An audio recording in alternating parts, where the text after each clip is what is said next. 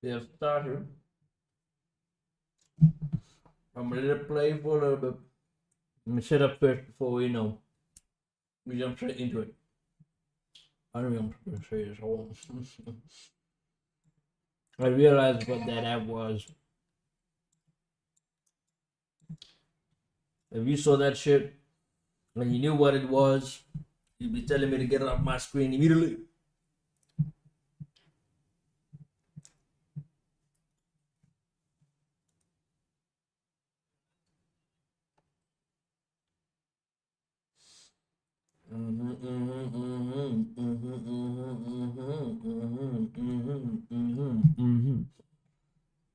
Me, how I sound?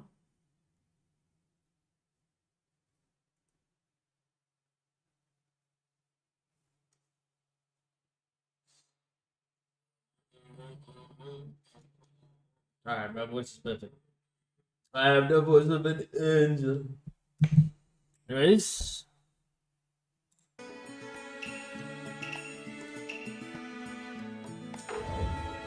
dude. Firstly, I gotta get back to a point where I can start this properly. Hello, ladies and gentlemen, and welcome, yes, welcome to Ultimate Ninja Naruto X Boruto Ultimate Ninja Storm Connections. That is a mouthful of a name, I tell you. I thought Ultimate Ninja Storm Road to Boruto was a really long name, but this is a really long one. Now, I'm saying welcome even though last stream, if you've been following the streams, in the last one we did start out this game. I even showed you all the characters that are new to this game. I haven't played them yet, obviously, because we gotta go through these two modes first before we can even go through every single one of the characters, right? Because we're going to do ultimates, we're going to do team ultimates, right? Because we were supposed to do Team Ultimates for Ultimate Ninja Storm 4, but I thought, okay, if all the Team Ultimates from Storm 4 is going to be here, all the characters from Storm 4 is going to be here, I might as well just do it all in this game, right? Don't go to any other games, just focus all my attention on this game, right? That's why, welcome to Ultimate Ninja Storm Connections. Finally, we are here after 6 games.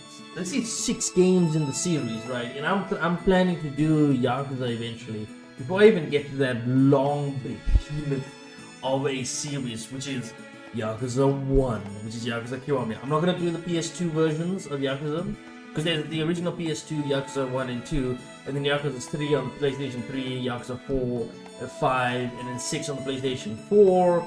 And then obviously the next couple of games from Yakuza are all on the newer consoles, right? I'm not going to do that. I'll just do Kiwami, which is a remake, which is a remaster of 1. Kiwami 2, which is a remaster of 2. Yakuza 3 remastered, Yakuza 4 remastered, Yakuza 5 remastered, Yakuza 6 remastered, and that's just the Yakuza series. Then you have Like a Dragon, Yakuza, part of the Yakuza series. Then you have Like a Dragon, Money something, I forget its name, and then which is the sequel to the first Like a Dragon.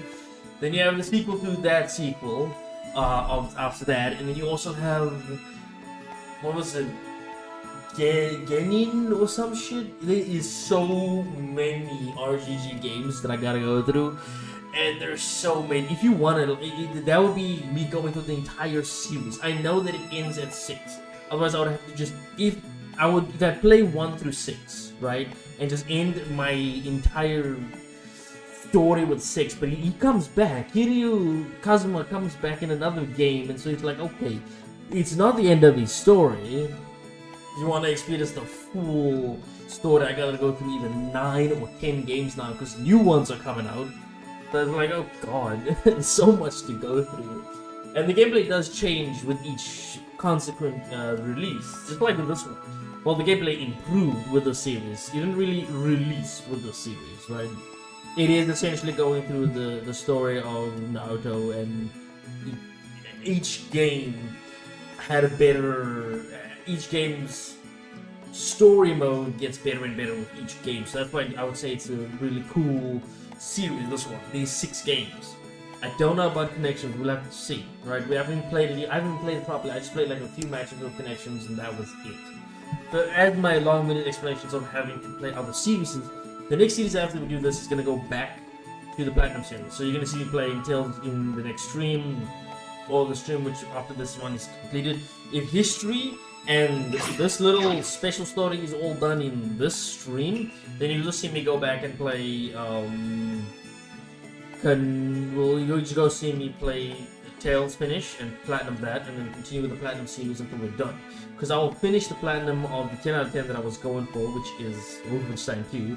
I'm going to be finishing it in the next stream and then continuing with Tales. Once Tales is finished, Tales of Arise, then we'll do the 2 out of 10 Platinum. Or the 3 out of 10 Platinum first. Which I'm going to choose a much shorter game in terms of length.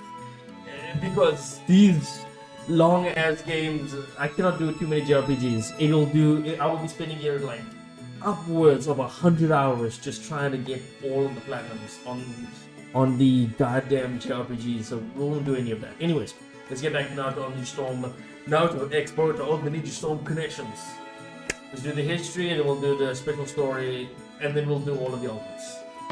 Let's see what history has to do. If you do enjoy this, leave a like. Right. Let's get it.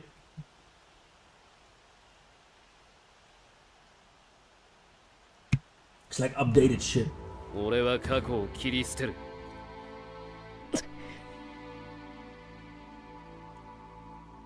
Okay, how are we gonna start? 俺は全部過去の人たちから学んできた。第7班や仲間たちがいるから前に進んでこられた。今の I don't want to skip any of this. I'm gonna say this now before even getting into Boruto's story, okay?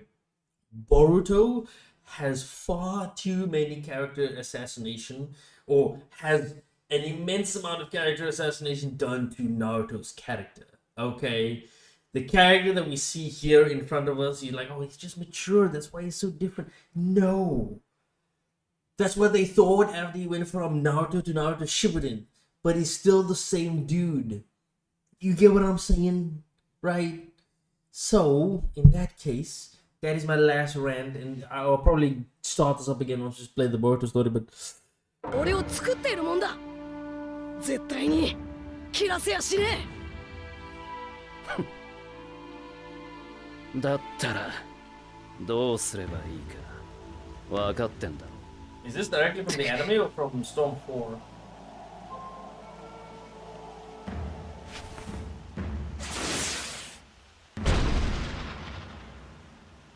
That's the last fight. You're not gonna stop me here, right? Okay. I was just gonna be struck this history.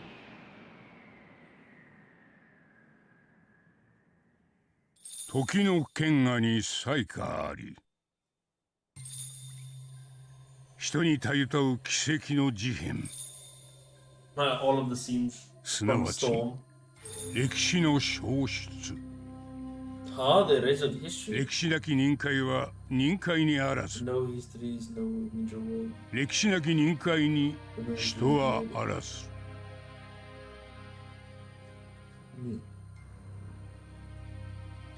I'm actually louder than the game. Hold on. 1 second. I'm way too loud. Hold on. The game is louder than me. Shit. No! No, I didn't mean to. Restore history. History will be able to play through the episodes to restore history. This mode is made up of 8 chapters in total, and you can start from whichever one you prefer. Yes. I didn't mean to say yes to that. I do have that when I go out of the game, it switches my settings back. No.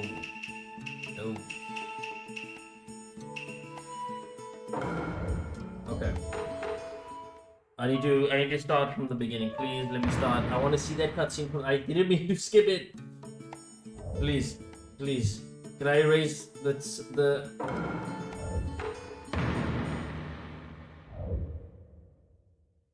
No. No. No.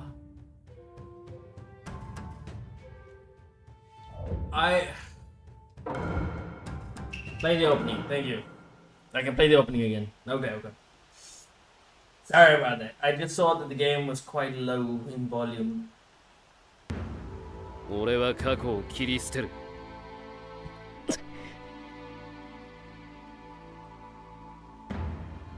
切らせねえ。俺は全部過去の人たちから学んできた。第7班や仲間たちがいるから前に進んでこられた。今の俺を作っているもんだ。 Why is it brain drops? 切らせやしねえ。 It's just me. だったらどうすればいいか分かってんだろ。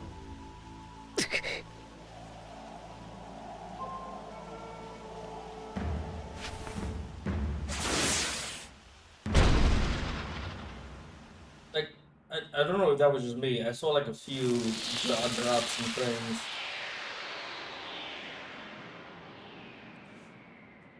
Whether that was intentional or not, I don't know. 時の剣河に才があり、人にたゆたう奇跡の事変、 This is like scenes from all the Storm 歴 games. 史 by the の way. 消失。歴史なき忍界は忍界にあらず、歴史なき忍界に人はあらず。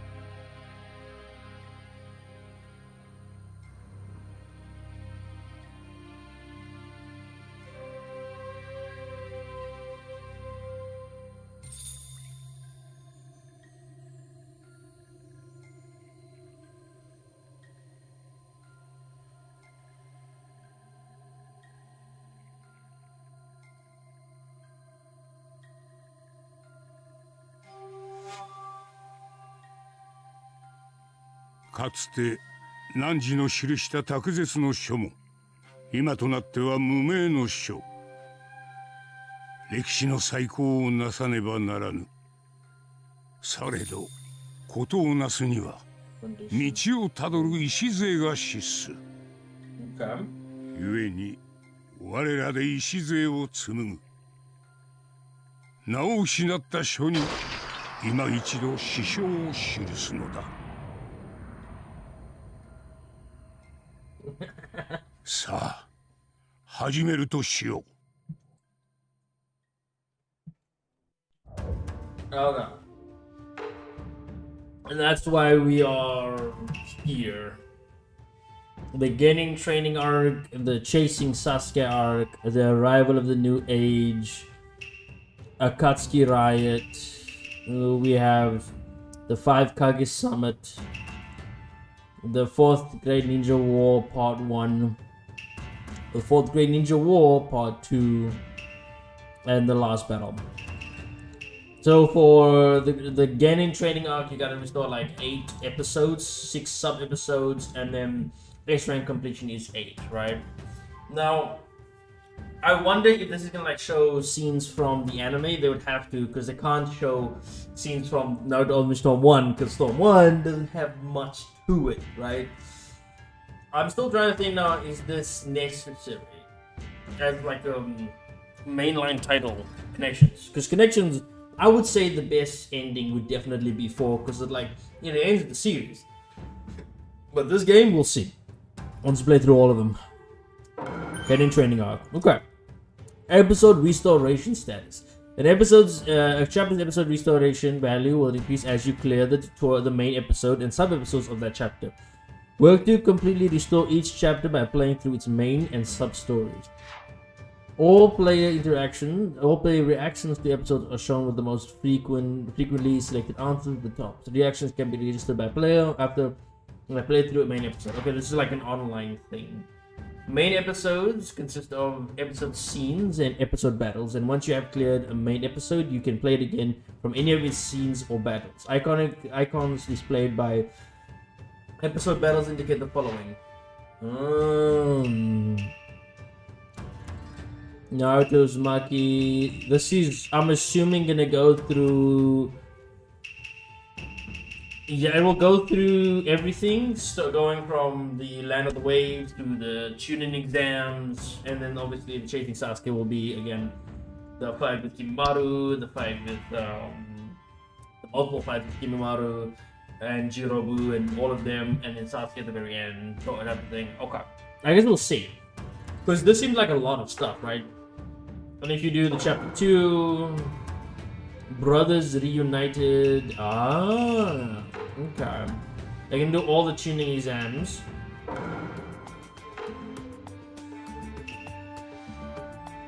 Okay, let me just see. 4 main episodes.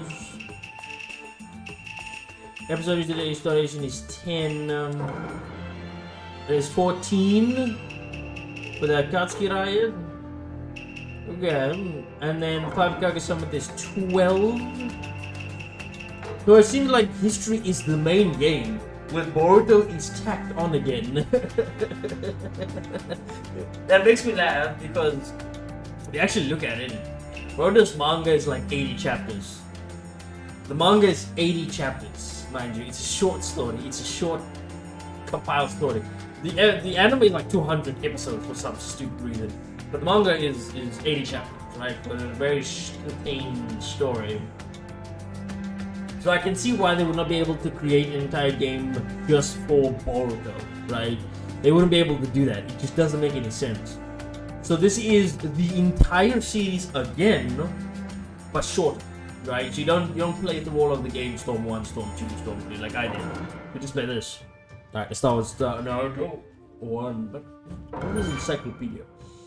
About the Naruto X Boruto Encyclopedia. Leaf through the Naruto X Boruto Encyclopedia to learn about the characters that appear in this game. You can also press Y to search for jutsus. Oh my god. That's crazy. Anyways, let's start with Naruto. Oh no. No. This is Storm 1 all over again. I thought they would have like recreated cutscenes. Alright, we'll see. I won't judge it too early. If it's just this and there's no actual scenes, cutscenes, great. Oh god. However, the village was remarkably restored, ushering in a time of peace. Within the land of fire lies the hidden Lee village. It was once attacked with a Nine-Tail, suffering massive damage and a great loss of fire. However, okay. Residing in that village was Naruto Uzumaki, a boy who set his sights on becoming the Hokage, or village head, while spending his days steeped in mischief at the Ninja Academy. Naruto had a Nine-Tail sealed inside his body and was shunned by the villagers because of it. But among the handful of people who understood him was Iruka Umeno. I never knew his second name. A teacher who supported. Okay. Now accepted as a ninja, Naruto pressed forward with great enthusiasm down his own path. You're showing me scenes directly from the anime at this point. I thought you'd like recreate this, you know, as a cutscene.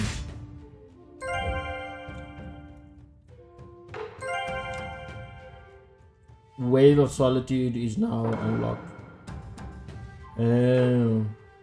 Okay. Survival drill. Okay, so this is just these episodes don't have actual cutscenes, at least for Naruto Part 1. When we get into Shippuden, maybe they'll have some things. We'll see. All right. Oh, prologue. Here we go. This is different. Oh, okay. それにはかの者を核に据える必要があるだろう。かの者の生まれは過酷である。I'm happy with this. They've voice acting for him. It's already a step above from Storm 1. 九尾の陽子。そう人々に呼ばれていた者が火の国の木の葉隠れの里に現れ、暴れ回った。時の四代目火影は渦巻きナルトを打ち負けして、そのうちに陽子を封じ込め、里にひとときの安寧をもたらした。赤子の身でありながら陽子を封じられたナルトは里の者から迫害を受けたが、それでも強く生きていった。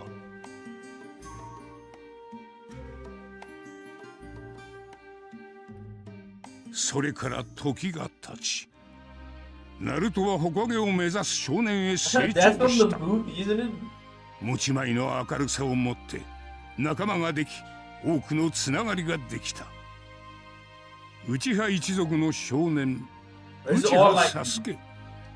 そして Red Riding says, 彼に憧れる少女 these are all like from the Haruno parts of the Sakura. show and movies because these are updated animations. You can tell. 特に2人は This is ア from カ the デミー original 卒業後 show. ナルトと共に第7班に配属されあまたの任務に挑む最も近しい存在となったのである。しかし第7班隊長畑かかしは任務に向かうより先に各々の実力を試すため演習を行うと3人に告げる。This will be the third time I'm going through the main storyline again. 今からやる演習はただの演習じゃない。これからお前たち I see now. I see what you're doing. I see what you're doing, CT Connect. I know what you're doing. Okay. I know exactly what you're doing. You know what they're doing. Let me explain what they're doing. Okay. They don't have cutscenes they've already made for Storm 1. Because Storm 1 had no cutscenes. They didn't have any made cutscenes for Storm 1, right?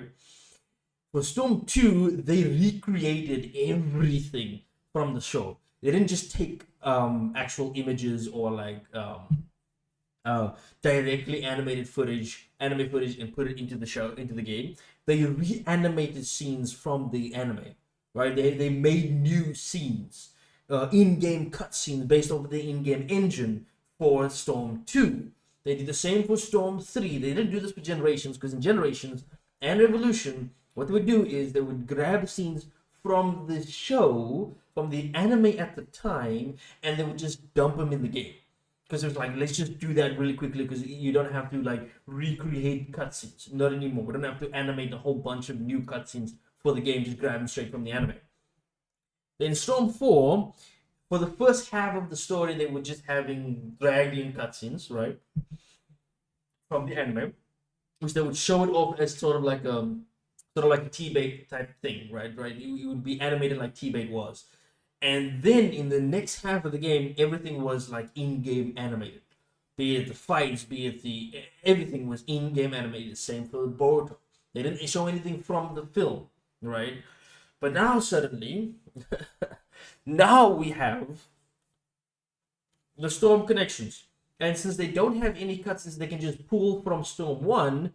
We're gonna have in-game. We'll have the show, the actual show's anime footage, but screenshotted. So slideshowed it to us essentially, T-baited to us. You know what I mean? There's different adjectives I could use, but this is definitely because they didn't have anything to pull from Storm 1. I bet you once we get to Storm 2 stuff, they'll pull a lot of scenes from Storm 2. And once we get to Storm 3, they'll pull a lot from Storm 3. Watch. I guarantee you that's what's gonna happen. が下人としてやっていけるのかどうかを見極めるテストだ。さて、それじゃあサバイバル演習開始だ。Though, I guess we'll still see. I will put money down if that is the case. I won't put the money down. That's just a hyperbole. I won't actually put money down. But you know what I'm saying, right? 卒業生27名中、下人と認められるのはわずか9名。この演習は脱落率 66% 以上の超難関試験だ。そんな。じゃあアカデミーの卒業試験って何だったのよ。あれただの下人になる可能性のあるものを選抜するだけ。What the hell was that? こんなとこで落とされてたまるか。まだまだこんなもんじゃねえってばよ。I dodged that attack and he was still. Hey, I was gonna get an S. What? That's crazy. I was gonna get an S for that.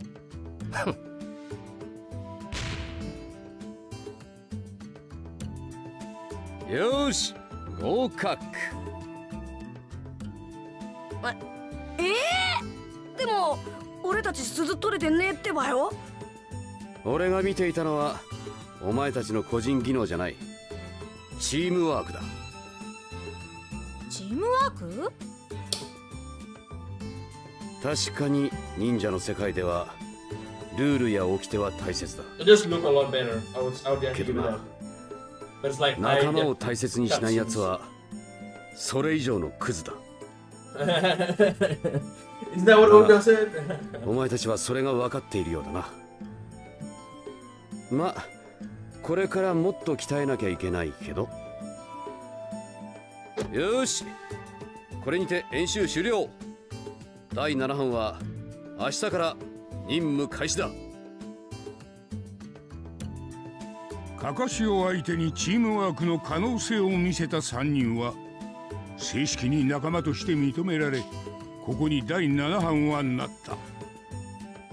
各々の胸中に秘める夢、野望は異なれど、3人は忍びとして本当の道を歩み始めたのだ。これより果てしなく続く忍びの道を。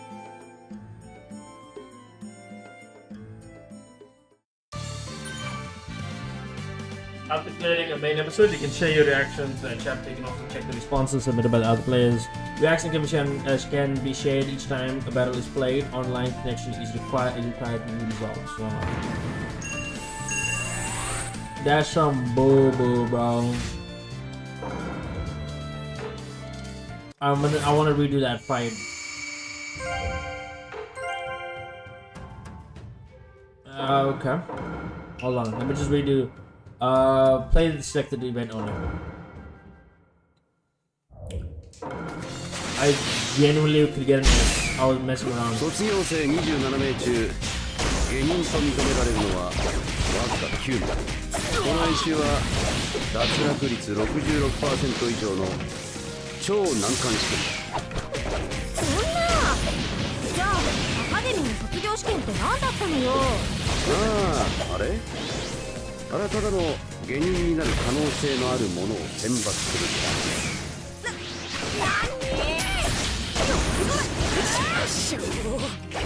There we go. どこだよ。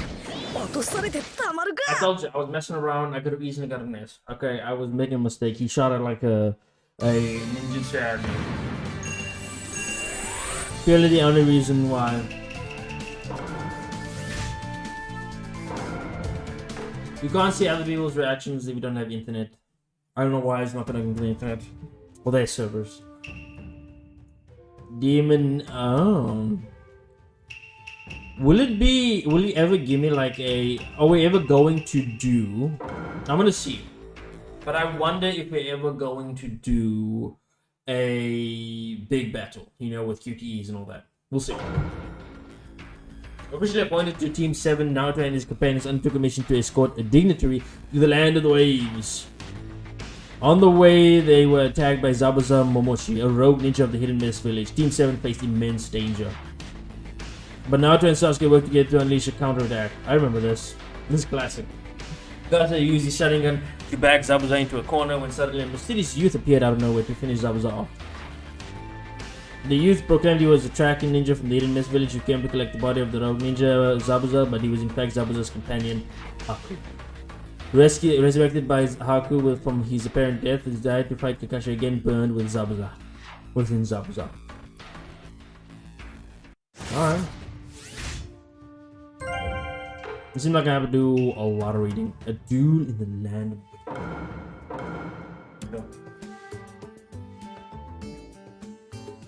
第7班に正式に配属された Why do I ナ have ル to... ト I'm た gonna ち just は skip through that if they're gonna do 要人 this 護衛 every の single 任 time. 務を受け、波の国へと旅立った。貧困にあえぐ波の国 If they can do this every single time with like an introductory thing, I'm just gonna skip past it, okay? では、他国と結ぶ橋の建造が進められていたが、それを快く思わぬ輩によって頻繁に妨害を受けていた。橋の完成まで護衛の継続を決断する第7班であったが、そこに異質な二人組が現れ、双方は刃を交える。二人組の一人は忍び刀七人衆の一人、桃地ザブザと言った。そしてもう一人はザブザブしたい自身も強大な力を有する白。ただただザブザの道具として生きる白に対し一種の戸惑いを覚えるナルトであったが、仲間のため己の信念のため決意を固めサスケと共に白に挑むのであった。この俺が来たからには誰も傷つけさせねえぜ。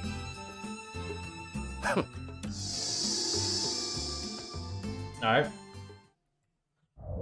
It's actually a really good arc, to be honest with you. From classic Naruto. 行きます。You really gonna do an ultimate so early? そうじゃねえってばよ、サスケ。それはお前だろうが、スラトンカチ。 I was waiting for the. 遅いです。距離を。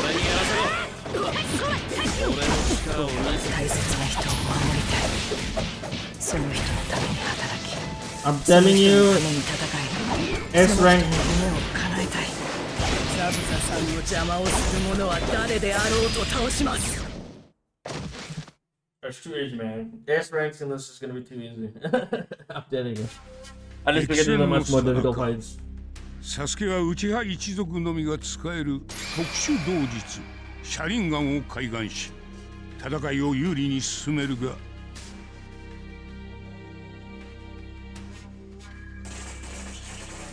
I remember the scene.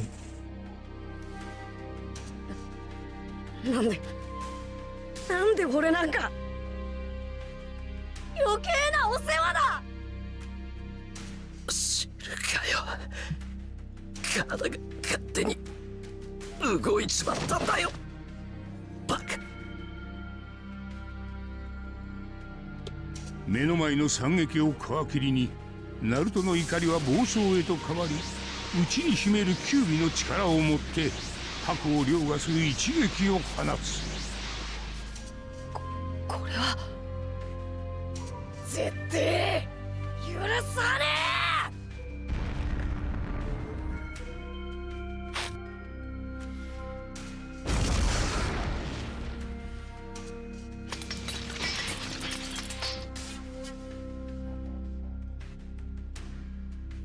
僕はこの子にはかないません。ザブザさん。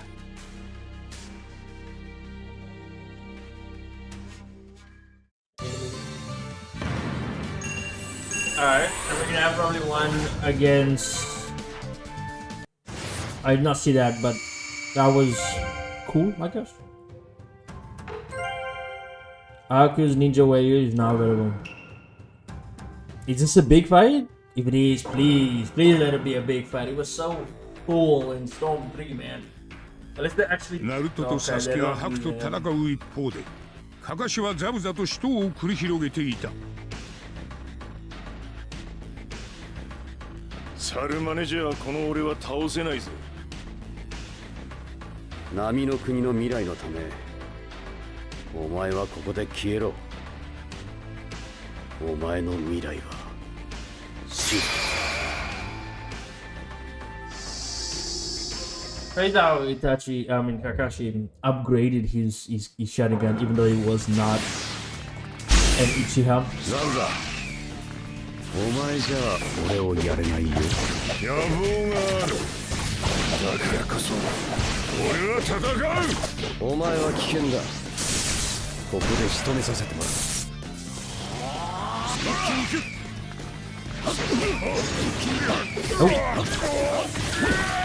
I'm not giving you the opportunity to heal. どうしてなぜついていけない。今のお前では俺には勝てない。 Man. 基人よ。 Come on now. これで最後だ。お前の野望は多くの犠牲を出す。それは忍びのやることじゃない。将来心。 Going to a second technique, that was part of it. Nice. See, I'm telling you, X rank completion, this is gonna be it. I didn't do it for Storm 4, カカシが but とどめ this の will 一 definitely 撃を happen for 放 this った one. 次の瞬間、白が身を挺してザムザをかばい絶命する。大切な何かを守るとき、人は本当に強くなれる。白は己が示した意志の通りに人道を歩み、そして散ったのであった。そこへザブザたちの雇い主ガトーが大勢の向こう者たちを引き連れて現れる。用済みとなったザブザと白をナルトたちもろとも葬り去ろうと画策したのだ。ザムザは白の思いを汲んだナルトに謝意を伝えると、最後の力を振り絞りガトーを倒す。I don't know where they're getting these these high def scenes, man. I really need this because I would love to watch the show in this like high defness, 白 like high def animation. ずっとそばにいたんだ。せめて最後もお前のそばで。できるならお前と同じ場所に生きてえな。俺も。涙のような雪が降る中、ザムザは白の亡骸の傍らで息を引き取るのであった。必死に生きた忍びの最後をナルトはまぶたに焼き付ける。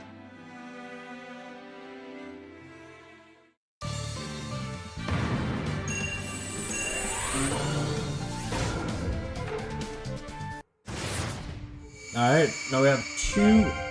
Oh, we have a backstory as well. The demon. That was the demon's cry too. A devil may cry. I was trying to make a devil may cry joke, it wasn't happening properly. Alright, Zabuza and Haku. Their backstory. 2 weeks passed in the deadly battle with Zabuza and Haku. Before returning to the Hidden Leaf village, Naoto and the others went to visit their graves. Saga then asked Kakashi if they were following the true way of the ninja. A ninja should never seek a reason to live, but rather serve as a tool for their country. And all ninjas live subconsciously aware of that fact. I swear this might have actually been a really great arc. I gotta watch it again. But that means having to watch Naruto, man. You know, I should watch Naruto. Hearing that this answer from Kakashi, Naruto was greatly affected by Zabuza and Haku's way of life. He was determined to move forward in his own ninja way. To never go back on his word. Which is true.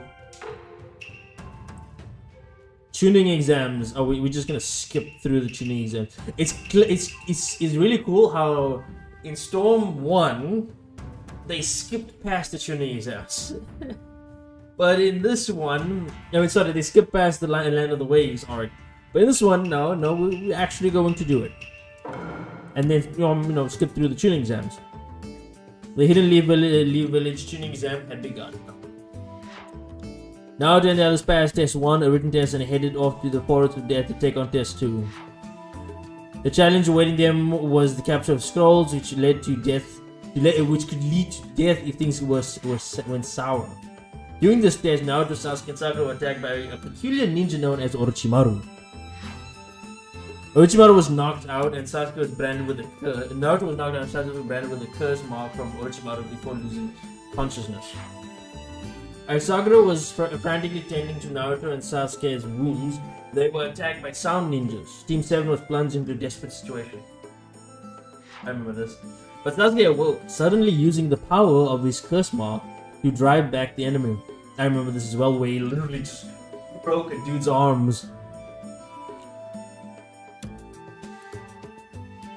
I remember that little event. Alright. Don't underestimate me.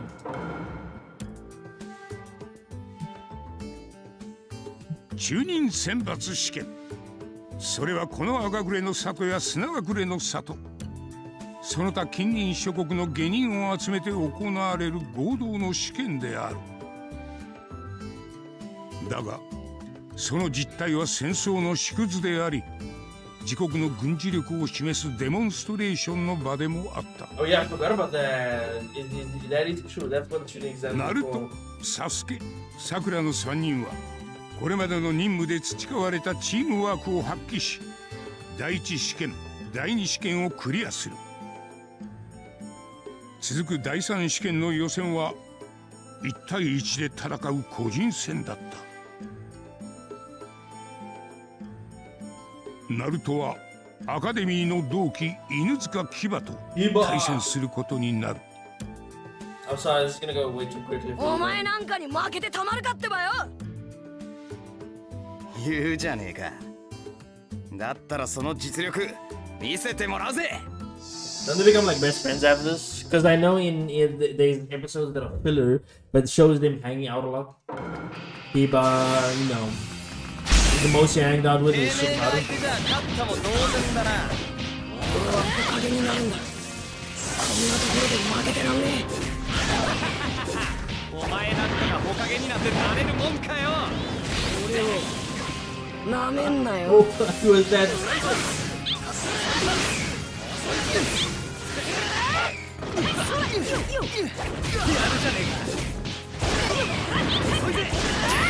まだまだこんなもんじゃねえってばよ。調子に乗んじゃね You literally can't escape that. That is the crazy.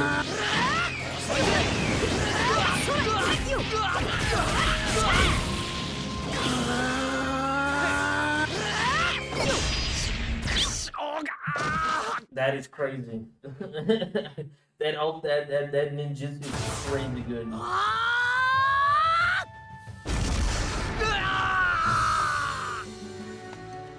俺は木陰になるんだ。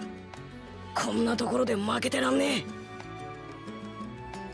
試合を観戦した者たちは大番狂わせの展開に驚きつつ、牙を倒したナルトの実力を認め始めていた。そしてナルト自身も己の成長を実感するのだった。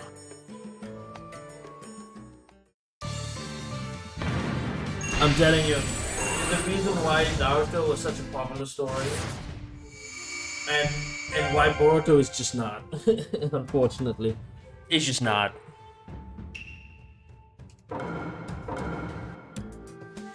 Even though it is, yes, it is unfortunate, but it's just 中 not 任 as. 選抜試験の予選が終わり、いよいよ本戦が始まった。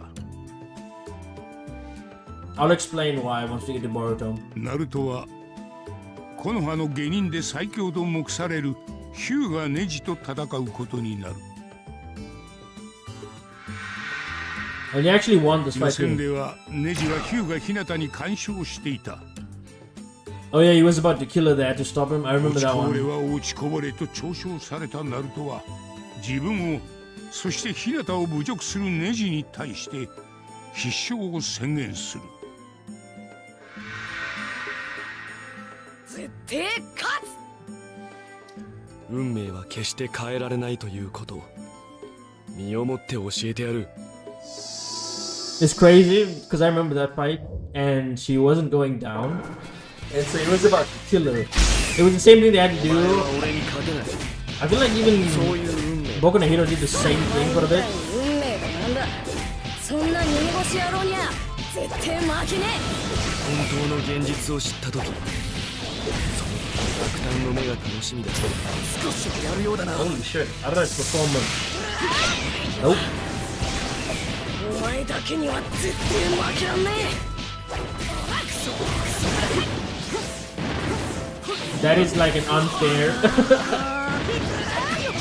That is so unfair, honestly. I don't know what that is, but him shooting out and having him run with a bunch of shadow clones. バカだ。この俺が。運命がどうとか変えられないとかそんなつまんねえこと言ってんじゃねえよ。お前は俺と違って落ちこぼれなんかじゃねえんだから。運命は決して変えられない。それは日向家の分家の宿命がネジに言わせた言葉である。だがナルトとの戦いをきっかけにしてネジは運命を自分で変えられると思うようになるのだった。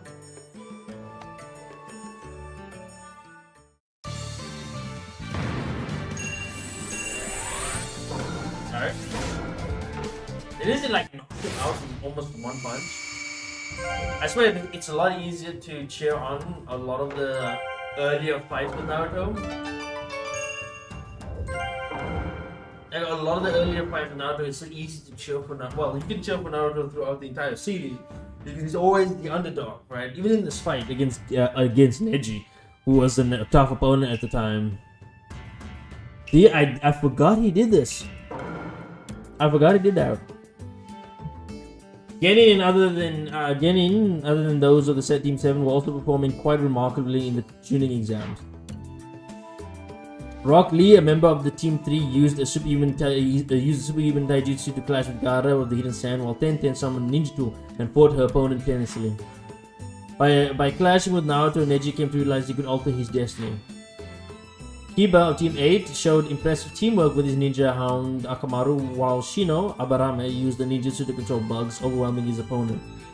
Although Hinata lost to Neji, Naruto's support helped the fight to the very end without giving up. Shikamaru Nara of the Team 10 fought with brilliant ingenuity, while Choji used his secret jutsu to go on a violent rampage. Inu Yakanama fought well against Sakura. By fighting their way through the tuning exam in this manner, these Genin of the Hidden Leaf accumulated a great deal of experience. Right. But not always as it seems. So I know where we're going with this. I wonder if this is going to be like a big fight. I really do hope so, honestly. His fight against Naruto versus Gaara. I really hope it's like a massive deal.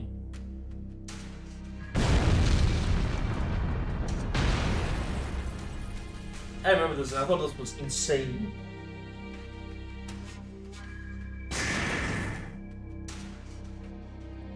Oh, they were there! 突如発生した戦闘にこの赤暮れの里は未曾有の混乱に陥った。大騒動の中、三代目火影の猿飛ヒルゼンはオロチマルと相対する。This guy was a villain, right? オロチマルは伝説の3人の一人であり、ヒルゼンとはかつて師弟関係にあった。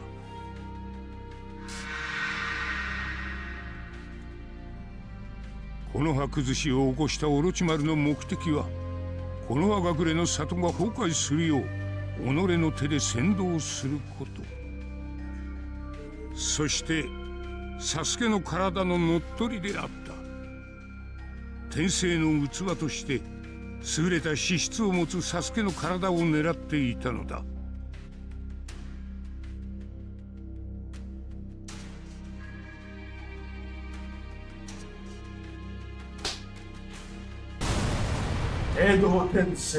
オロチマルは死を葬るため近日江戸天聖を用いて初代火影千手柱間と二代目火影千手扉間を口寄せする。火影同士の凄絶な戦いが始まろうとしていた。知っていますか。かつて死と呼んだものを傷つける喜びを。I swear this guy was evil. それを今お前が感じているというわけか。先生にもすぐに同じ思いを味わわせてあげますから。It was insane how you got to see the first Hokage and the second Hokage revealed to you right then and there in this earlier arc. How many times is that in this fight? 転生させると師匠愚弄しよう。時をもてあそぶとろくなことにはならんぞ。ついにやられないでください。面白くないですから。しかし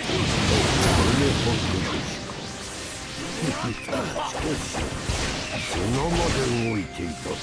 これもお前の計りごとか。歴史は常に動いているのです。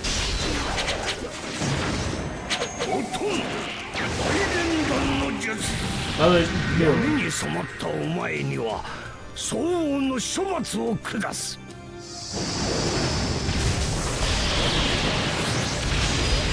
That's a new ultimate. I haven't seen him do that one in Storm 1 because usually throughout the Storm series it would just be the Reaper Death Seal would be his ultimate. That's a new one.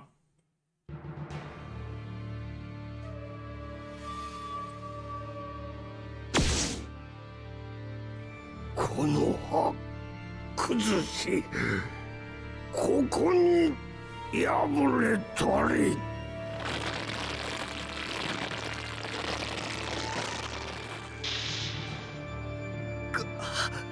この老いぼれが私の腕を返せ。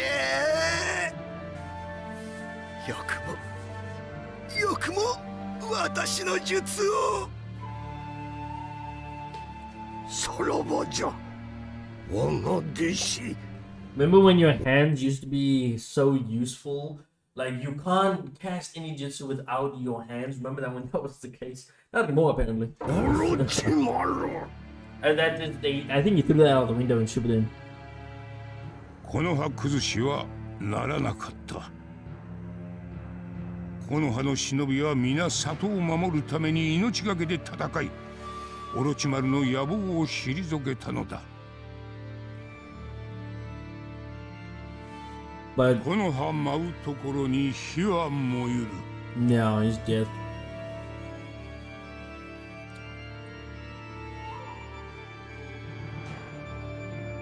火の影は里を照らし、またこの葉は芽吹く。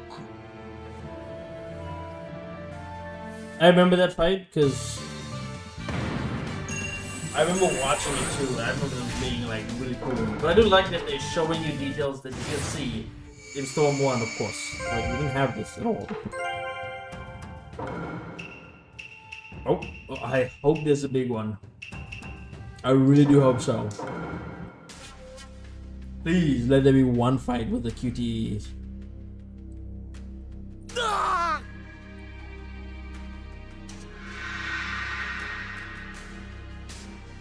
ガーラは直前までのサスケとの死闘の影響で暴走を起こしかけていたのだ。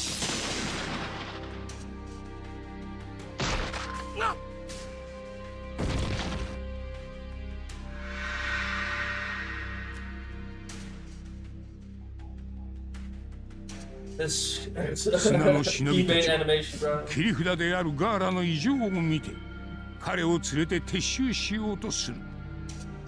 サスケはこれを逃がさじと追跡し、この葉の森でガーラたちに追いつくのだった。I remember this as well. 逃がしゃしねえよ。真の恐怖を味わわせてやる。No. First it's against him, and then Naruto against him. 力を試せろ。相手は誰だ。見せてみろ。お前の力を。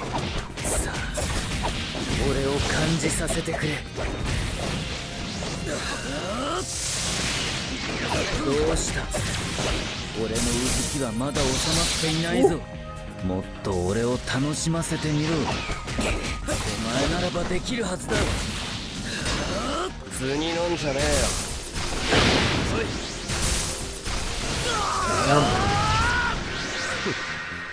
当然の結果だな。That black outfit is his double Chidori. So it's Chidori for your ninjutsu, and other ninjutsu is also just another super Chidori. We're seeing some of the ultimates already. サスケはカカシに授けられた一撃必殺の忍術千鳥を駆使してガーラに挑む。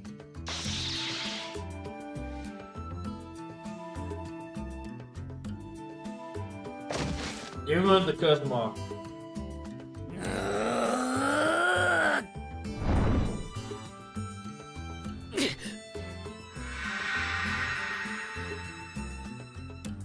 だがサスケは先の試験でオロチマルに遭遇し恐ろしい呪印を与えられていた。その影響でサスケは動けなくなってしまう。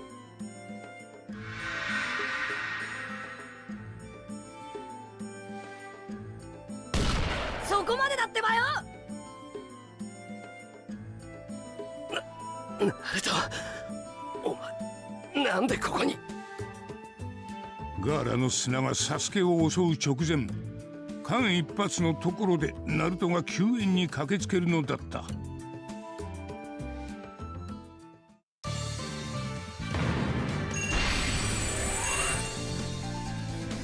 Alright, that's the first fight. I know you can switch you can customize substitution outfits, you can customize what the characters wear, stuff like that. I thought that was really interesting. That's as far as it goes, interesting. Please let it be a big fight, man. Please. Back to the charged chakra nest. Whoa. ガーラはナルト同様、一尾の主角をその体内に宿すものであった。ガーラにとって他者とのつながりは憎しみと殺意だけであり、戦いとは他者と自分の存在をかけ殺し合うことであった。仲間のために戦うナルト、自分のためだけに戦うガーラ。同じ境遇でありながら真逆の結論に至った二人が激突する。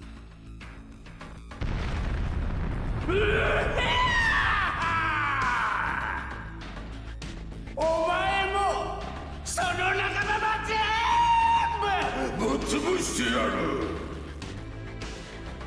仲間、俺の大切なもの、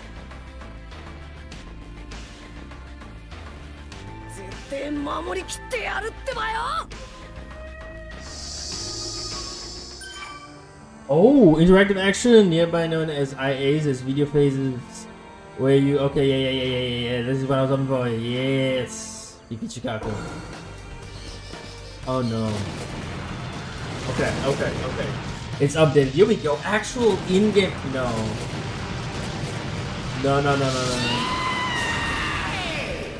This is ripped straight from Storm 1. It has been ripped from Storm 1. It's oh, it's painful. I hate these in Storm 1. I absolutely despise it.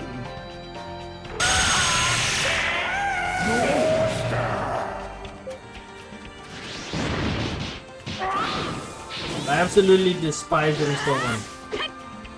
Like, I genuinely despise these. I mean, it's updated. I'll give it that. I'll give that. It's updated. It's a lot more proper. Like, they give you time to actually get away from the attack. Where in Storm 1, you didn't even know where you had to go. That's why I say it is better.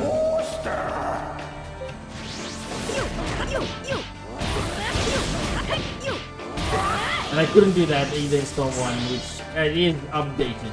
But it's literally the same fight in Storm 1. It's like they went and took a look at Storm 1, was like, we need to do that again.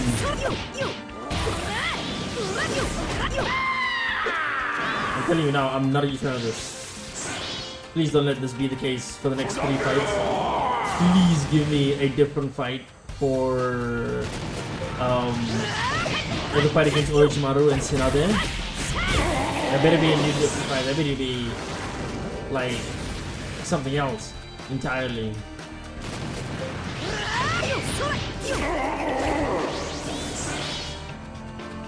Here we go.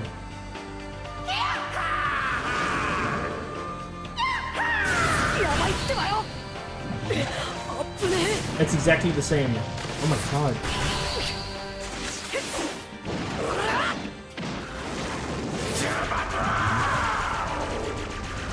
Much better though. Wait, it's the IAs from Storm 4, but the same.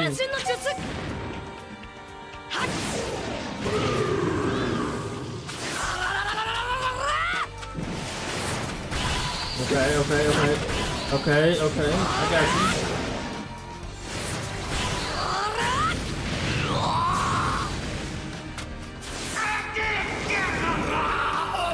There we go. First base done. We can get it. Come on now. We've been keeping it up. 俺の存在は消えないのだ。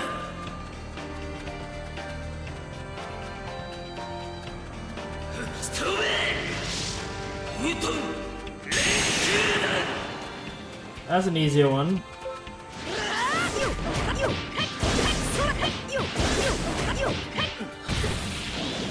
なぜだ、なぜこいつはこれほどに強い。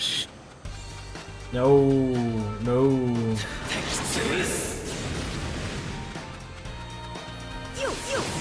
Ooh, I made it out of that one. That would have been seriously bad. That would have been seriously bad. I'm trying to get an S here. Ooh, ooh, ooh, ooh, ooh, ooh. I do love that you can get out of the way. And you know how far you need to run.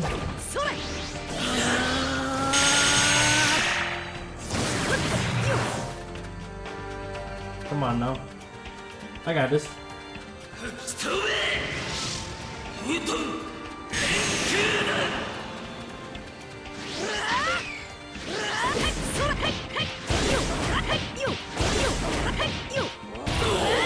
Come on now, we got this, we got this. I gotta keep running this way until they disappear.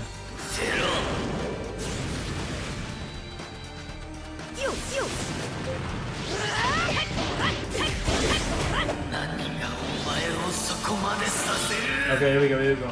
Second one. It's literally the same fight back beat for beat for beat from Storm 1, okay?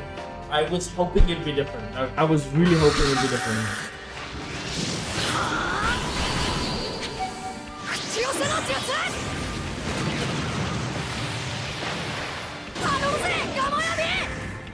Receive those.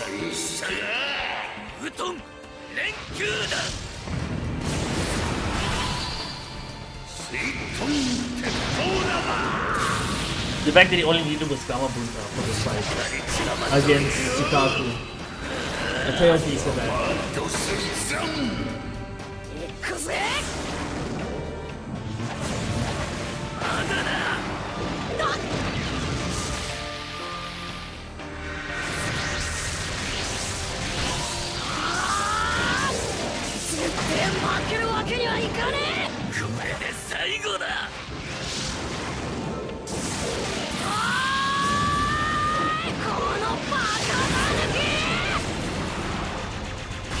Done. So.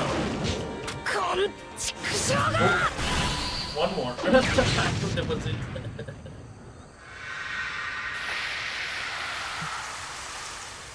And there we go. 一人ぼっちの苦しみは半端じゃねえよな。けどもう俺には大切な人たちができたんだ。俺の大切な人たち傷つけさせねえ。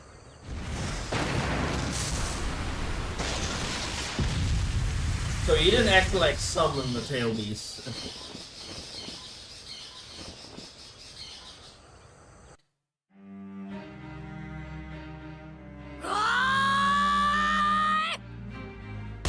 ナルトの最後の力を振り絞った拳がガーラの頬を捉える。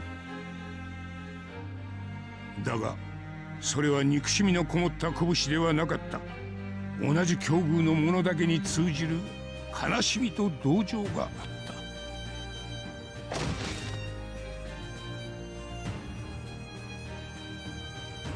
た。お前の気持ちはなんでかな。痛いほどわかるんだってばよ。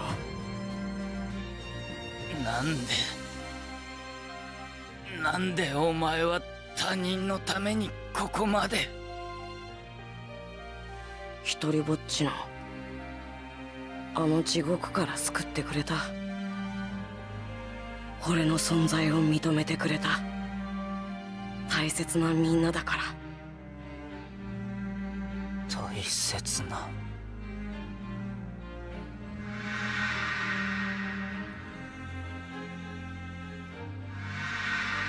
そうか。だからこいつは強いのか。孤独の苦しみを知るナルトにはガーラの気持ちが痛いほど理解できたのだ。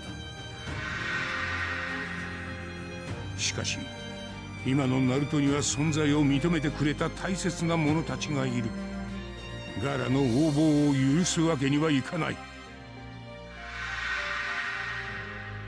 愛情を持つ者の強さを思い知ったガーラは戦闘意欲を失い、砂の忍びたちに支えられて去っていった。自分もいつかはナルトのようになりたいと願いながら。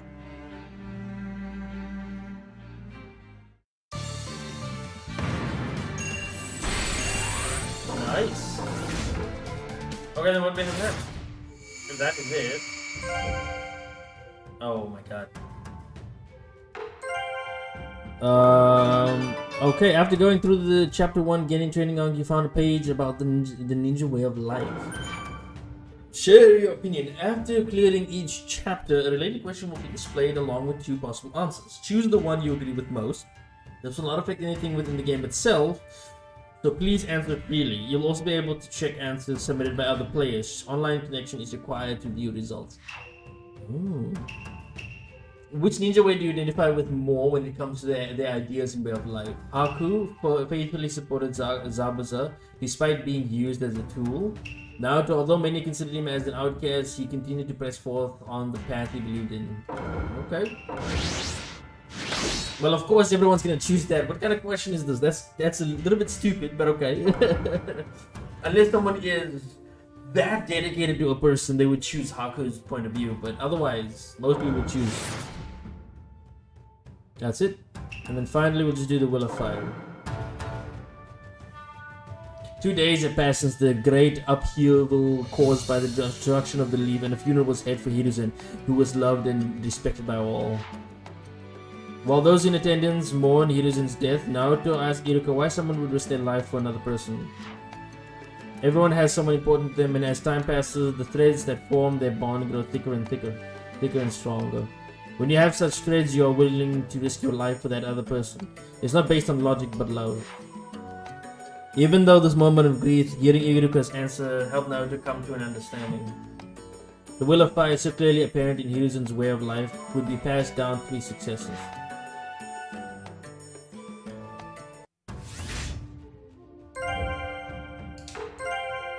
Okay, that's it. 100% S rank completion. Genin training arc restoration complete. Chasing Sasuke. Oh my god, we have like 2 of these. Alright, brothers reunited. I don't think this is gonna be taking that long, to be honest with you. You would assume it will take a long time. オロチマルの画策により引き起こされたこの輪崩し。その被害は甚大だった。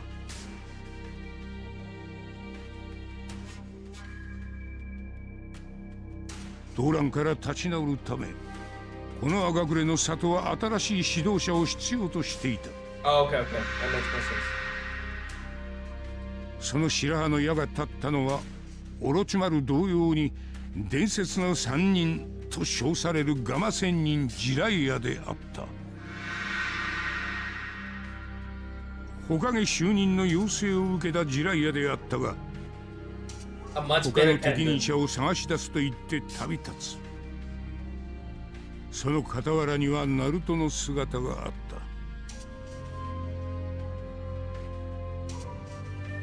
た。一方その頃、この赤暮れの里に思いがけない訪問者があった。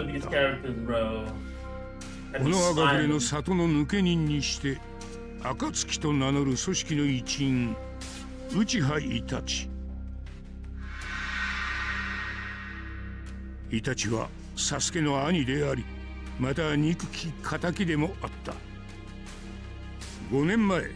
No, okay, before we continue, knowing that that fight against Gaara was just reused from Storm 1, I am actually going to stick more to my point that I said earlier, that all the fights that were in previous Storm games, we're just going to redo them again, aren't we? Aren't we? I'm betting that's going to be what's going to happen. たちはこの赤暮れの里の名門と謳われた内葉一族を一夜にして滅ぼしたのだ。サスケだけを残して。Which is an insane thing to do, by the way. To accomplish that all in a single night, too. 彼の来訪を知ったサスケはすぐにその後を追い、イタチがナルトをさらおうとしている現場に遭遇するのだった。久しぶりだな、サスケ。じゃあイタチ、あんただけは絶対に許さない。 He didn't have to do hand signs for the, unless he did have to do hand signs for the Shigori, but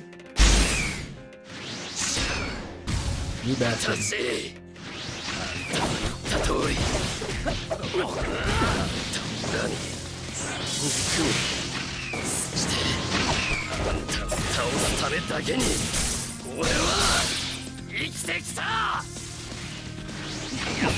あんたとの因縁を今日ここで終わらせる。この場のお前はただの邪魔な存在に過ぎない。安かよ。 Nope. I'm not letting you go. I'm gonna try it. I'm gonna try it. Come on. 目障りなんだよ。 Oh, you? I get two chances. I get two chances. I get two chances. Let's go. あんたを倒すためだけに俺は生きてきた。シナリ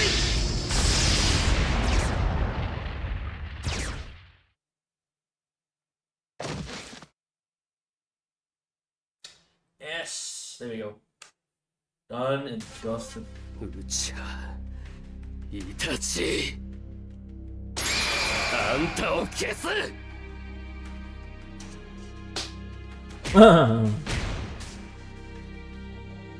やはりお前は弱いな。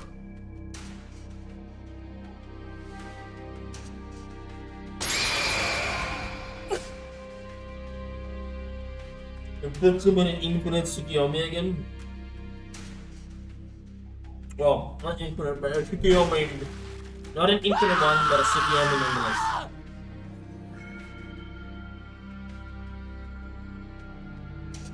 サスケはイタチを倒そうとするが、実力差はいかんともしがたく、イタチの現実、つく読みを受けてしまう。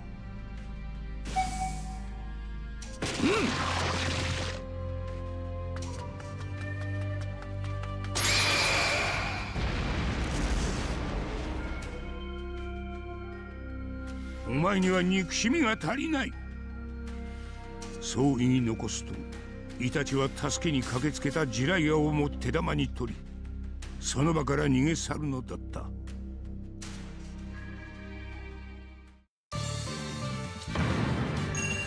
This event right here sparked his hatred even more. And that spark of hatred led to him wanting to seek power even more. Could have thought right there.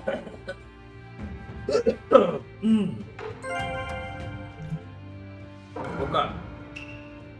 Brother. Oh my god. We're on like 3 of these before we get to the get to this one. I'm assuming we'll have Naruto and Sasuke fight at the very end here. Or not. This will be Naruto and Sasuke's fight. I believe this will be the fight against what's his name? Kimimaru. Itachi was Sasuke's older brother by 5 years. He was a genius, graduating at the top of his class from the Ninja Academy at age 7, and appointed as the ambush squad leader at 13. Yeah, he was a genius. Sasuke greatly respected his older brother until one night under the full moon, Itachi suddenly rebelled against the Uchiha clan, slaughtering all of its members. After committing this heinous crime, Itachi fled the village, vanishing into darkness. Only one member of the clan was spared, his younger brother Uchiha Sasuke. On that dreadful day, Sasuke's feelings for his older brother developed from respect into hatred. From that point on, he began his life as a ninja with the aim of killing Itachi. I mean, yeah, that is... It's... I want to say that his entire... Well, no, that is actually true. His entire character arc of Sasuke is manipulation upon manipulation upon manipulation. His brother manipulated him into wanting to kill him so that he can be viewed as the hero of the village for doing something that, you know, was trying to save the village at the same time. Because Itachi was trying to save the village by getting rid of the Uchiha clan, which would have then sparked another war. So, getting rid of the Uchiha clan was what he decided to protect the Leaf Village. He left his brother alive so that his brother could then kill him with all the hatred that he's built up for him, having him kill him and then return back to the Hidden Leaf Village with that hatred no longer there in him. You know, he got his revenge and he saved the village. He will return to the village as a hero, getting rid of Uchiha Itachi. But because of Madara, or Obito in this case, stepping in, it's a bit of a different story. While the training exam was in progress, Naruto encountered Jiraiya, one of the legendary Sannin. This resulted in Naruto training as Jiraiya's new student. After the destruction of the leaf, Jiraiya embarked on a journey together with Naruto in search of Tsunade, a fellow member of the legendary Sannin. He hoped to appoint her as the next Hokage. Okay. During their travels, Jiraiya put Naruto through 3 stages of training with the goal of mastering his ninjutsu left behind by the late 4th Hokage. In the first stage, he was tasked with spinning his chakra. In the second stage, he had to increase the amount of rotation, his power of rotation. In the third stage, he had to compress and contain the chakra while continuously maximizing its rotation and power.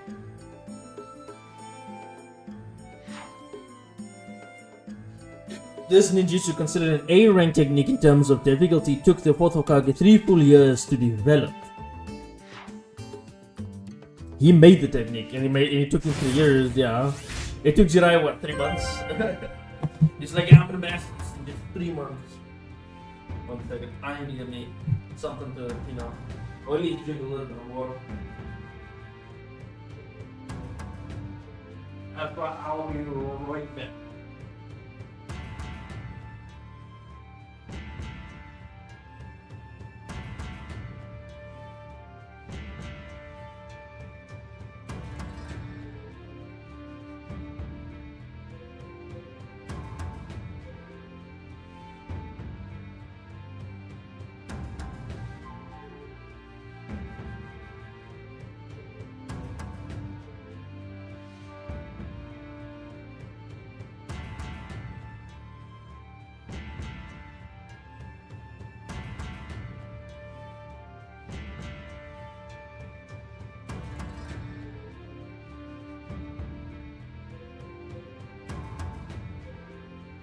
Oh, alright.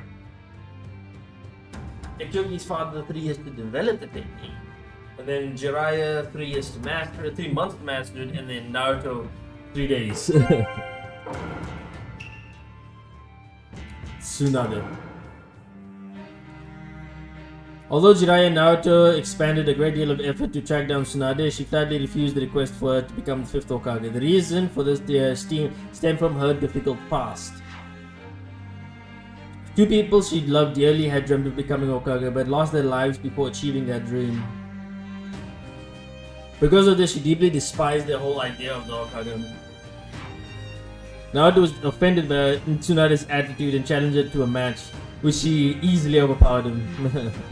Yet, when hearing that Naruto himself dreamt of becoming Hokage, Tsunade saw a glimpse of her lost loved ones within him and made a bet. This bet challenged him to master the ninjutsu Rasengan with just 1 more week of training. He said, okay, bet, I'll do it in 3 days. You see the study of him learning to use the Rasengan and mastering it, or just to use it, was a whole arc, right? And it led off into a great conclusion, honestly. If I were to say peak Naruto would definitely be part 1. The Akatsuki being with the villains, and then the first half of the war. After that, the second half of the war is also pretty good.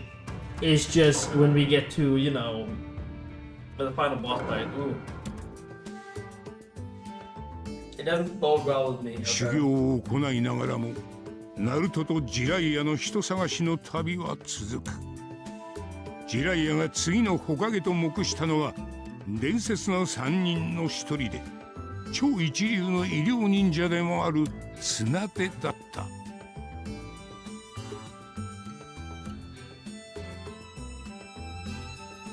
だが時を同じくしてオロチマルとその腹心薬師兜も封印されたオロチマルの腕を治療させるため彼女に接触していた。かつて綱手が愛した故人をよみがえらせるという還元を伴って。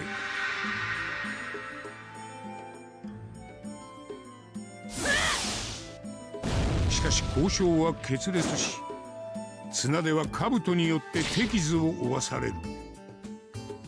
そこへナルトとジライアたちが割って入る。ナルトはジライアとの修行で得た新しい忍術螺旋丸を駆使して兜に立ち向かうのだった。これ以上好きにはさせねえ。君ごときが僕の相手をするのかい。出しゃばるなら容赦はしないよ。I know you. I mean, your voice actor. I know that voice actor. I've heard him somewhere else before. After this art. ナルト君、君はいつもおかげになるとはしゃいでいた。今も同じようにはしゃいでいる。ガキは全て簡単だと思った。だから馬鹿げた夢を平気で口にする。だから諦めない。絶対負けねえ。君を見ているとイライラする。そろそろ黙ってもらおう。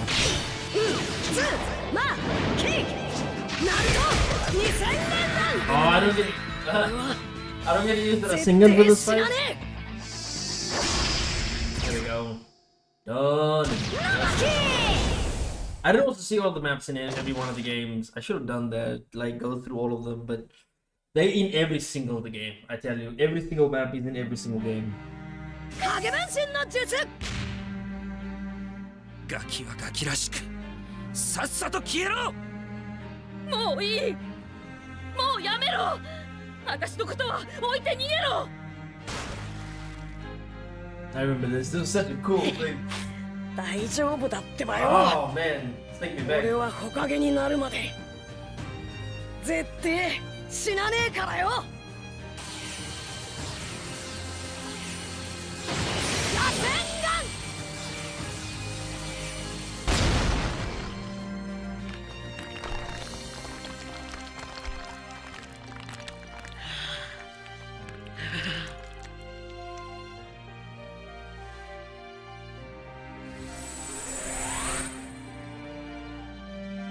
その姿に心を動かされた綱手は再び戦うことを決意する。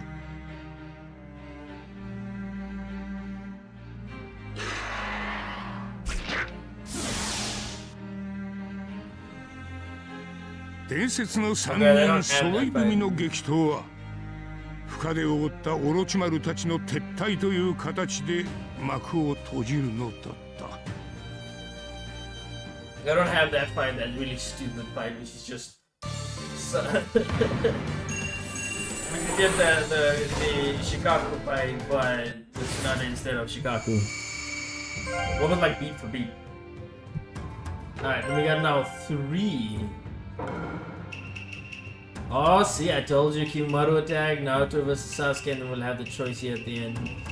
Alright, let's start Lee and Guy. With Tsunade assuming her role as the 5th Hokage, peace had returned to the Hidden Lee village.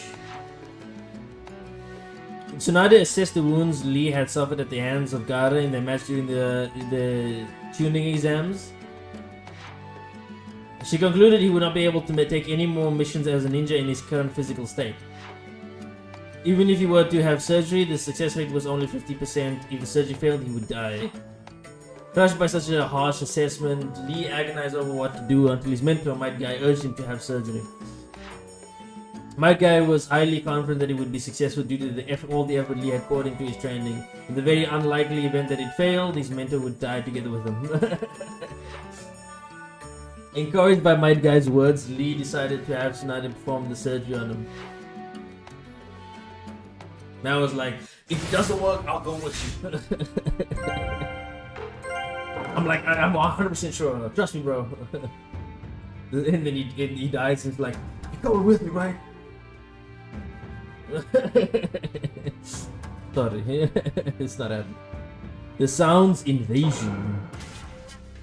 Ooh.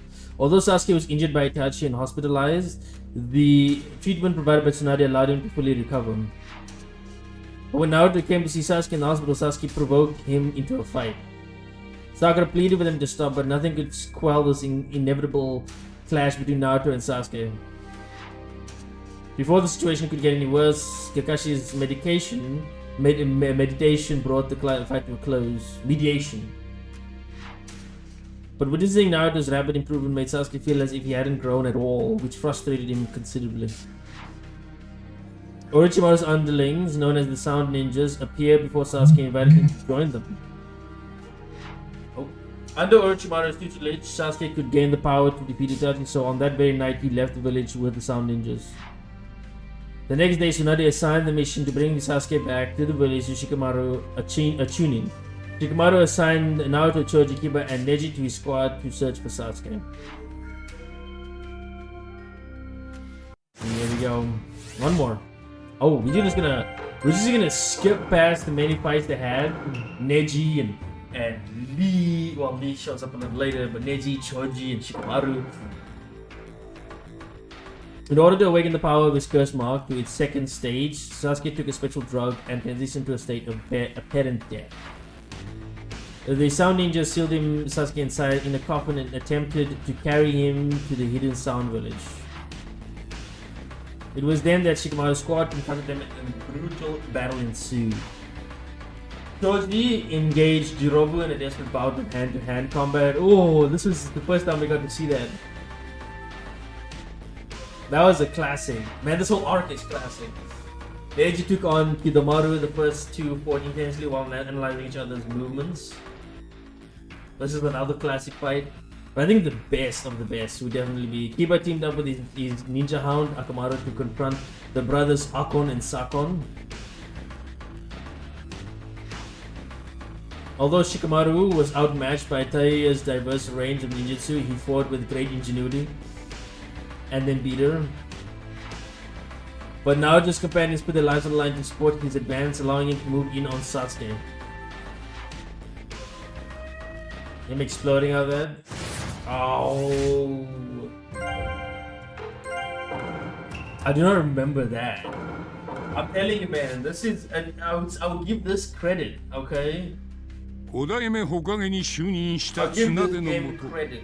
再出発したこの葉隠れの里であったが before. 早くも問題が出題した In any of the games for that matter. オロチマルの配下である音人たちの誘いに乗りサスケがこの葉隠れの里を抜けたのだ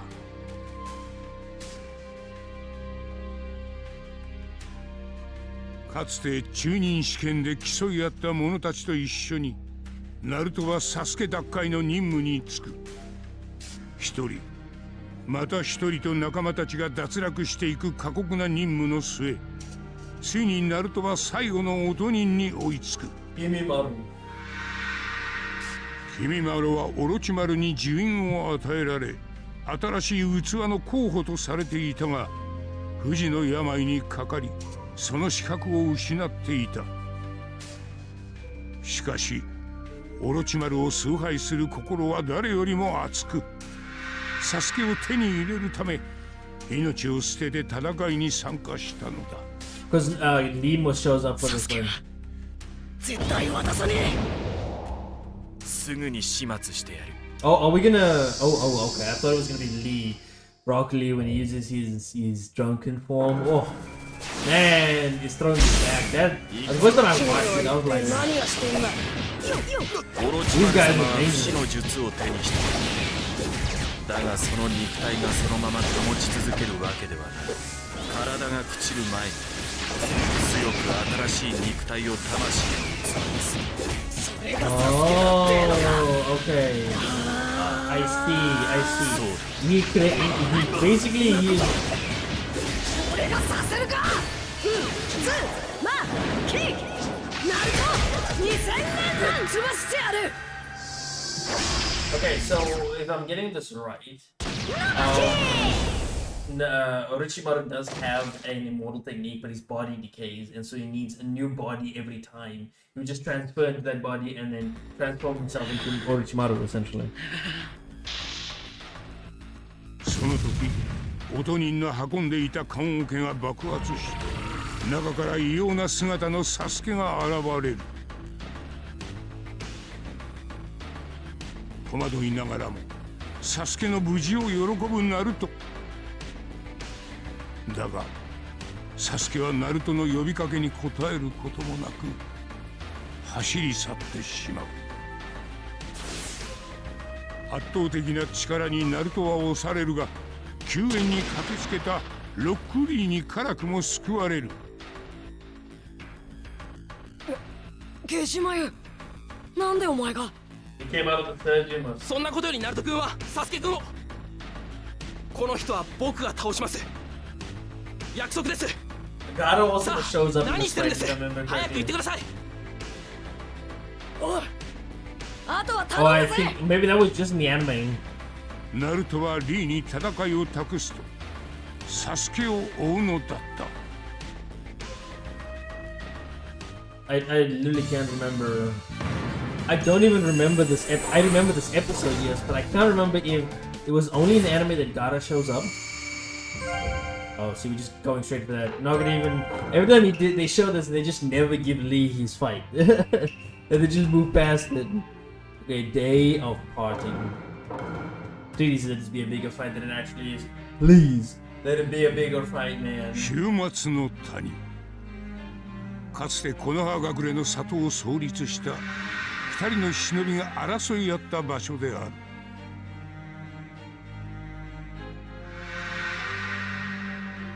この地でナルトとサスケは向かい合った。ナルトは仲間であると同時にライバルのサスケを救うため出奔をやめさせようとする。サスケはイタチを倒す強さを得るため器として利用されることを承知の上でオロチマルのもとに赴こうとしていた。仲間を助けに来たナルト、仲間を切り捨てるサスケ。相反する二人は互いの思いの正しさをかけ終末の谷で雌雄を決しようとしていた。なんでだよ、サスケ。なんでそんな風になっちまったんだよ、お前は。俺には俺の道がある。たとえ誰であろうと指図される義理はね。 Oh, it's just gonna be like, okay, no, they're not gonna do that. Like a proper fight. 俺はオロチマルのことだ。あいつはオロチマルはお前の体を入れ物として欲しがって戻ってこれねえかもしんねえ。何、そんなところにみすみすお前を生かせられっか。俺の目的が達成できる。 Come on now. それでいい。敵が死ねえってばよ。お前は力ずくでも連れ戻す。俺ってばお前にとって仲間でも何でもねえのかよ。俺たちは口にこそ出さなくても I have no idea why 友 he 達 just だっ kept て landing. 思ってたのによ。Is it just me or is the game way too easy? I need to check if I can change the difficulty. なんでわからねえんだ、サスケ。 I wonder if the difficulty is way too easy. I need to see the before I move on to the next chapter. I need to see how, if there's a setting that I've enabled that makes the main game too easy. なんでそこまでして俺に。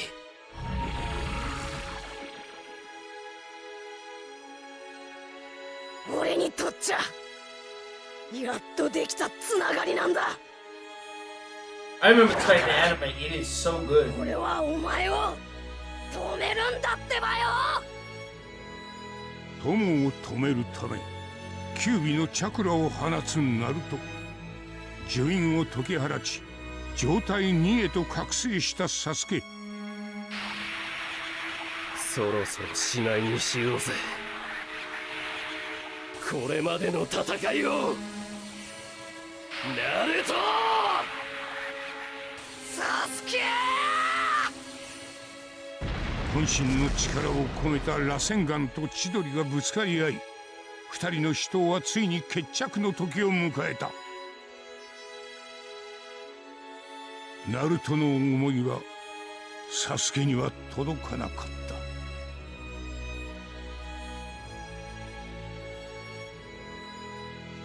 ナルトは意識を失い、サスケの前で倒れ伏した。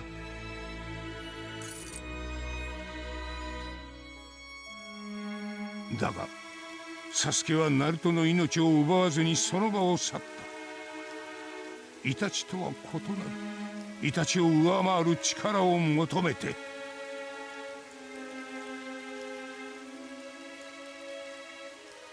サスケを取り戻す任務は苦い失敗に終わった。これより先、ナルトとサスケ、たもとを分かった二人の戦いは川のように止まることなく流れ続いていく。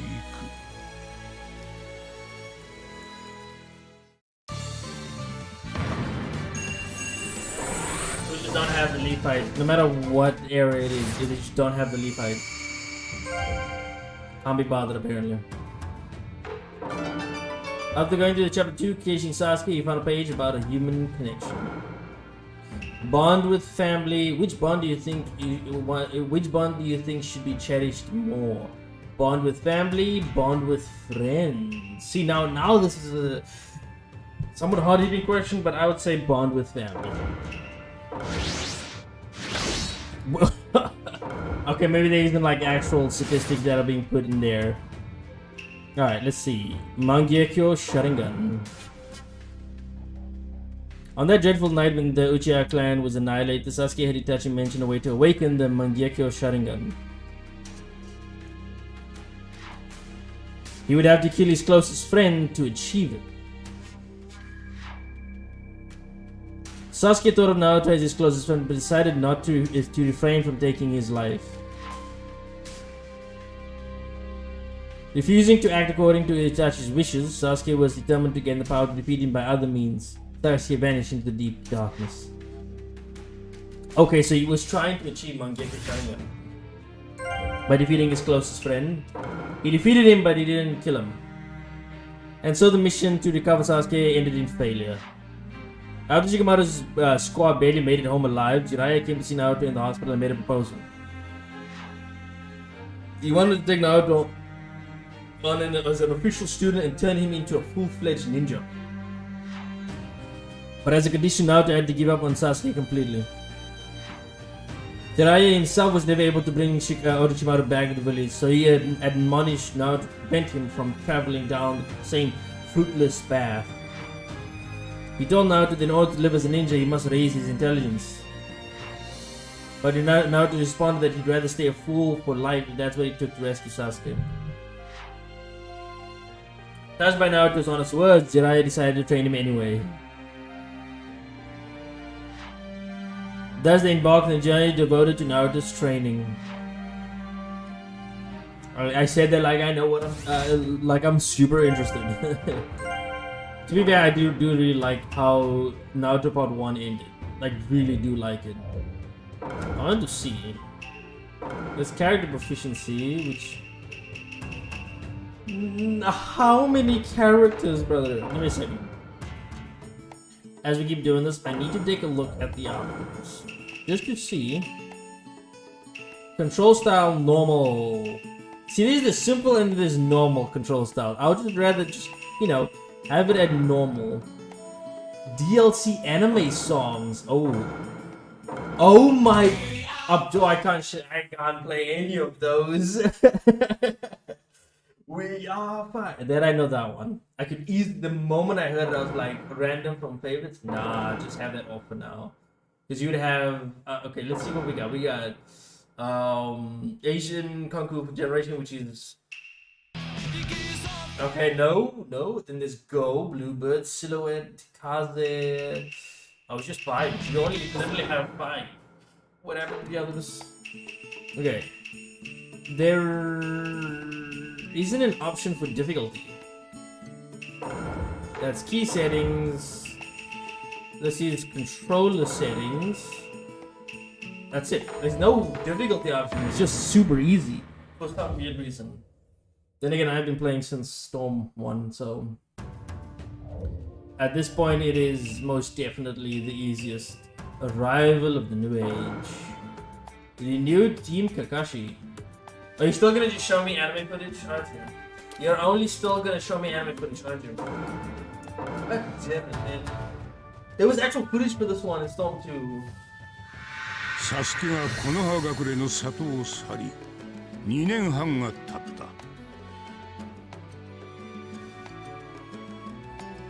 ジライアに弟子入りしたくましく成長したナルト。綱手の下で医療忍術を学んださくら。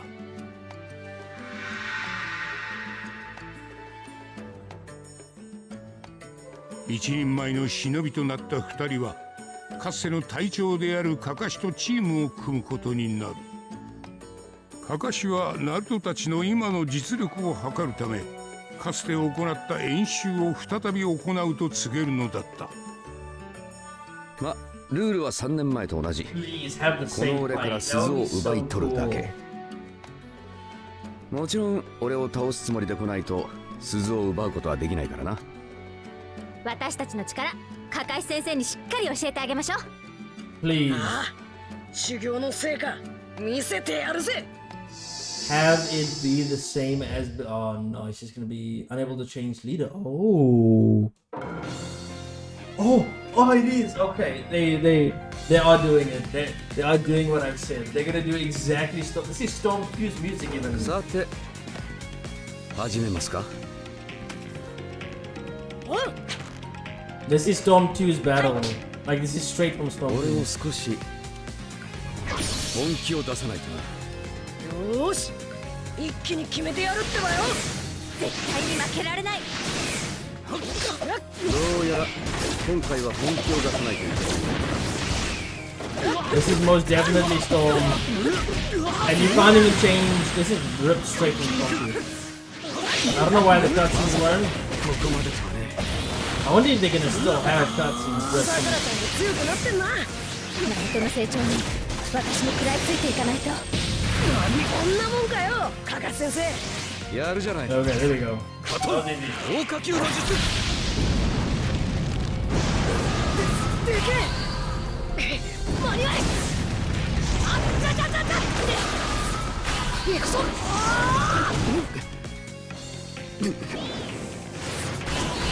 このガキ伝体術奥義。 We still tried it. 千年殺し。よっしゃ。危ない危ない。 This is Shadow Clone. さすがカカシ戦。で。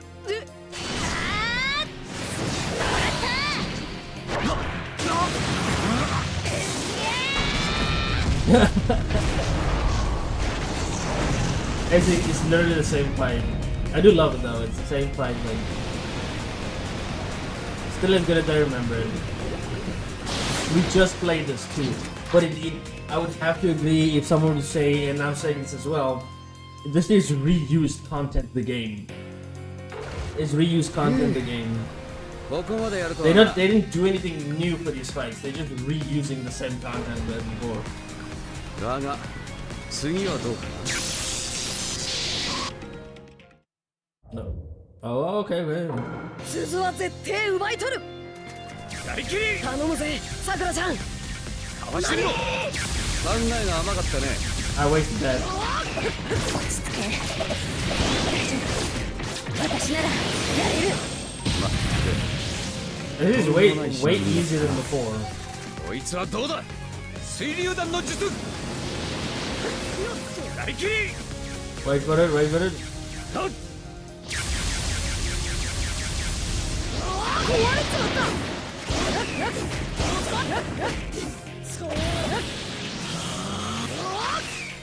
た。カトン豪華級の術。 Dude, I'm gonna get an S in this one. Come on now, look at this. Is it jumping up? バトン豪華級の術。大玉螺旋丸どうだ高橋先生、ビビっただろ。さくらちゃん任せといて。まだまだ負けはしないよ。なんて期待かと。つえ大玉螺旋丸。 He's not gonna get a chance, bro. 水遁水流弾の術。 He sends one in the air, right? かわしてみろ。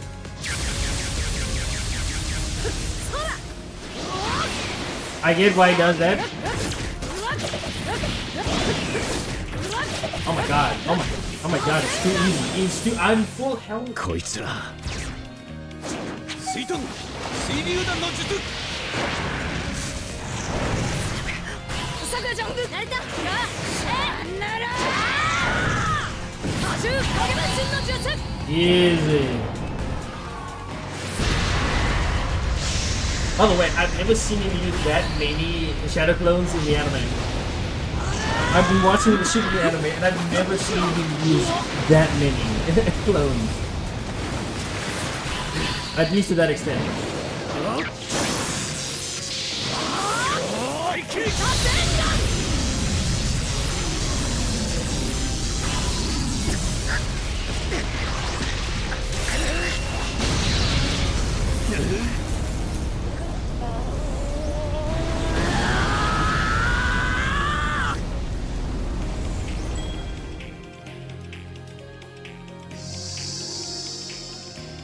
The same way it's played out in Storm 2. Like we're going back down the river when I've already done that with all the games. 成長したな。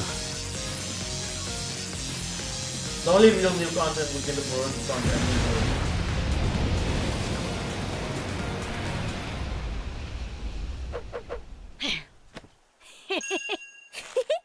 本当に鈴さくらちゃん大取られちゃう活躍だったってとはね。ばよ。ナルトだって。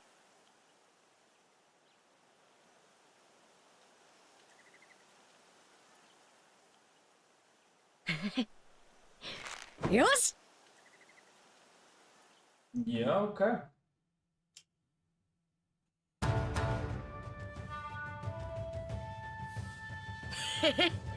俺ってばかかし先生追い越しちゃったかもよ。何言ってんのよ、偉そうに。ま、とにかく2人とも試験は合格だ。今後は俺と一緒に任務をこなしていくことになる。2人はすでに生徒ではなく、背中を預けるに値する一人前の忍びであるとかかしに示した。こうして新たなかかし班が結成されたのだ。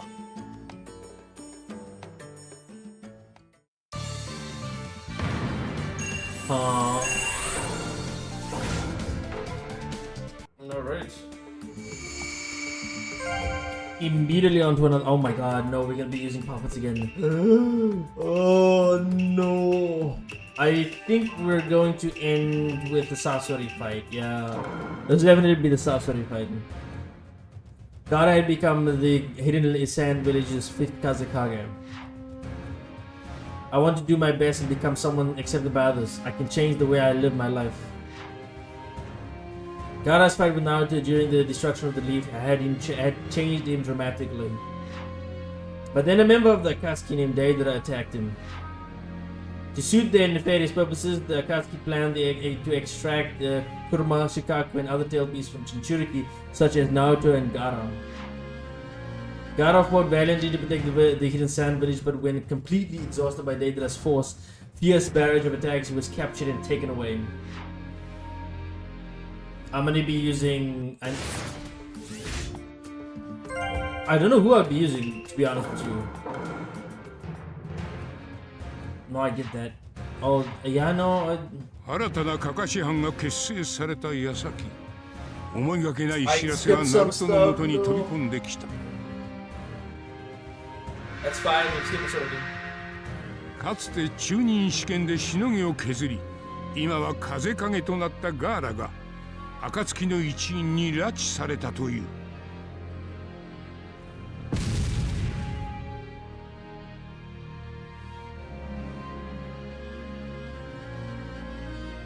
暁はナルトやガーラのような人中力からキュービや主角などの美獣を引き剥がし悪用しようと目論んでいた。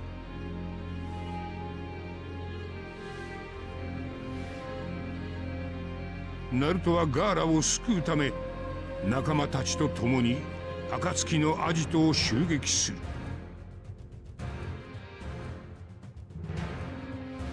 そこでナルトが見たのはガーラをさらった張本人デーダラと視覚を抜かれ絶命したガーラの姿だった。ナルトは逃亡しようとしたデーダラを追いかけ森で交戦状態となる。非道な暁に対しガーラの痛みを知るナルトの怒りは炸裂するのだった。ガーラを返せ。So they just like やれるもんならやってみな。お前だけは絶対許すわけにはいかねえ。So you're just gonna skip past the date of the other fight? 変わった人中力だなお前。それにこのガーラというやつも珍しい。ここまで人に思われていた人中力。 That was unintentional, but I got it. Totally unintentional. I did not expect you to actually do か that. わいそうな嫌われ者同士。放っとけなかった。俺がぶっ潰す。 Are you serious? やれるもんならやってみな。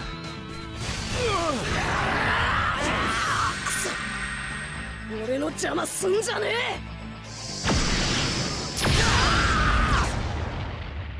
え。 Nice. Oh my god, I broke his armor. Just realized that. Yes, there we go. Oh, I did not prep for this. I didn't get this 暁 far の in デ the ーダラ anime. を撃退しガーラの体を奪還することに成功した。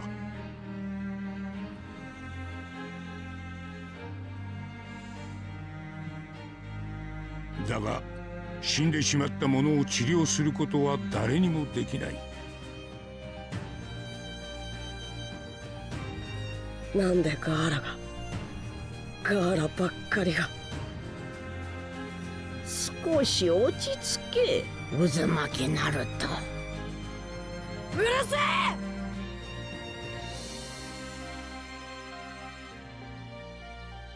え。お前ら砂の忍びがガーラの中に化け物なんか入れなきゃこんなことにはならなかったんだ。お前らガーラが何を思ってたか少しは聞いたことあんのか。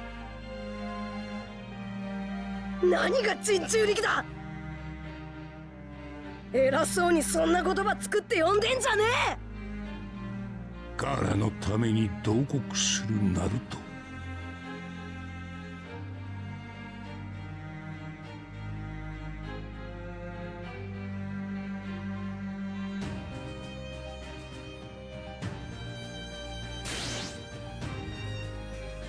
その姿に心を動かされた砂隠れの里の重鎮チオバーは自分の命と引き換えにガーラを生き返らせた。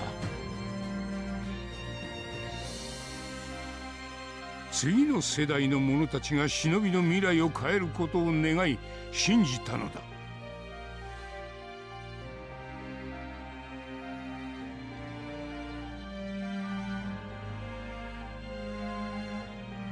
ナルト、千代ばあ様はお前とガーラに未来を託した。忍びらしい立派な最後だ。うん、三代目のじいちゃんと同じだ。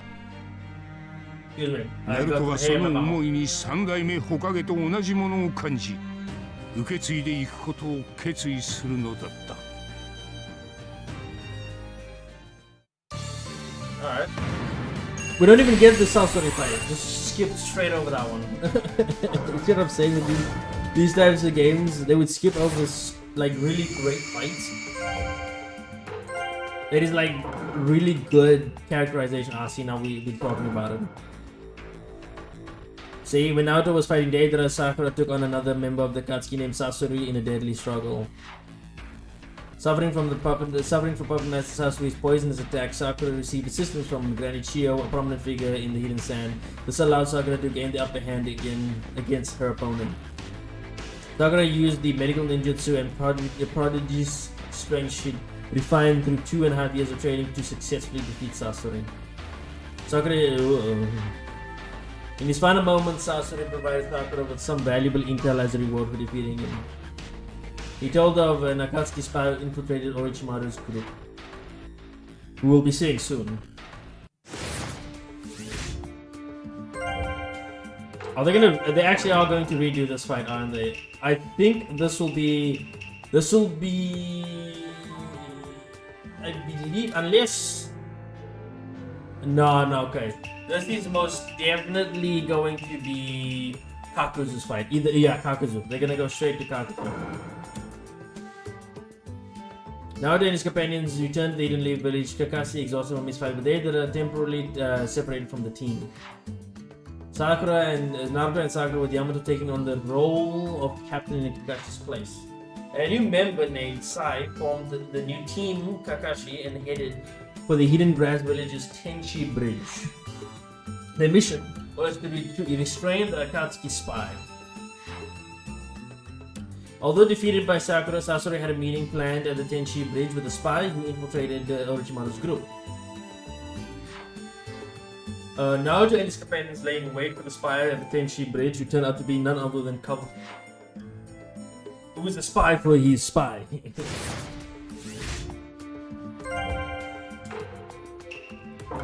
Naruto on the rampage. Kabuto was indeed the spy, the Akatsuki spy who emerged at the Tenchi Bridge. Yamato took on Sasori's appearance in an attempt to extract information from Kabuto. But Orochimaru appeared, making it abundantly clear that Kabuto had switched over to Orochimaru's side. A battle began, pitting the new team Akatsuki against Orochimaru and Kabuto. During this fight, Naruto stirred up the power of the Nine Tails.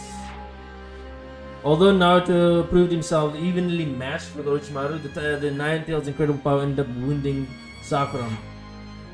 Yamato used Witch-style jutsu to keep Naruto under control. After admonishing him, Yamato decided to pursue Orochimaru and Kabuto, who had now vanished from Tenchi Bridge. It's the breakout of the Nine Tails' power. He would have had to learn to eventually control the Nine Tails at some point in his life.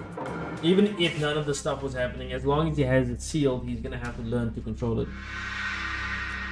That I noticed as well. 暁との戦いでオロチマルの情報を得たナルトは新たなカカシ庵の一員サイラと共にそのアジトに向かった。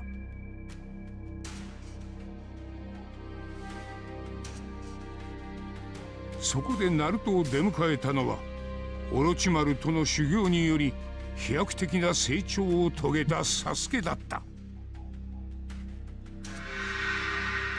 週末の谷以来の再会を果たすナルトとサスケ。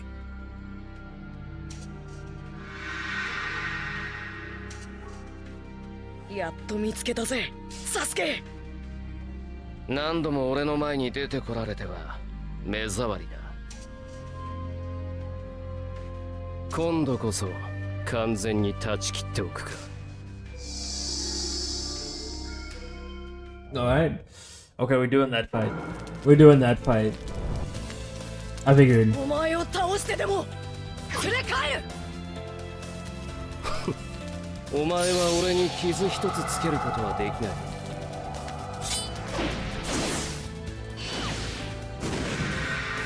Easy blood. サスケ君を連れ戻す。ナルト君たちと君の間にあるつそれを確かめさせてもらう。相変わらず考えがぬるいな、お前。つ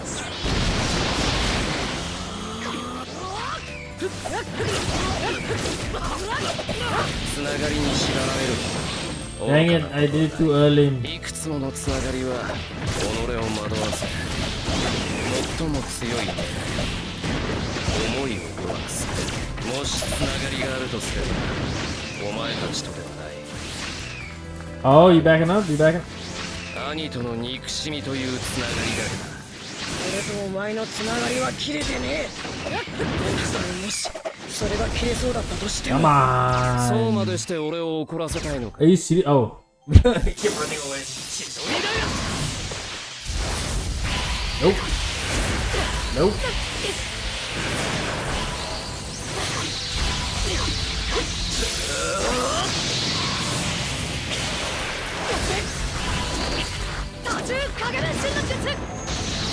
I do remember this fight to some degree.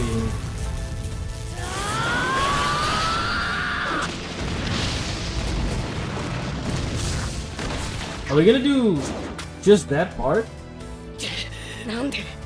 なんでわかんねえんだよ。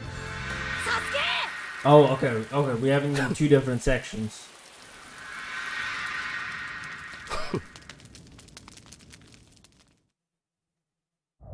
Alright, okay, so なんでそんな風になっちまったんだよ、お前は。俺には俺の道がある。邪魔を I have to majorly harm him お前 here. を入れ物として欲しがってんだぞ。そんなことはどうでもいい。 I cannot get any more 俺の damage. 目的 You が get that 達 is? 成できれば。お前とのつながりを絶対守ってみせる。だったそのつながりを俺は断ち切るまでだ。 He keeps running away, 案 bro. 外やるな。 Nope. 遊びはここまでだ。 Oh, there we go. Nice. おしゃべりはもう終わりだ。 Nope. Nope. Ooh. Still one of my favorite fights. This one.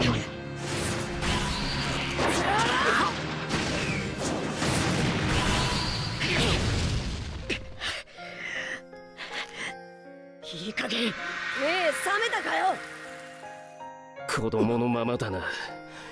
ナルト。カトン。おかきゅうの術。くそ。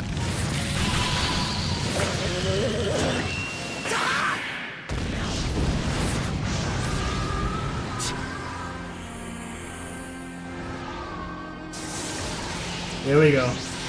There's another one. This is still so good, even though they're just reusing it from Storm 2.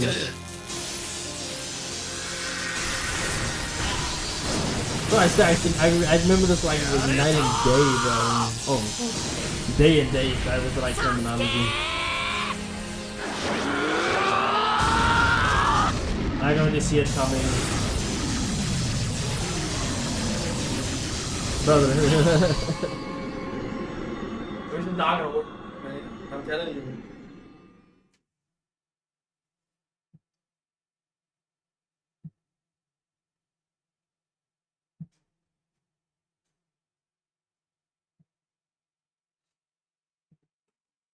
Excuse me about that. Hair in my mouth, man.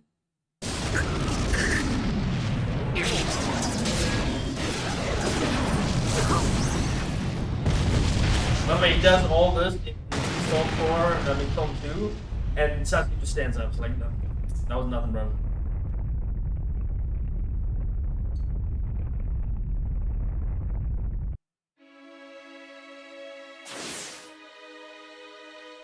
待てってばよ、サスケ。サスケはナルトとサクラを一切顧みることなくオロチマルたちと共に去っていった。サスケくん。また止められなかった。俺は弱え。君の言うつながりはこの程度のものだったんですか？そんなことね。だったらまだ大丈夫だよね。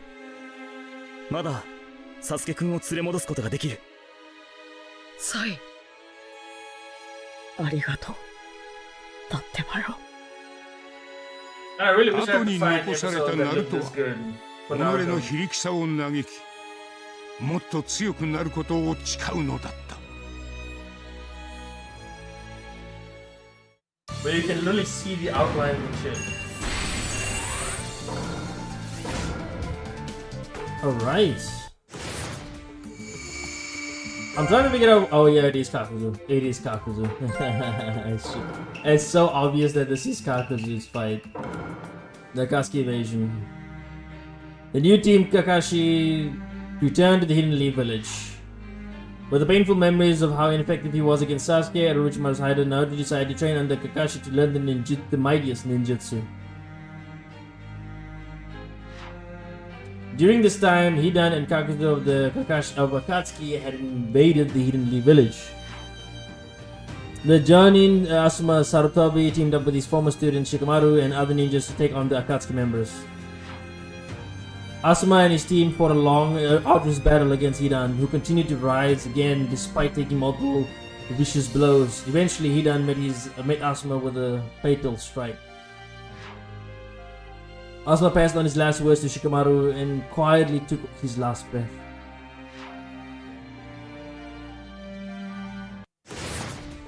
Now we're on to the final fight.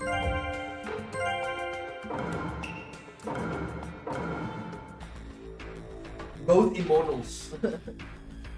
Though they do different オロチマルのアジトでの戦いでナルトは力不足を痛感し、カカシの指導の下で修行することになった。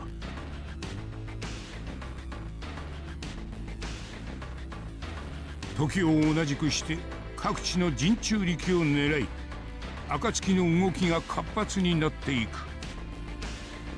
Damn, they took down 2 before coming here, or 3?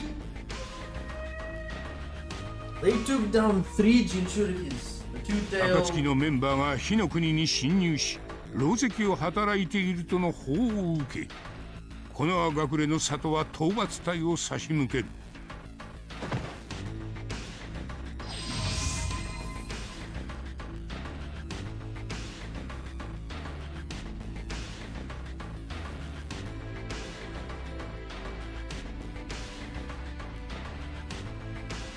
だが暁各図の不死身に等しい能力の前に討伐隊は苦戦を強いられる。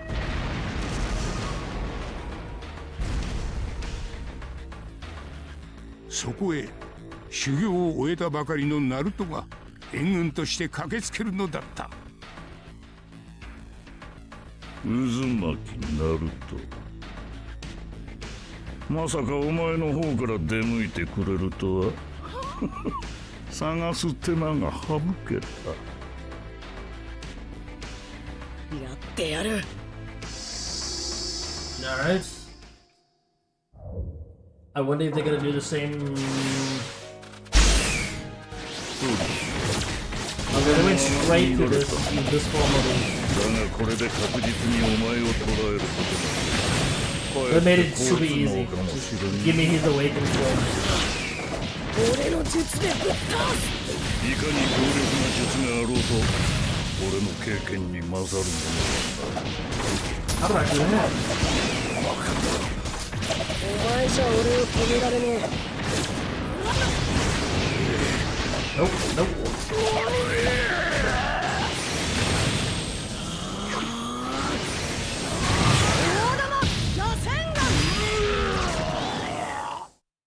Way too easy. Every fight that I play is just this easy. クートン、螺旋手裏剣。当たれ。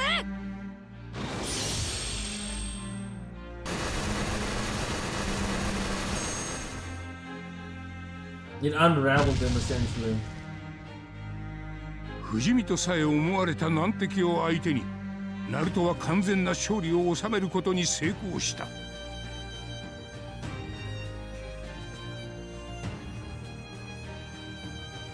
その戦いぶりを見ていたカカシは若い者たちによる新時代の風を感じるのだった。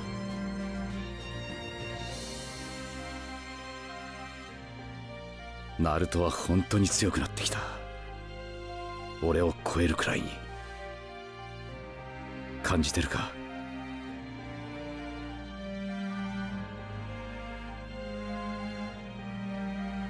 ナルトの目の先にいるお前がナルトをどんどん強くしていってるんだよ。 It goes both ways, honestly. なあ、サスケ。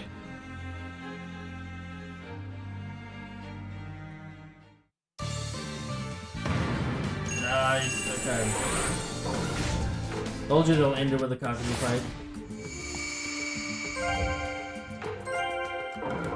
And now, after going through Chapter 3, Arrival of the New Age, you found a page about ninja power. Would you rather have the power to commit revenge or the power to form bonds? What in the name? What kind of question is that? I don't think you would see the actual statistics on online. Has been entrusted. Oh. As Naruto tangled with Kakuzu in battle, Shikamaru took on Hidan by himself. He did the craziest thing, he took on an immortal by himself. That's crazy. Valiantly fighting a losing battle, it looked as if Shikamaru was trapped in the corner by the immortal Hidan, but it was all but a part of his plan. Shikamaru had thoroughly analyzed the information imparted by Asuma with his dying breath, and he devised a strategy to defeat the enemy. Then, after launching Hidan in a trap he had set in advance, he sealed him deep within the earth. After successfully avenging Asuma, Shikamaru pressed forward with the will of fire entrusted him by his teacher, burning deep inside him.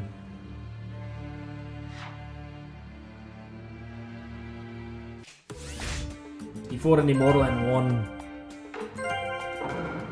Alright, chapter 3 is completed, man. We're zooming past these chapters, man. Zooming rebellion. I'm gonna assume this ends with a fight of pain. Oh, we got 2 here. We have a lot of fights here. Alright, let's start with this one.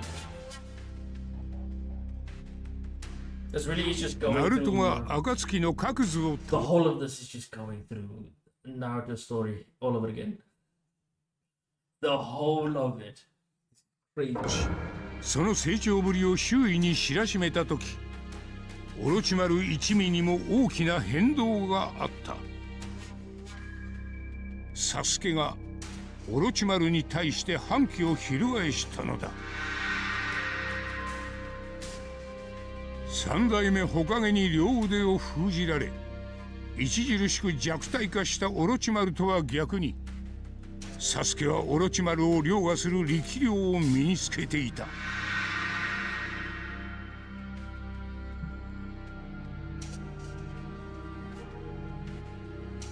オロチマルはもはや不要。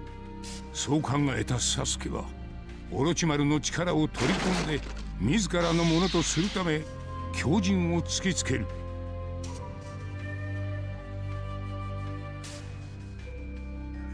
いつかこの時が来るとは思っていたわ。サスケくん。もうあんたに教わることは何もない。俺にとってあんたは用済みだ。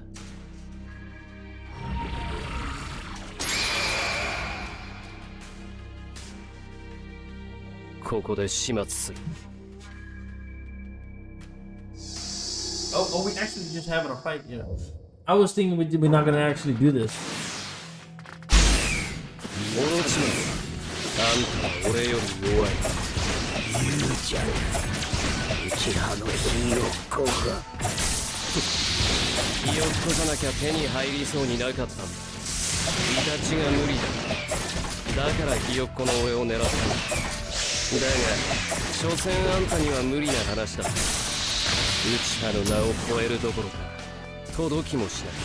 どんな天才もいくらあんたがウチハを前にすれば凡人になり下がる。オロチマル、あんたじゃ俺に勝てない。もはや俺の体を手に。 Okay, nice. くらい。どんな天才もウチハの前では凡人になり下がるのさ。Doing this from the rock, the wall. I can't even say, bro. Never mind. I was gonna say what he was gonna say, and then it just didn't work. It just. Never mind. I'll shut the hell up.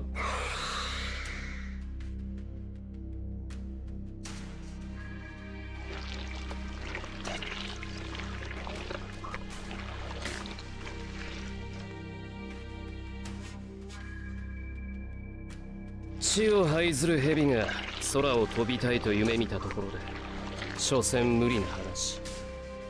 それでもどうにかしたいと巣の中のひよっこを狙っていたお前が逆に狙われていたのさ。これから空高く飛び立つ鷹の目にな。こんなことがあってた He knew ま this る was gonna か。 happen. 私は不死のオロチマルだぞ。こんなところで私はこの世を解き明かすもの、すべてを手にするもの。私はお前の力、俺がいただく。オロチマルはサスケの動力に敗北し、全てを乗っ取られて消滅した。For the time being. 長い至福の時を終え、ついに復讐者サスケが動き出すのだった。Okay. I wonder what Abuto does after this. Like, genuinely. I don't even remember what had happened. Snake. Who? Oh. It's like, who's that? Okay, Orochimaru's goal was to research ninjutsu. His hope was to obtain all ninjutsu and understand all truths of this world. This was also the motivating factor behind his search for immortality. Orochimaru began to dabble in forbidden jutsu, leaving the hidden Leaf village behind to join the Akatsuki. There he attacked Itachi, also a member of the Akatsuki, to use his body as a vessel for reanimation. But Itachi used visual jutsu to strike back. Orochimaru wished to attain the Uchiha's clan Sharingan and targeted Sasuke's body for a vessel instead of Itachi's, but lost to Sasuke as well. Contrary to expectations, it was Orochimaru who was ultimately used by Sasuke. Or at least that's what he believes. Even Sasuke believes it at this point in time.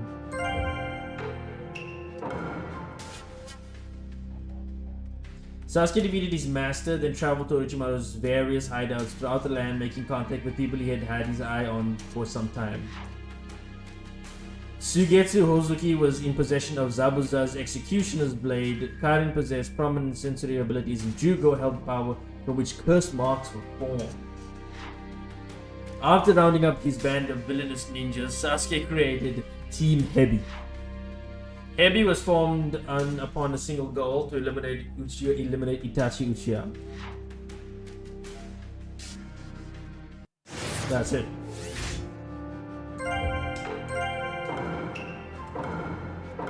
We're gonna have the fight against Sasuke and Itachi, then the fight against Pain and Jiraiya, then finally Naruto. ヘビという名の正体を結成すると、イタチへの復讐を狙って活動を開始する。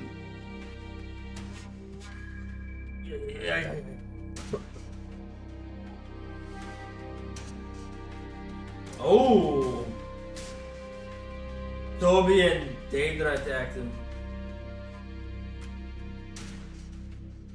だが、サスケが仲間たちと離れ、単独となったところを、暁のデーダラが奇襲した。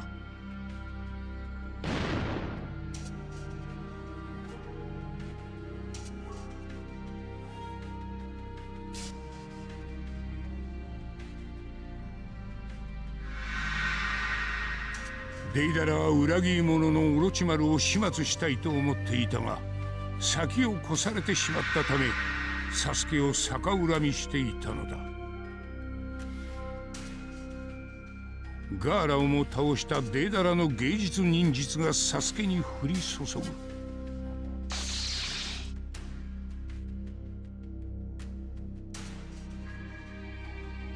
ぐ。お前たちにはイタチのことを喋ってもらう。おいらに勝てたらいくらでも喋ってやるよ。うん。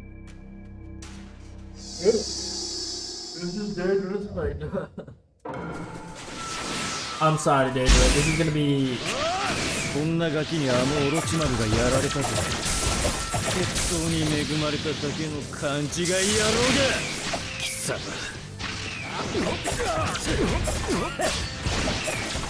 いい目で睨みやがってるぜタビ。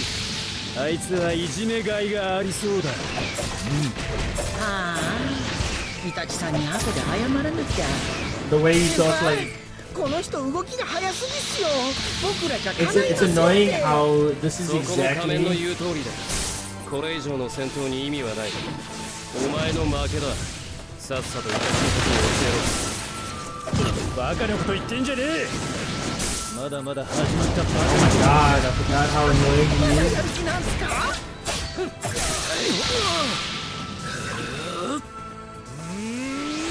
さあ驚け。 Oh my god. 交代しろ。 Told you, such an annoying. 内派を甘く見る。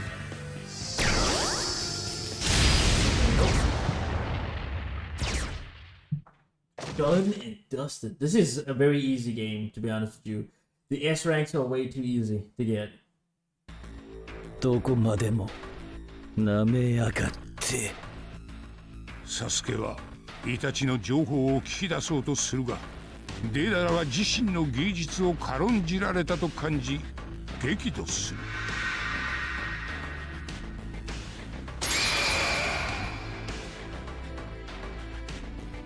デダラがサスケに執着した本当の理由、それはかつてイタチの存在に芸術を感じてしまったことにあった。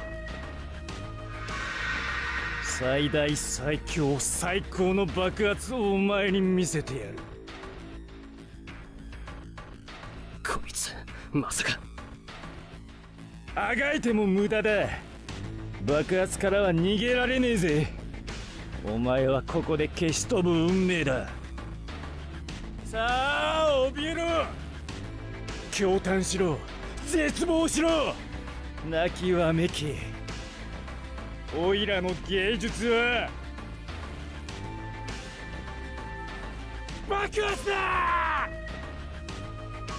屈辱と怒りに打ち震えるデーダラは自分自身を究極芸術として爆破させ、サスケとの相打ちを図るのだった。だがサスケはその寸前に時空間忍術を使い、爆破に巻き込まれることを回避していた。デーダラの芸術は内派には届かなかった。Yep. Okay, so that's how that happened. You don't see him use a lot of snake jutsus while you're playing as him, so you don't realize he uses a lot of that in the anime. Explosion. Head of the Akatsuki.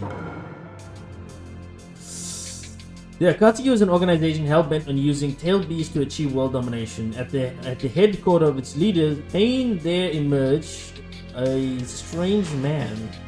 He spoke in satisfaction about Sasuke fully unleashed his Sharingan's power in a fight with Deidara.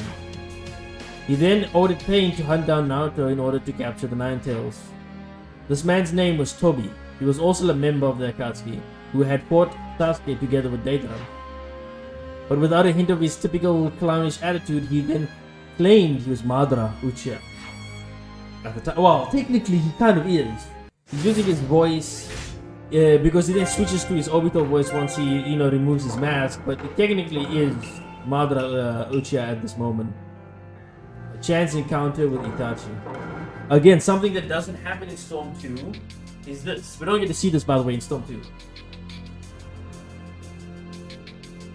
オロチマルがサスケに敗北したという噂がこの葉隠れの里に届いた。サスケを連れ戻すため、サスケの標的である暁とイタチに狙いを絞り、ナルトたちは探索を開始する。Oh, more people win this time. Kiba and Ino, Kiba and Hinata joined them.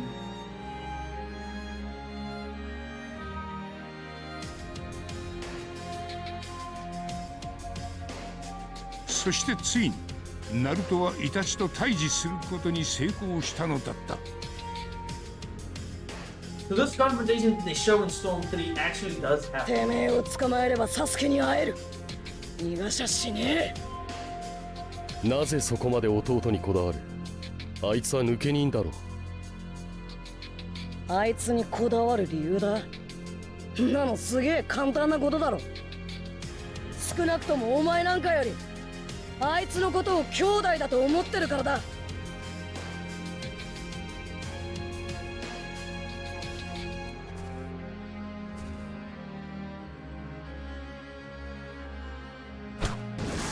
This fight does happen, and he essentially implants a genjutsu in him because he had a feeling that he would be brought back using the animation. 先ほどお前はサスケを兄弟のようだと言ったな。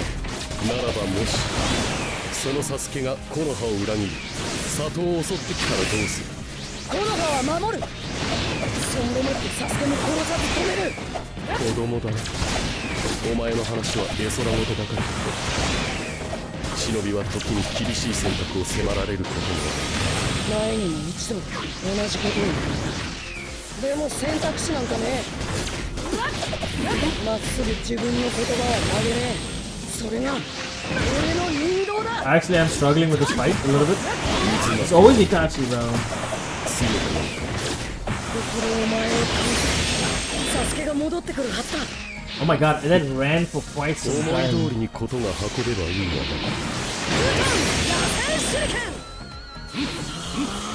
I'm getting you with this. I'm getting you with this. It's happening. It's happening. It's happening. I'm telling you. お前を倒せばサスケが木の葉に戻ってくる。だから俺は It's most definitely happening. It's gotta be an S. Yes, come on, come on. That is. It has to be like 90% health. Don't give me an A. Do not give me an A. You bastard! That is. Because 80% health that you gave me an A? God damn it. I don't leave it at an A. I know I've been like an F streak, but I'm leaving it as an A. At least that one is the one. Yeah, this does happen in the anime. Okay. お前にその力を渡しておく。It'll become useful at that time. It'll be useful when Sasuke uses his genjutsu against, his Mangekyo Sharingan. It was supposed to be the case, but he ends up just being him. どういうことだってばよ。お前は俺を狙ってたんだろ。もう行く。これから大事な用があるんでな。ナルトからサスケへの思いを聞き出したイタチはそれ以上戦う意思を見せず去っていった。人中力であるナルトを倒すことも捕まえることもせずに、イタチの不可解な行動にナルトは腑に落ちないものを感じるのだった。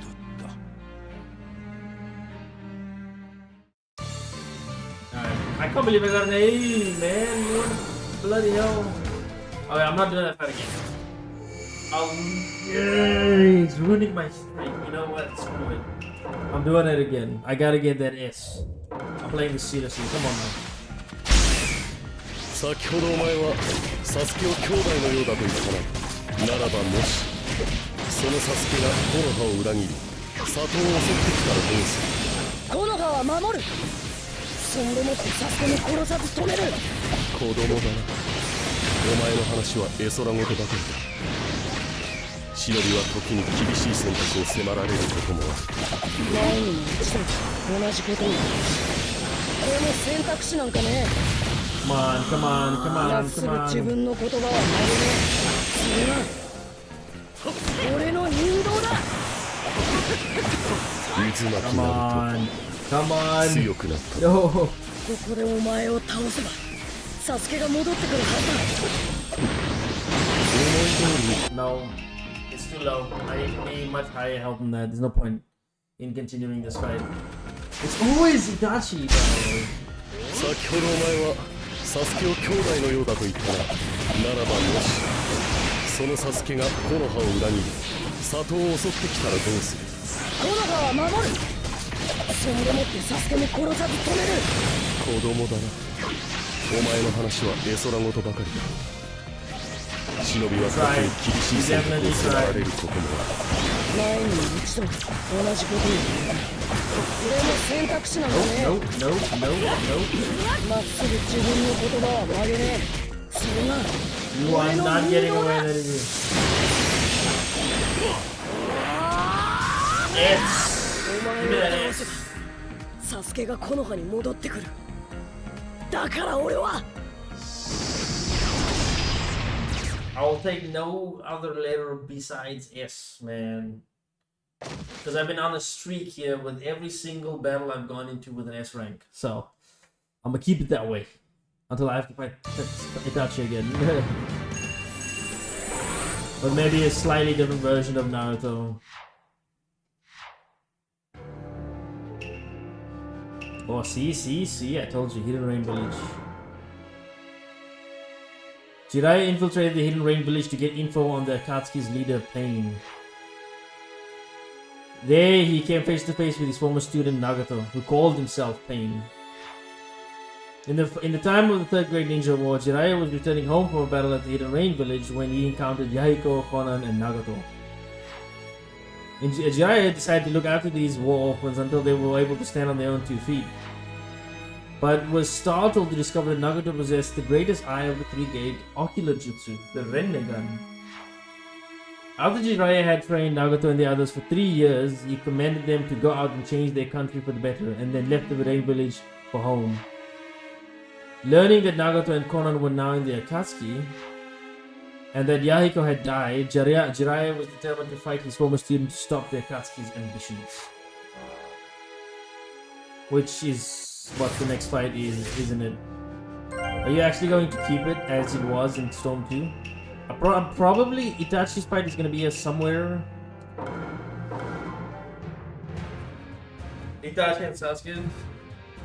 暁のリーダーとおぼしき者の所在地を突き止めたジライアは単身雨隠れの里に潜入する。そこでかつての教え子とおぼしきペインと遭遇する。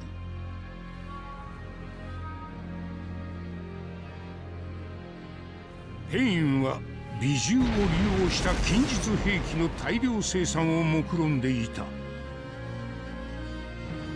ジライアの当初の目的はあくまで情報収集であったが、ペインをこのまま放置することはできないと判断する。この時ジライアの脳裏にはかつて知らされた予言の子という言葉がよぎっていた。ジライアの教え子は忍びの世界に安定あるいは破滅のどちらかをもたらすという暁の野望を防ぐため、教え子の過ちを正すため、ジライアはペインとの交戦を決意するのだった。くだらない世の中に終止符を打つ。それが神の御業だ。世界のドクタルお前たちは責任を持ってわしが始末する。それが師としてお前たちにやってやれる最後の役目だ。 It's this fight, isn't it? Oh. Yes. No, come on. 世が乱れた時に天より使わされるものだとされている。だからお前がこの乱れた世を平定に導いてくれる。そう信じていた。しかしわしの思惑は外れ、今は世を乱す暁にいる。正しい成長はしなかったようだ。成長していないのはこの世界。俺たちは成長し今に至っている。見るようになったの。さあ You don't even get that full fight? Man, you could have dragged it from Storm 2. You dragged the Kakashi and Team 7 fight, but not this one? Come on now. You did all of that except for... Rasengan!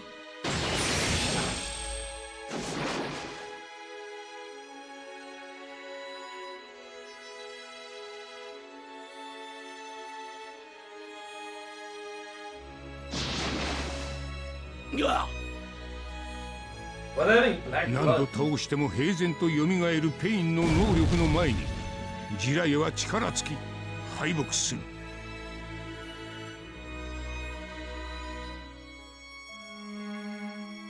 ナルトよ。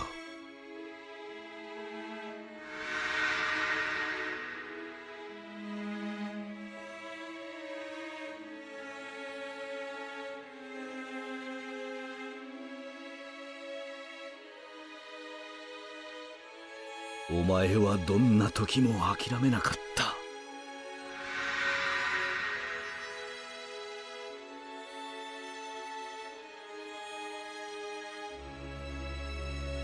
ならばお前の死であるわしが諦めるわけにはいかんの。だがジライは最後の力を振り絞りペインの能力の手がかりを残すのだった。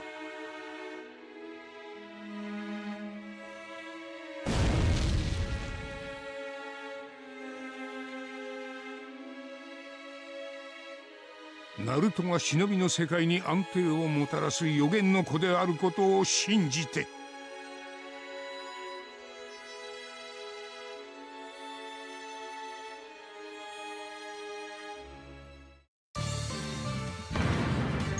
You're taking me back every time I watch this. Ooh, that fight still gives me that feeling, man.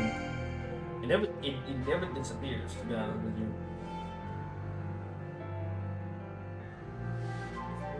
Hold on, I gotta reload batteries, man. Come on, give me a second.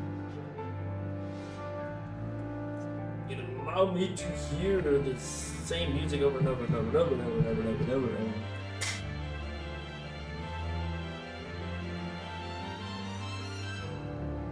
Go. The Sage of Six Paths.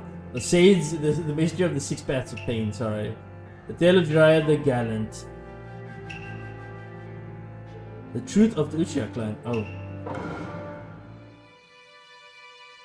Jiraiya suffered a lethal blow in his battle with Pain. As his consciousness began to fade, he remembered a conversation he once had with the Portokage, Minato Namikaze. Minato had lauded the hero in a book written by Jiraiya for his tenacious spirit and determination. With his child on the way, Minato said he would name them after this hero, in hopes that they would one day exude the same tenacious spirit. Never go back on your word and never give up. That was Naruto's ninja way, and Jiraiya was the one who named him. Oh, that is the detail I had no idea about. Jiraiya had heard a prophecy from the great Toad Sage of Mount Myokubu, stating that his own student would bring about a major revolution throughout the ninja world. Convinced that Naruto was this child of prophecy, Jiraiya entrusted everything to his student. Satisfied with the conclusion to his story, he drifted away to the bottom of the sea. This is why I was saying this when we were playing Boruto, right? The last stream. I was wondering, why the hell does he have his orange jumper left and not his black jumper? Like, that would be more significant to him than his orange jumper. Because I don't understand why his black jumper is not, he doesn't hang it in his office. Because that is the outfit he wore that was given to him by Jiraiya, his former teacher. So why else would he not have it? It'll be the last thing that his teacher gifted him, you know? So why would he not keep it? I don't understand. Why would they have the orange jumper with it? Oh, man. Truth of the Uchiha Clan. This is the double fight, I can tell. I just know what it is. Here we go. 内派一族のアジトでサスケはイタチと対面する。イタチはサスケとの会話の中で車輪ガンを持つ3人目の男について言及する。They're not the last two people in the world. 内派マダラ、それはこの葉隠れの里の創設者の一人であり、初代火影の千住柱間と最後まで争った男の名だった。マダラは万華鏡車輪ガンの代償として失明するのを To 避けるた avoid め losing his sight at the cost of Mangekyo Sharingan, Madara took both of his younger brother's eyes. What? To avoid losing his sight at the cost of... Oh, the Mangekyo Sharingan makes you lose your eyesight as you continuously use it. So... took both 自 of his 分の younger 弟から brother's 両目を eyes. 奪い取った。 What? そしてイタチも The reason he let サス Itachi ケ live の was 目が because 自 he 分 was の in- スペアであり、そのためにサスケを生かしたと断言する。 Nah, that might not actually be a big あん thing. たとの因縁、今日ここで終わらせる。大した気概だ。 That expression of his... だが、お前の目では何も捉えることはできな You い。 see お nothing, 前 you の目は grasp nothing. 何も見えていない。いや、俺の目にもはっきり見えているものがある。イタチ、あんたの死に様だ。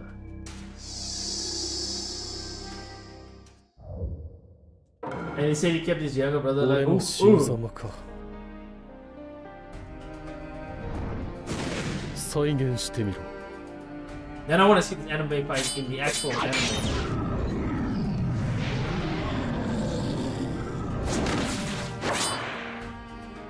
I know I'm gonna... That is crazy. Hold on, start over. あの夜、ウチハ一族を滅ぼしたあの夜、本当にあれはあんた一人でやったことなのか。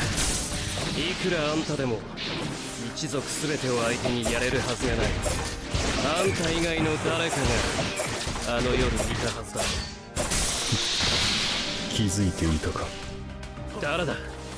誰があんたに協力した？うちはまだだ。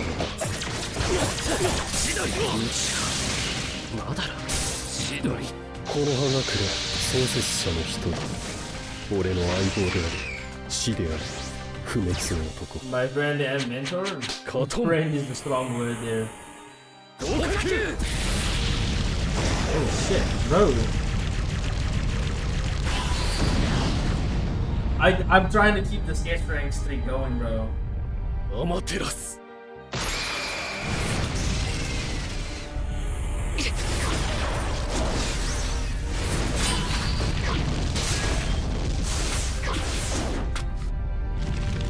That immortal fire. You had to use one of his eyes at that point. これが俺の最後の術になる。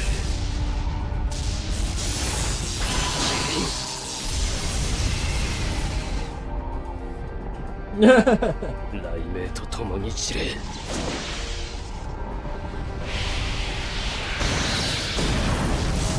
Okay, that's the first phase done. Now we're doing the second phase. I usually lose all my health in the second phase, but we'll see. 終わった。終わったぞ。これがお前の再現したかった死に様か。本当に強くなったな、サスケ。これがなければやられていたな。It's an immature version of the Susanoo. ここからが本番だ。Or at least this is his Susanoo. Okay. これが俺の切り札、スサノオだ。スサノオだと。Okay, I usually... 邪魔だ。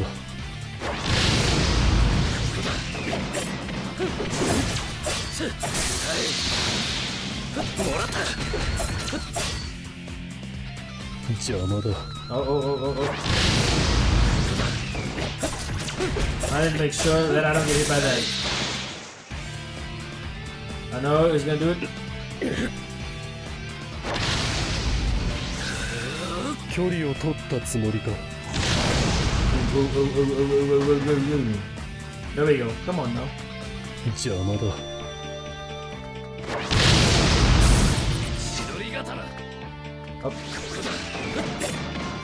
I don't know why that was what I was trying to do. I have no idea. Okay. 人は誰もが己の知識や認識に頼り縛られて生きている。 Nah, man, I'm keeping this streak. I gotta keep going with it. I gotta keep. これが俺の切り札。サノーだ。 I have to keep the streak. 邪魔だ。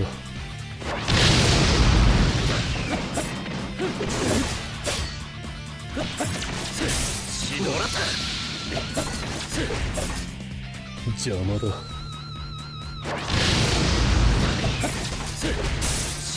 人は誰もが己の知識や認識に頼り縛られ生きている。Alright, go back. 現実という名で呼んでな。しかし、知識や認識とは曖昧なものだ。その現実は幻かもしれない。マダラが死んでいるというのは、お前の勝手な思いだ。お前のその目は何一つ真実を捉えていない。お前は何も見えていない。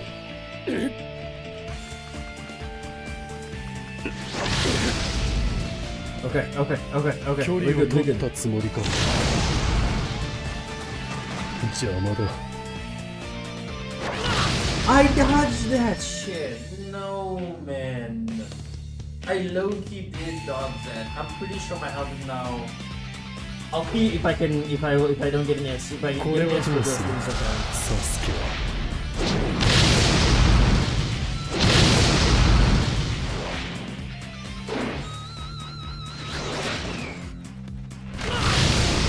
I was definitely not gonna get an S for that. I wanna keep doing this fight. Okay, I'll save it. I'll leave it at 8 for now. I'll come back and do it. If it was a regular fight. Okay, now see. Nope.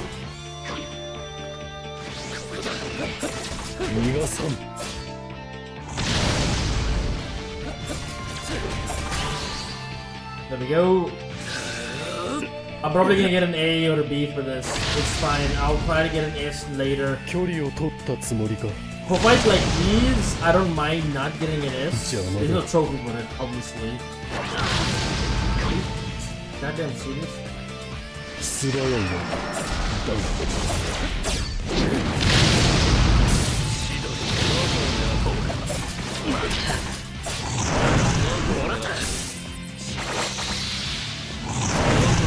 See, I'm gonna get an S. I'm gonna get like a C or some shit for this. It's not a C, I got an E. I'll try this fight again. I will try it again, but another time.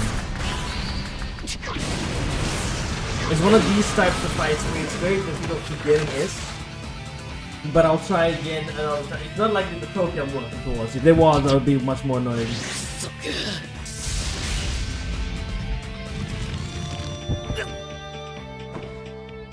私が力を貸してあげるわ。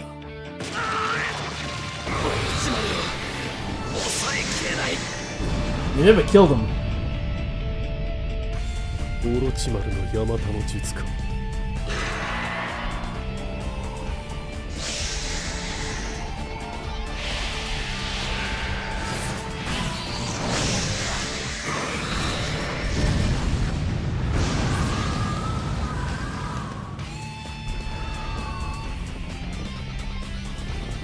Come on now.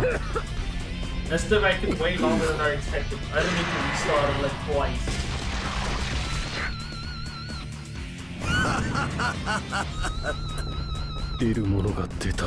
He was waiting for me.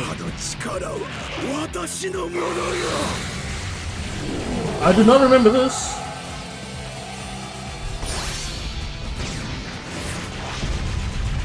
I low-key do not remember that at all.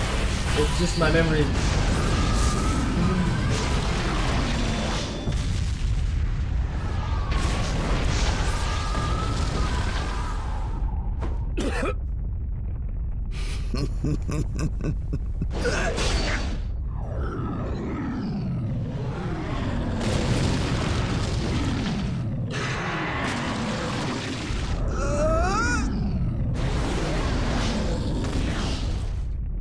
He sealed him in there, essentially. 仕上げだサスケ。これでお前の目は俺のものだ。 Oh, they're doing this whole thing. Oh, that's what he told him, and I didn't know that was the thing. He actually told him that he was gonna steal his eyes. But he never did. He never was going to. 諦めろ。お前の負けだ。黙れ。くそ、どうすれば。逃げ場はない。来るな。Kept moving back and back and back. ダメだ。もう桜が。壁。So that's why he was scared of him to take his eyes. やめろ。He thought he was going to take his eyes.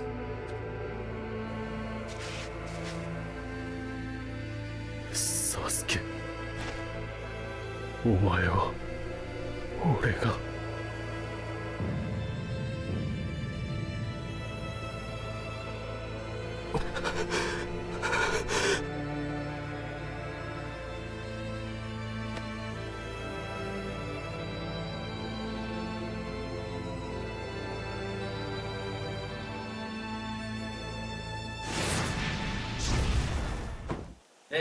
It feels like it's been so long since this fight, but I did just play it a couple of days ago. Maybe a couple of weeks ago. お前は弱い。兄さん、全く一緒に仕帰ろう。方のないやつだな。愚かなる兄さんが弟よ。こんなこと。恨め、憎め。チェ新しい手裏剣術を教えてくれるって約束しただろ。兄さん、なんて遠いんだ。俺とお前は唯一無二の兄弟だ。俺はお前と共にあり続けるさ。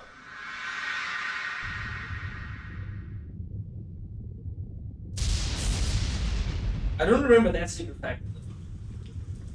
Maybe I'm just misremembering it.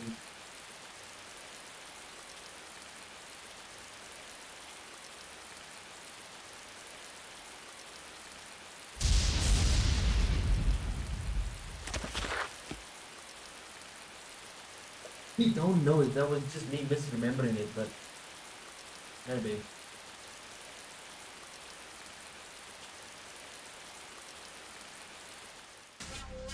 骨肉を分けた兄弟の死闘が終わった。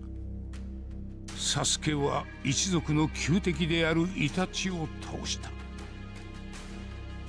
しかしそこへトビが現れる。And picked him up.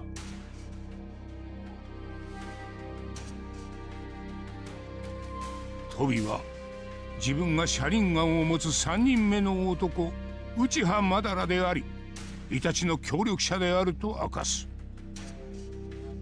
トビの語るイタチの真実は疲弊しきったサスケに大きな衝撃を与え混乱させるものであった。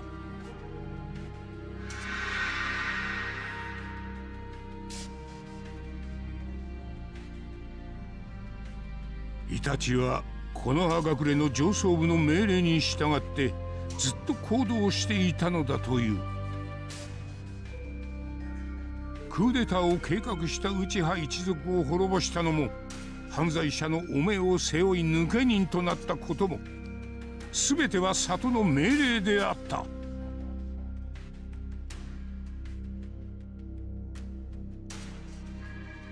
許せ、サスケ。これで最後だ。サスケはついに理解した。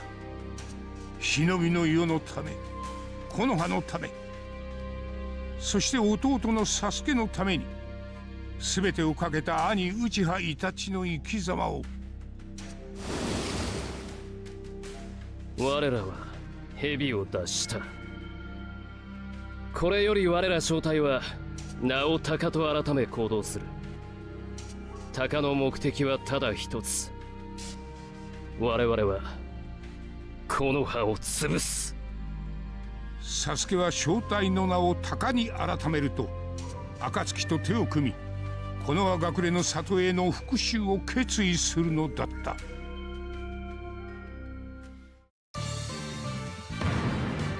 An S and a B. Come on, man.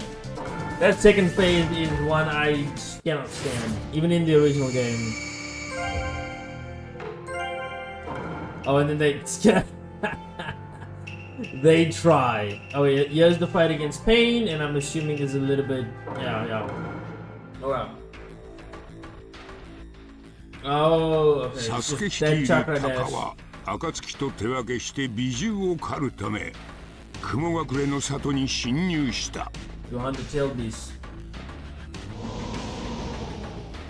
Oh, yeah. 本来今日にて8秒宿す人中力キラー B と対峙するのだった。あんたが8尾の人中力キラー B だ。お前何者だバカ野郎、この野郎。お前に言う必要はない。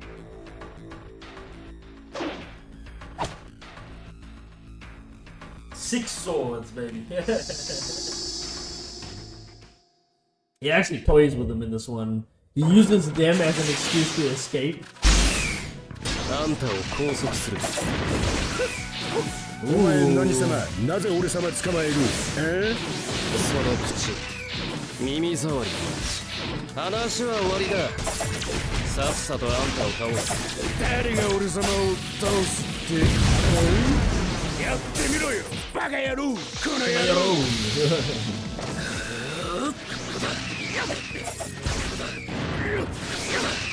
Man, he's difficult, ain't it? チビってのも大したことねえな。十分に気をつけなよ。Hit him, hit him. Yes, sir. それにまるで本気を。その騒がしい口を二度と開くな。This is gonna be an aim. This is gonna be, I guarantee it's gonna be an aim. I could definitely get an S on this one. 上出来だ。あとよろしく。I knew it, man. Oh. 千鳥。I'll try to get an A. I'll just leave it as an A. I've been getting A's the whole time. I'll just leave it as an A.8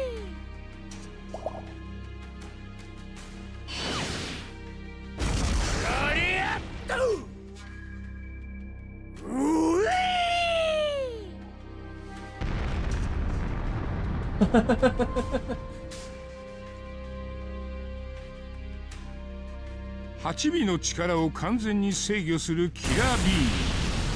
鷹は敗北寸前まで追い詰められる。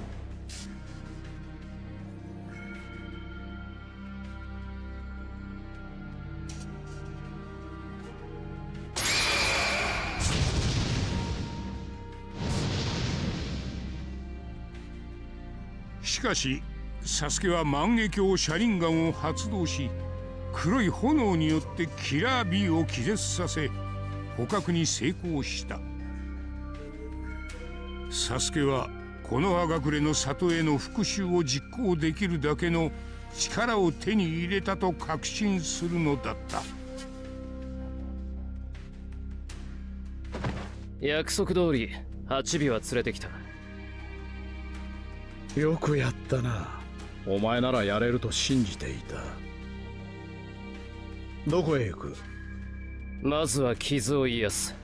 それから木の葉だ。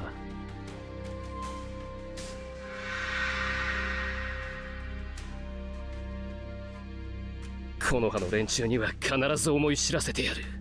俺の痛みを、渇きを、絶望を。そして俺の憎しみをな。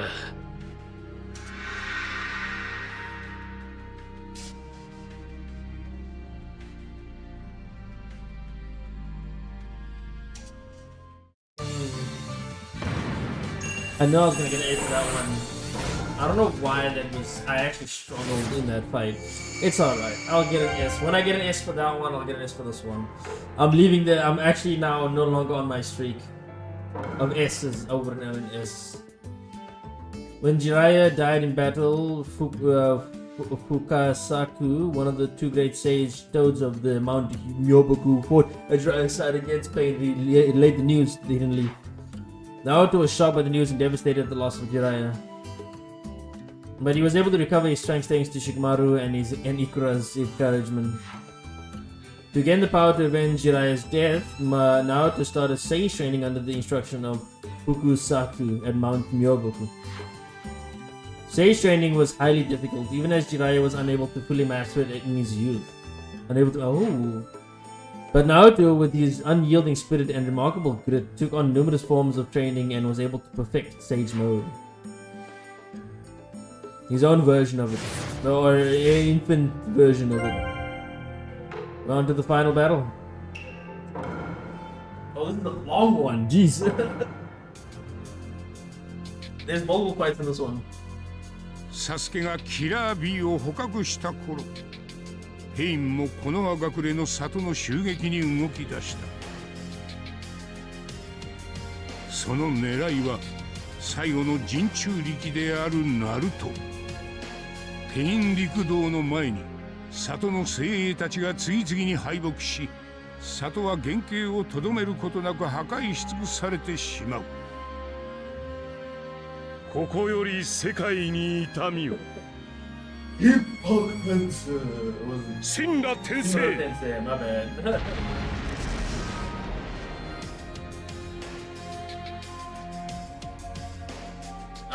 人々はペインの強大な力を目の当たりにして絶望するが、そこへ異変を察知したナルトが駆けつける。ナ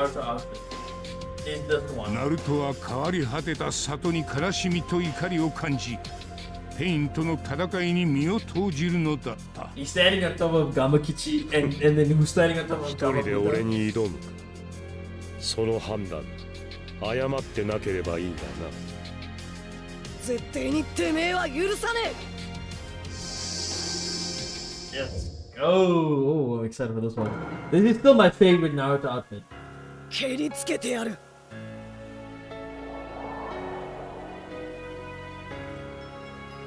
来い。この感じ。どうやらお前は仙人だ。ジライア先生と同じよ。俺もジライアから術を学んだ。ジライア。お前にとって俺は兄弟子。同じ死を仰いだ者同士。理解し合える。死は平和を望んでいた。ふざけるな。Man, I still love this outfit. It's my favorite one. Even when he became Hokage, this is still my favorite outfit. There we go.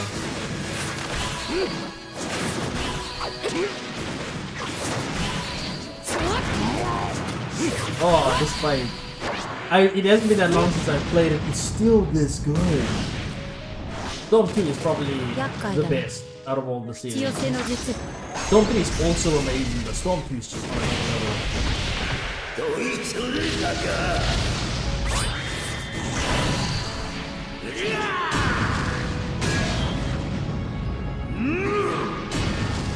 I'm gonna rank all of these games once I'm done. I'll explain which ones are my favorite. Which ones are my favorite. Man, if you could do that with just the toads.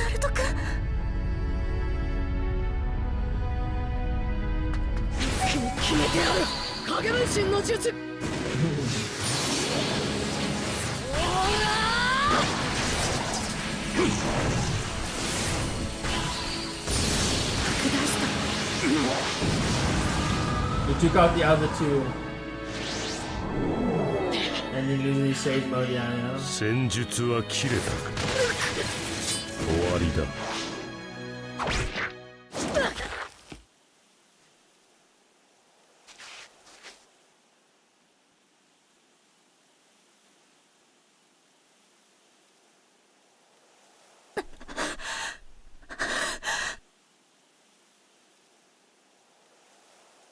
なんで？私はナルト君が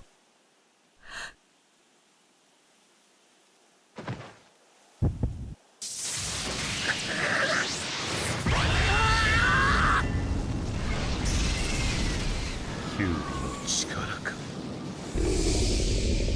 This is 8-tail form? Or was it 6? That would be the 6-tail form, yeah. Let's do this, defeat that. 着をつけるぞ。キュービ。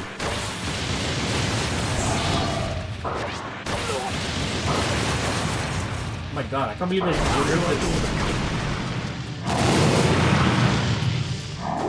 I'm trying to get away, man.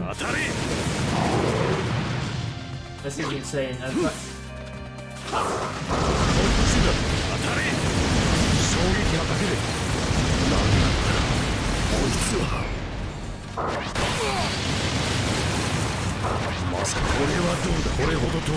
Okay, I get it.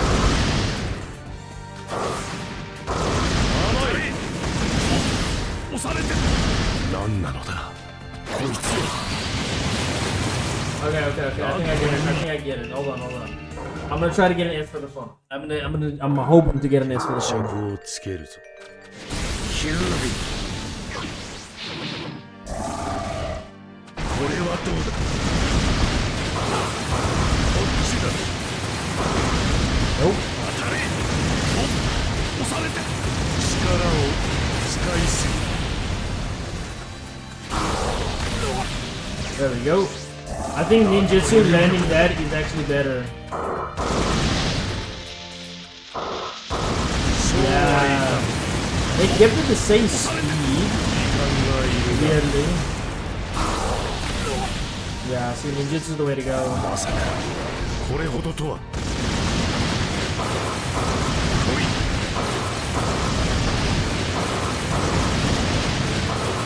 けられはしない。こっちだ。これならどうだ。 Nope, come on. 力を使いすぎ。 So that's so much more damage. これほどとは。自爆転生。 There it is.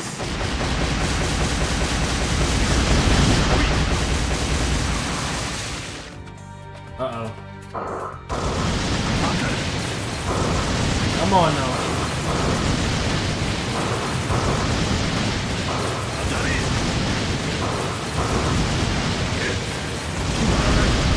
Oh my god.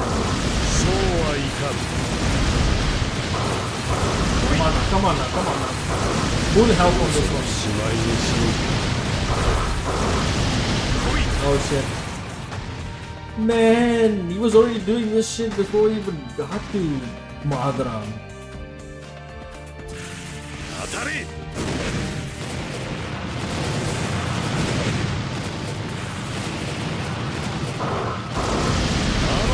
Okay, no, he's just pushing back.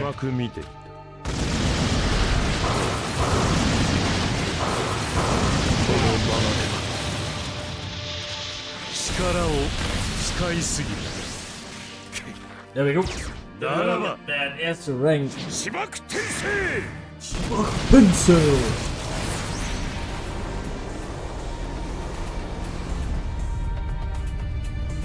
Still one of the craziest jutsus in this entire series.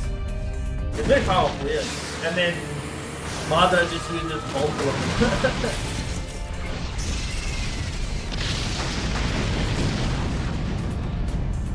He's really he's winning against this. Against the Ninja is really easy. ここまでとはな。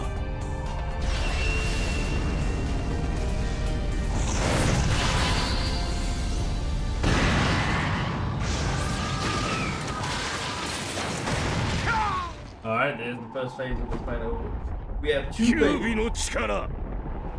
素晴らしいものだな。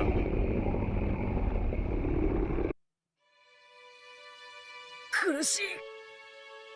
誰か俺を助けてくれ。俺はもうこんなことで諦めるなんて、それでも俺の息子かい？四代目火影。8本目の尾まで封印が解放してしまうと、お前の意識の中に出てくるよう封印術に細工しておいたのさ。なるべくそうなってほしくはなかったが、でも成長した息子に会えるのは楽しみでもあったから、イーブンってとこかな。父ちゃん、俺の四代目が俺の父ちゃん。キュービをお前に封じてからいろいろと大変だったようだね。すまなかった。ずっと聞きたかった。なんでだ、なんで俺にキュービを封じたんだってばよ。お前にキュービのチャクラを封じたのは、その力を使いこなすと信じていたからだ。強大な敵とぶつかった時、お前を助けてくれる力になると。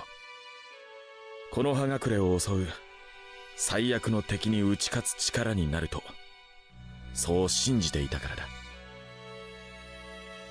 だ。なの勝手だってばよ。ああ、勝手だった。でもお前なら、俺の息子ならできると確信していた。木の葉の里は潰されちまった。お前の中から見てたよ。それにジライア先生のことも知っている。何もないところから憎しみは生まれない。大切なものを救おうとして戦いが生まれる。そしてそれを失うことで憎しみにとらわれる。じゃああのペインも何かを失って今のペインになっちまったってのか？それはわからない。ただ理由なき憎しみはないはずだ。結局のところ忍びとはその憎しみとの戦いなんだ。どの忍びも憎しみと戦っている。ジライア先生はこの憎しみを終わらせる答えをお前に託したんだ。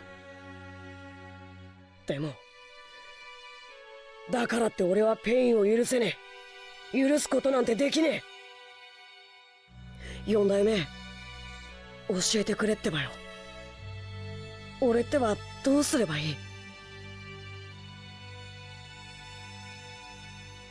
答えは自分で探すんだ。その答えは俺にもわからないよ。俺はお前を信じている。さて、そろそろ俺も行かなきゃならないかな。チャクラが薄れてきてる。封印を組み直す。だがこれで最後だ。どんな時でも俺はお前の味方だよ。頑張れナルト。ありがとう父ちゃん。俺やってみるってばよ。父に励まされ暴走から立ち直ったナルトはペインの待つ現実世界に舞い戻る。 Man, show it like it was in Steve. Ah, there we go, there we go, there we go. Nah, man, you could have showed him standing upside down. こいつすでにキュービを制することができるというのか。こっからが本番だ。いろんな思いを託されてんだ。この勝負絶対勝つ。俺の道は俺の願いを誰にも邪魔させる。今こそ裁きの。 Come on now, come on now. Bro, I hate you. 力を使いすぎる。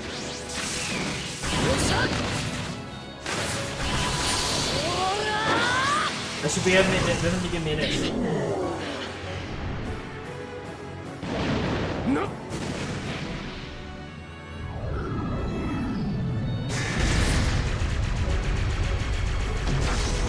No, sir.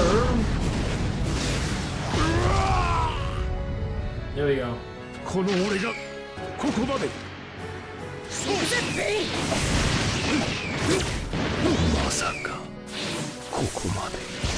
これからお前たちを操っている本体に会いに行く。したやつだ。 Nope. それを気づいた。 Nope.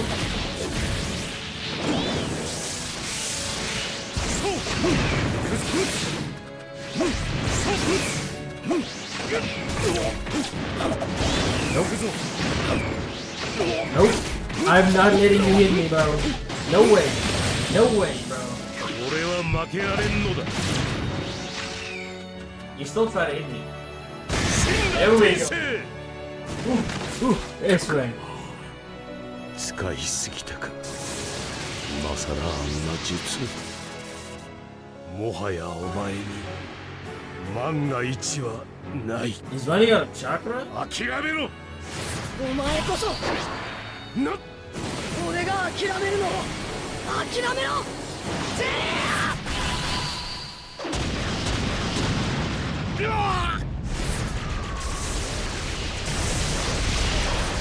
Yeah, baby.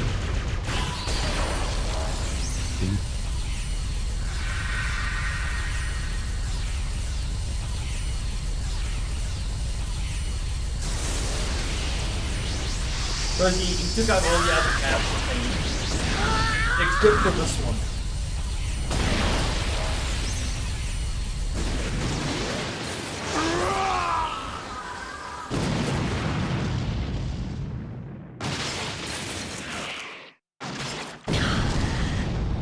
We have one more conversation. I think we're gonna be skipping past that one. I do love that we are revisiting. If you wanted to just have a small little experience for all the previous games, you just get this one, right? But I would still recommend buying the trilogy of the series, so you can play Storm 1, 2, and 3, full burst version, and then Storm 4, then play this game. Because at the very least, you get the full experience with those games. You get the open world, you get the side quests, you get the different character interactions that you could do, the side character interactions that you could do, those types of things is the reason why you still get the previous game, even though this does show you everything from those games. And Naruto for that matter. This is also the main story of this. I'm pretty sure that the special story of Boruto is much shorter. 戦いの最中、ペインは自分の目標が平和を生み出し正義をなすことだとナルトに告げる。忍びの世界は憎しみに支配されている。これを変えるには本当の痛みを世界へ知らしめ、その恐怖で世界を平和に導くしかない。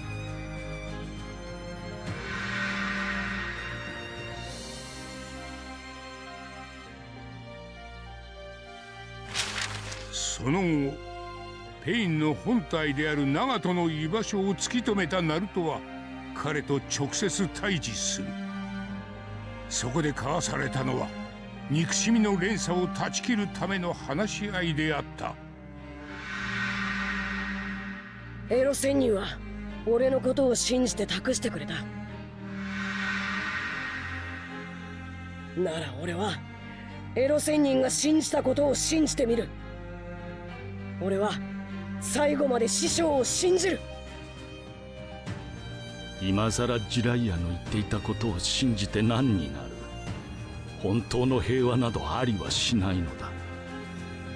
俺たちが呪われた世界に生きていく限り、そんなものはありはしない。だったら俺がその呪いを解いてやる。平和ってのがあるなら俺がそれを掴み取ってやる。俺は諦めね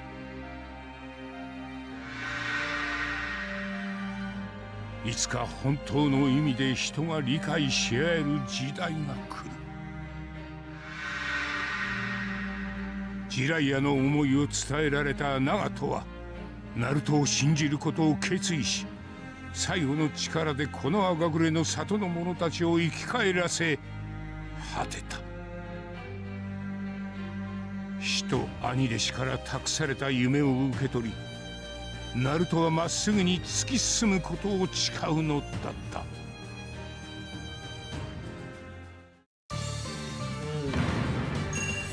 Nice. That's what I call succession. There we go. Now we're on to arguably. Okay, after going through the chapter 4, Akatsuki Ride, you found a page about the ideals of peace. This is a very weird thing that is part of this game. It is interesting to want to find out the viewer's impression of Naruto's themes, but clearly Naruto's themes are leaning one way, not both.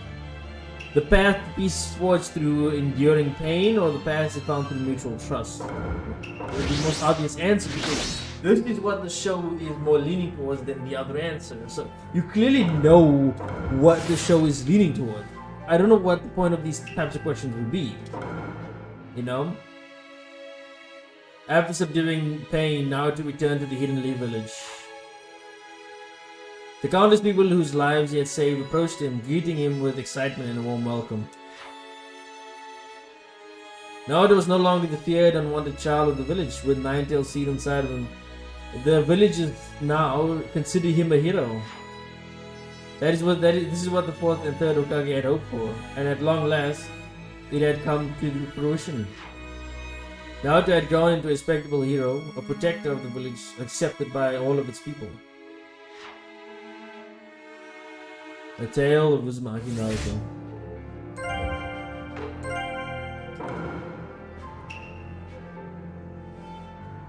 A lot of my praises for the story of Naruto is mostly for the story of Naruto. It's why I'm criticizing Boruto so much, because of how it takes the themes and stories of Naruto and just, you know, chucks them out of the window. I don't know why. It's the same writer for the Naruto series. Okay, the 5 Kage Summit. Oh my god, we have 4 more chapters. We've gone through 4 chapters. Let's see if I can finish one. I won't do the Boruto storyline in the Boruto story in the stream. I don't think I have enough time for that. So I'll just do this one. I'll finish the history storyline. The 4th Raikage, head of the Hidden Cloud Village, was enraged that Sasuke had abducted his little brother, Killer Bee.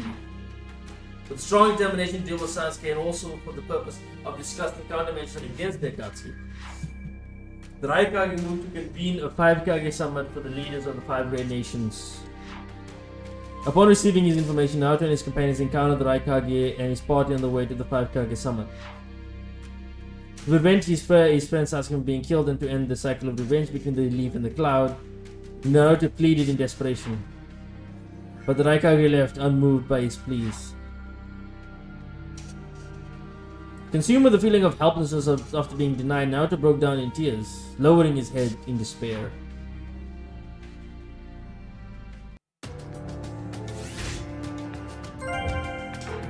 That's the first bit. 5 targets on one. We can probably have like maybe one fight here. サスケたちによって捕獲されたと思われていたキラー B だが、変わり身の術を使って暁からまんまと逃げおおせる。だがそのことを知らないキラー B の兄ライカゲは激怒し、五影階段を行う手はずを整える。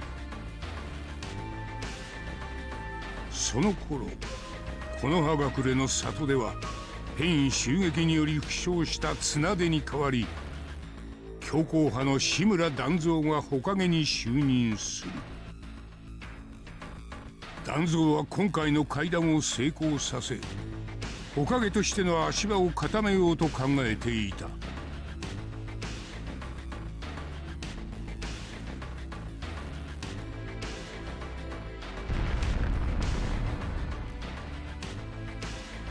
互いの思惑がぶつかり合い、会談は白熱するが、突如そこへサスケ率いる鷹が襲撃を仕掛ける。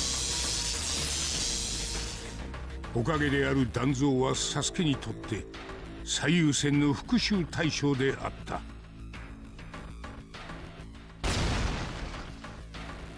しかしサスケが刃を振るうその前にライカゲが立ちはだかり戦闘になるのだった。我が弟 B の敵、このライカゲ自らが取ってくれる。俺の目的は断蔵のみ。それ以外は潰す。 Alright. I'm just now, while I'm watching the story and seeing how Naruto is trying to save Sasuke still this time, even now while he's doing all of this stuff, it makes me think for a second if there is going to be a storyline like this in Boruto. I think they are doing somewhat of a similar storyline like this in Boruto, and I wanted to see where they go with it, you know?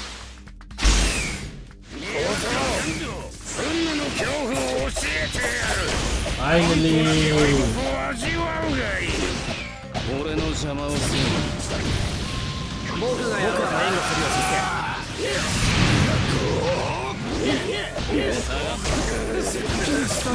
よ、I can finally use my other character. お呼びとあらば。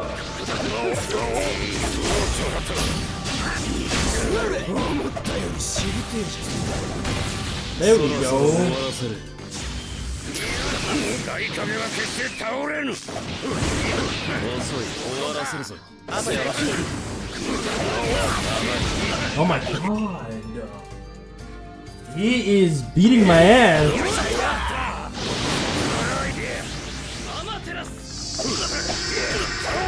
Okay, he's beating my ass like crazy. Hold on.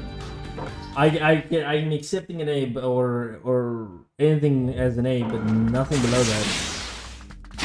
Why am I suffering? 運の恐怖を教えてやる。完膚なき敗北を味わうがいい。俺の邪魔をするな。僕らも援護するよ、サスケ。僕がやろうか。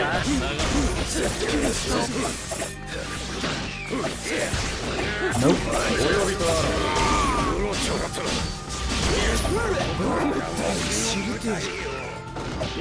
そろそろ終わらせる。大影は決して倒れぬ。あとよろしく。終わらせるぞ。 There we go. お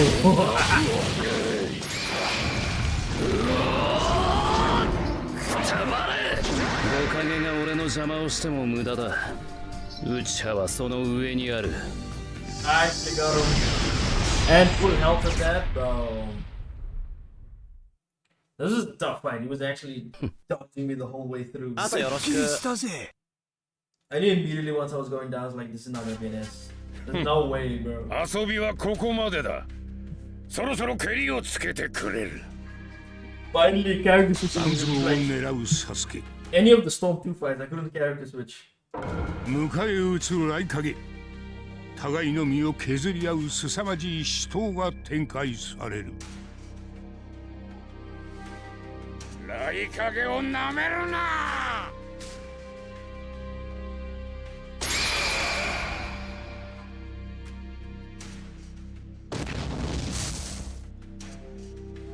だがそこへ風影ガーラが割って入るのだった。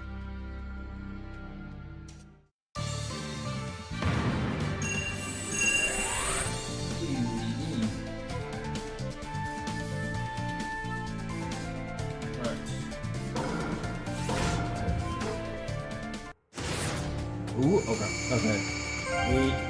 I know Project Tsukunomi. Okay. I can see where this is going to end. It's gonna be the Sasuke versus Naruto fight. 100%. Sasuke versus Naruto fight is gonna be where it ends. This is gonna be the fight against Danzo, and this is Sakura versus Sasuke, or I think. I'm not entirely sure. Sasuke's ninja way. As Sasuke was attacking the Five-Character Summit, Tobi of the Akatsuki appeared before Naruto and his companions. Tobi revealed that his actual identity was Madara Uchiha and told Naruto the truth about Itachi. He also revealed that Sasuke knew of this truth and chose to exact revenge upon the leaf. Naruto and his companions could not believe such claims, but Tobi continued on. He said it was the blood-soaked, hate-filled destiny of the Uchiha. It was a curse of hatred that began long ago with the Sage of the Six Paths, also known as the father of all ninjas. Bearing all of this on his shoulders, Sasuke planned to release this spike upon the world. For hatred was Sasuke's ninja way. After Toby said this, he departed from Naruto and his companions. That teleportation jutsu, by the way, is him teleporting into another dimension. I didn't notice this until they actually mentioned it in the Naruto Ultimate Storm 4. They would say, oh, it's him traveling to another dimension and then traveling again, like to any location. That's the whole point of that visual jutsu. At least that's what I was understanding afterwards. During that fight. Anytime before that, I had no idea what had happened. They were right there.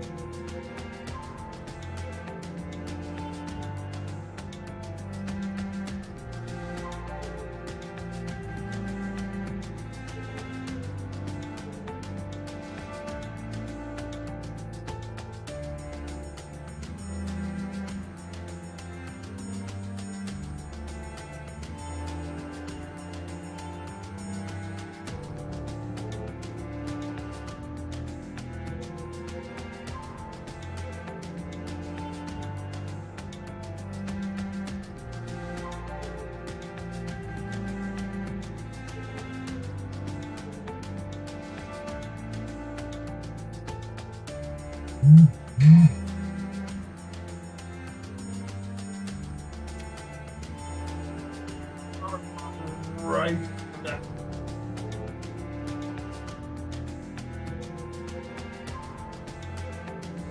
Years. Alright. Let's see.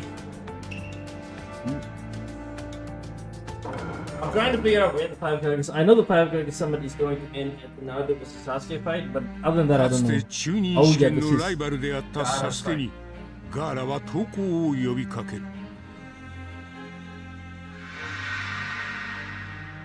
サスケは昔のガーラのように憎しみに取りつかれ孤独に囚われていた。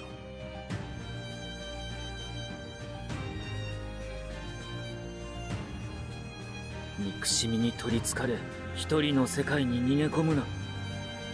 帰ってこられなくなるぞ。俺は闇を歩く。お前の言葉を聞く気はない。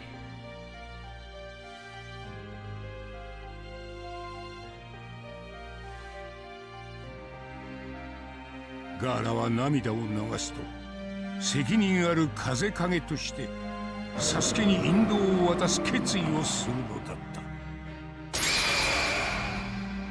He keeps using the Mangekyo Sharingan, which is an issue for his eyes. Because he's gonna go blind slowly. He slowly is.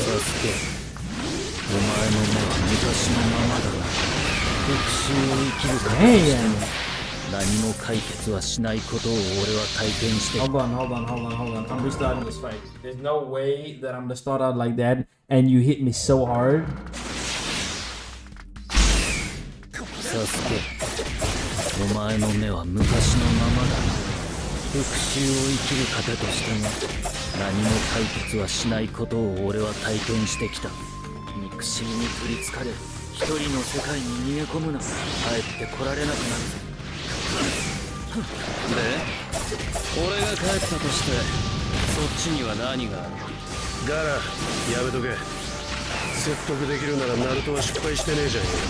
そもそも五影階段を襲撃した時点で国際手配される。どの道こいつに未来はない。サスケ、お前は俺と似ている。この世の闇を歩いてきたものだからこそ、小さな巧妙ですが目 Are you に届くは serious? ずだ。 I was on a bloody roll there, bro. I'm doing this one more time. This is the last time. I was on a absolute roll.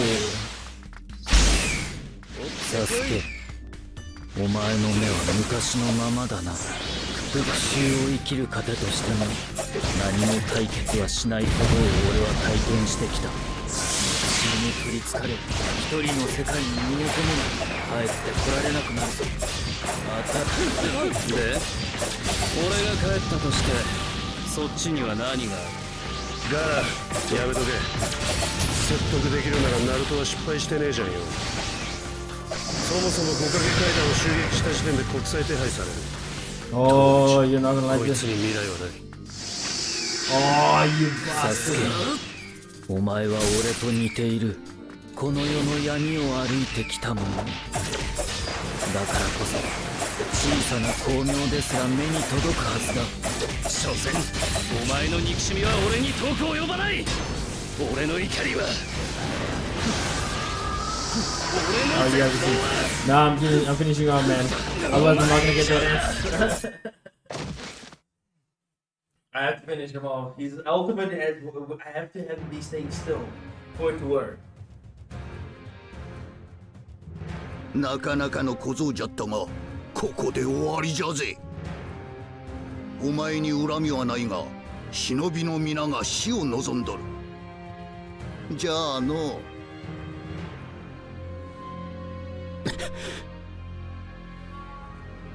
人遁限界剥離の術。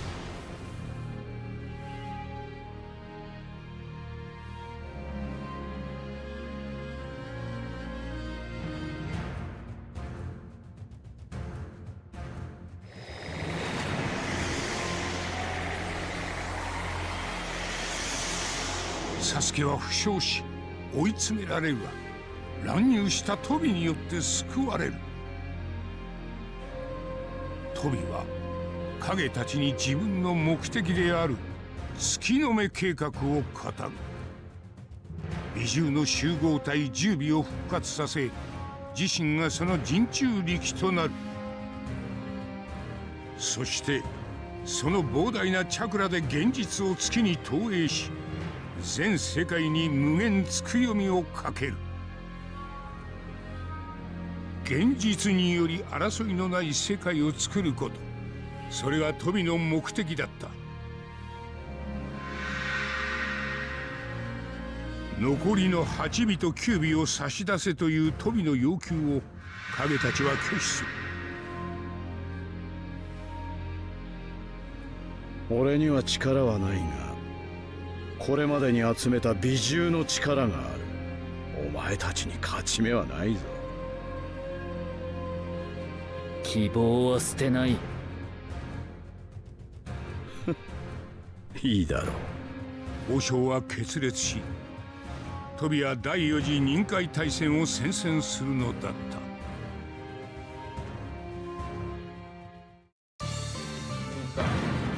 Still a cool ass scene, this one. I love how they actually created animation for it in Storm 3. So yeah, okay, Danzo's fight and then Naruto versus Sasuke. Oh, I don't know what that one is. Formation of Allied Ninja Shinobi Forces. Declaring the start of the Fourth Great Ninja War, Tobi vanished from sight. To push back against the Akatsuki, the five Kage decided to create the Allied Shinobi Forces made up of the 5 great hidden villages and placed the Raikage in charge. The third Tsuchikage suggested the 2 Jinchuriki hosting the 8th and 9th tails be used to benefit them in battle, but the 5th Mizukage and Gaara spoke out against this. Instead, they decided these 2 Jinchuriki would be placed under protective custody. And with that, the world's first allied ninja shinobi forces were formed. Did that? There's Sasori in the background. Alright, brother. Having escaped Sasuke and his Taka forces, Killer Bee maneuvered around the hidden Cloud Village's perimeter. But he was discovered by the Akatsuki's Kisame Hoshigake, and a battle ensued. Kisame wielded shark skin, a sentient ninja sword under his control. Although Killer Bee was facing a hard battle against him, the Raikage rushed to his aid from the 5 Kage-sama. Now the Killer Bee and his brother, the Raikage, fighting on his side, they defeated Kisame together.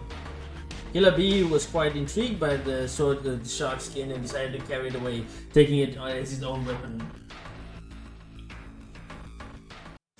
Okay, that did happen kind of afterwards. Revenge against the Hokage. To be fair, Danzo deserves it. トカゲ階段の場から離脱していたが、トビの手引きにより、サスケと交戦せざるを得ない状態となる。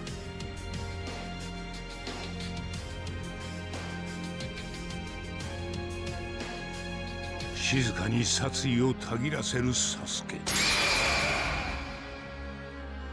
しかし追い詰められたはずの団蔵は不敵にもサスケの目を奪うと宣言するのだった。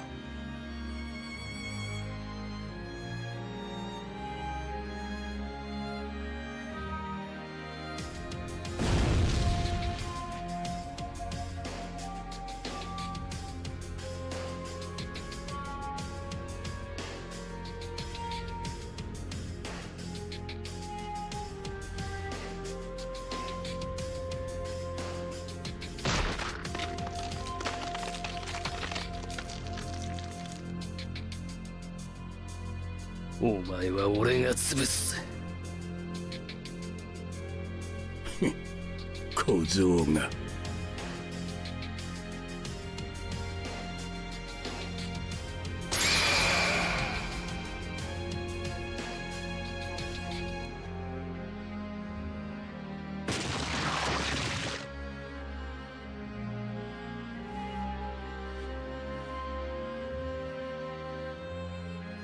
忍びの本質は闇。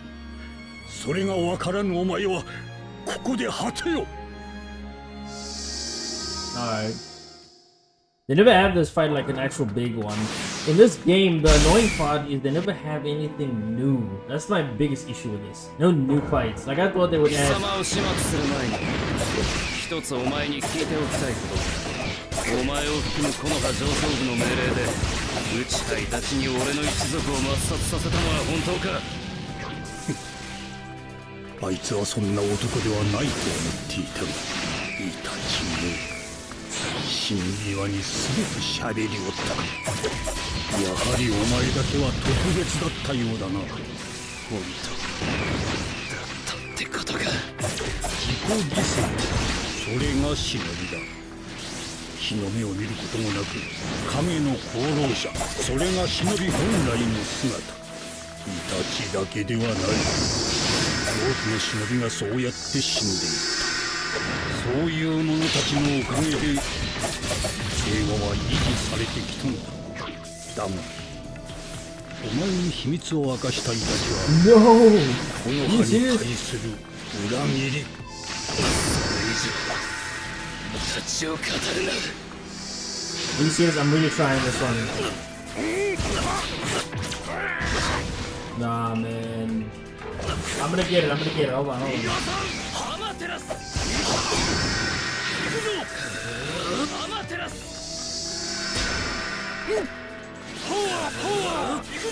Come on now. アマテラス。 There we go. I needed them. これが目で語る戦いだ。うちはをなめるな。 Oh my god, I thought it would be something interesting. It's just nonsense. I get an A for this. Are you serious? I'm fine with an A. I'll try to get a better rank next time. Or whenever I can. わかった。 Oh, これが目で語る戦いだ。うちはをなめるな。 He's bleeding profusely from both eyes, bro. Like, what are you talking about? ここからが目で語る戦いだ。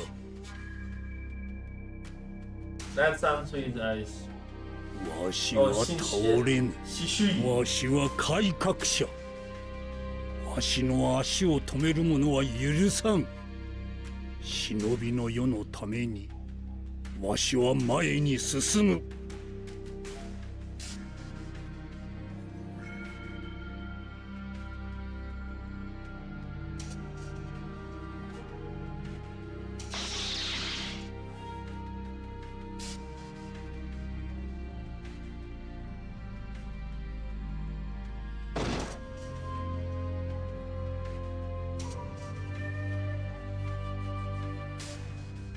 兄さん、まずは一人目だ。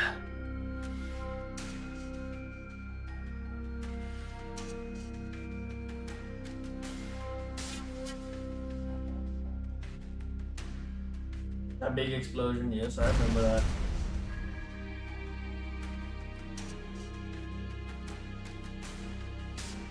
復讐の対象の一人である火影をサスケはためらうことなく切り捨てたのだった。I'm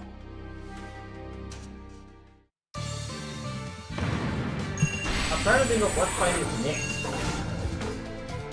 It was an Naruto vs Sasuke fight. See, I got an A for this one. Okay, then what fight is this? A momentary exchange. What fight is that then, if this is what I think it is? サスケが断蔵を葬った直後、さくらがその場に現れる。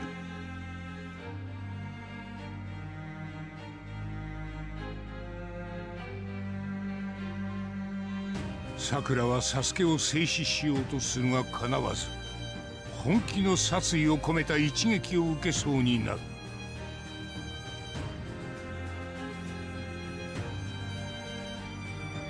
あわやのところでナルトが割って入るのだっ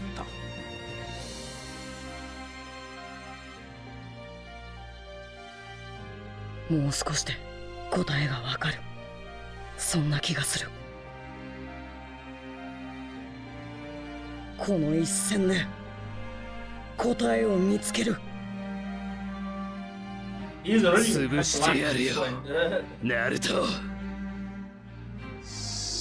He's been overusing his Mangyakyo Sharingan. The point where he is literally half blind. Oh, come on. イタチの真実ってのマダラってやつから聞いた。嘘か本当かはよくわからねえ。けどどっちにしてもお前のやってることはわかるってばよ。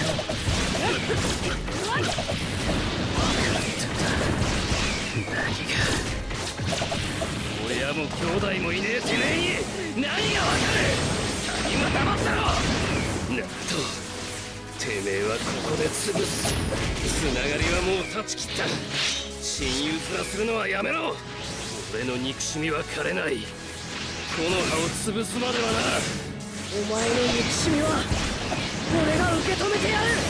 俺はお前とのつながりを守るってばよ。Got you.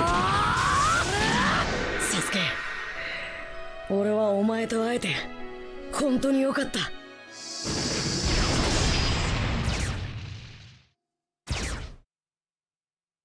I don't know what he was trying to do here, Sasuke. He seems to be not like focused on his, thoughts. It was very momentary. もしかしたらサスケ、お前と俺が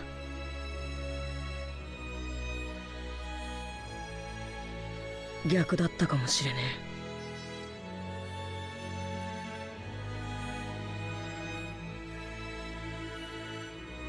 え。螺旋岩シドリ。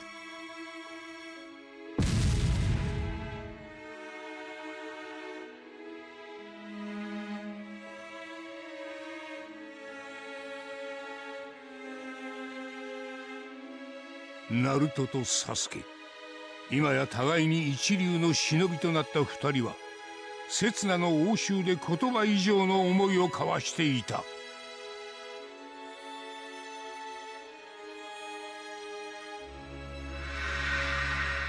何にもなかった俺がつながりを持てた。第7班で任務やってよ。お前みたいになりたくてずっとお前を追いかけた。だからサスケ、これまでずっと言いそびれてたけど、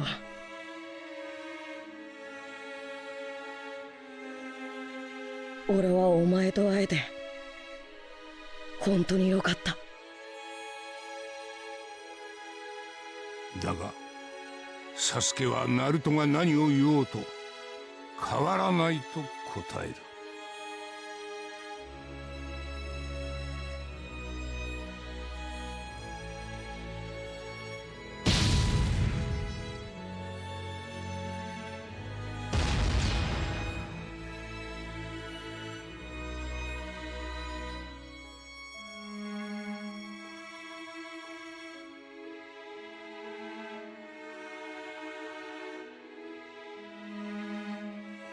なんなんだ、てめえは一体何がしてんだ。なんで俺にそこまでこだわる。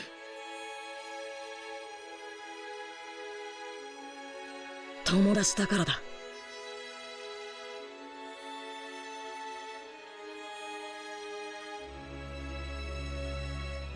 いいだろ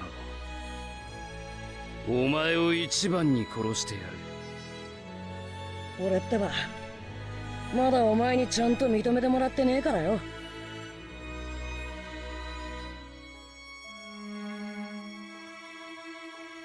そしてこの葉隠れの里の者たちはナルトも含めて全員始末すると言い放ち、トビと共に姿を消すのだった。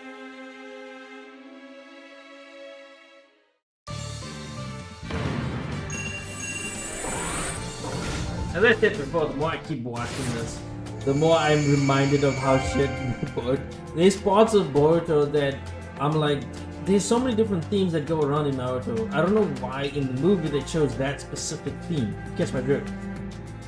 Or why they chose to write Naruto in that specific way. With all these different themes, that's the way you want to go with them. When Naruto and his companions returned to the Hidden Leaf, they found Tsunade had awakened from her coma and resumed her duties as Hokage. Naruto, Sakura, and the others were relieved to see this. Suddenly, Naruto was summoned to Mount Myoboku, where the Great Toad Sage entrusted him with the key to the Tetragram Seal, a sealing jutsu left behind by the fourth Hokage. Oh, okay. Which he had to memorize. The sage explained that if Naruto could use this key to unlock the Tetragram Seal, he would be able to draw out all of the Nine Tails chakra. But if Naruto's will was to be overpowered by that of the Nine Tails, the Tail Beast would be fully revived. Well, not entirely half revived, because half of him is... Naruto believed he needed the Nine Tails chakra to fight Sasuke, and as a Jinchuriki, he was determined to take control of his Tail Beast. Several days later, the Allied Shinobi forces held a conference, realizing that the Akatsuki was after Naruto and Killer Bee. The forces concluded the two of them should be confined to a deserted island within the Hidden Cloud region. under protection. Oh, is this gonna be a big fight? Please let it be a big fight. I know exactly where this is going. I see. Please let this be a big fight, man. It'll be so good if it is. トビの宣戦布告を受け、世界初5大国による忍び連合軍が結成される。その方針として人中力であるナルトとキラー B は防衛のため雲隠れの里の孤島に隔離することが決定され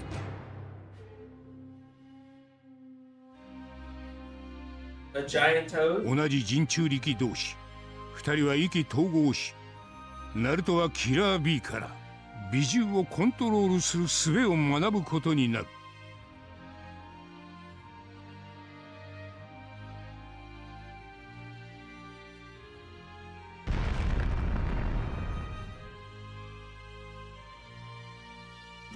Damn, why they make him look so damn fat? 美獣をコントロールするには己のチャクラで美獣のチャクラを奪わなければならない。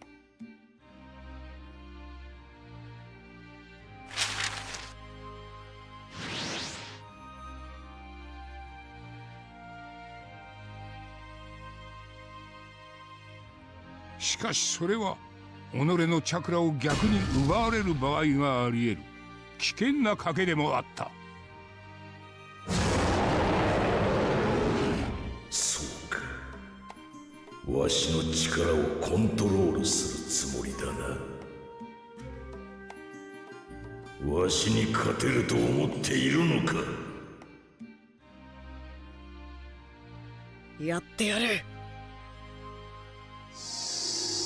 Alright, here we go. This is the classic.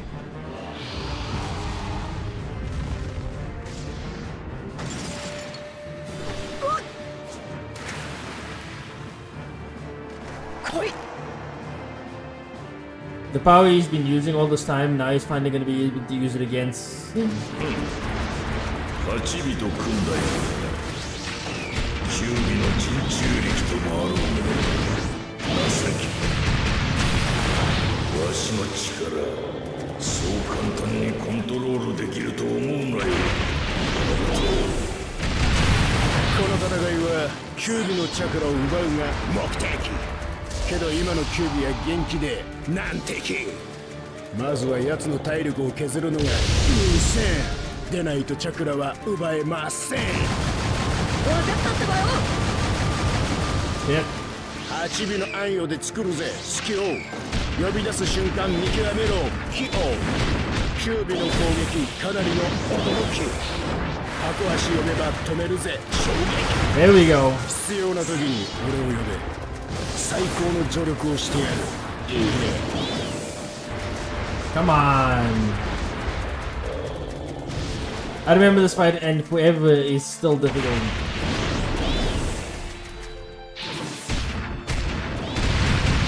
しの力をコントロールする。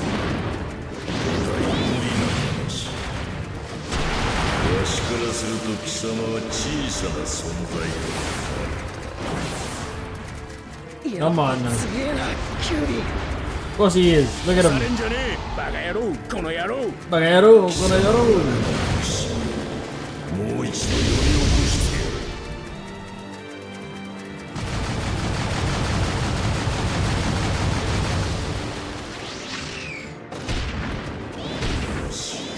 終わらせたな。 Oh shit, shit, shit. I cannot regain health, so I'm hoping this is gonna give me this.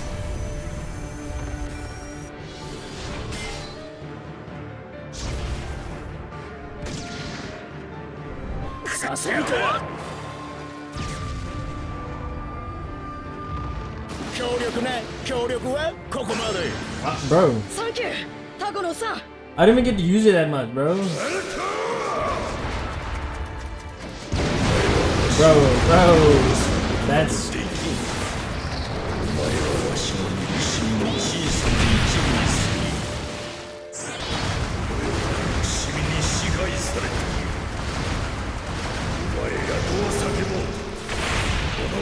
わりはどうにもならん。だからって俺がおじけついて何もしねえとか、憎しみの連鎖、俺が終わらせる。 An A, just close to it, bro. That's fine. An A, I'll pick an A. もらった。捕まえたぜ。うわっ。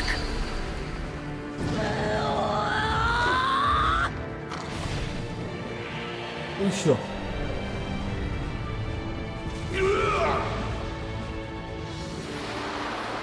まだまだ。ガキが。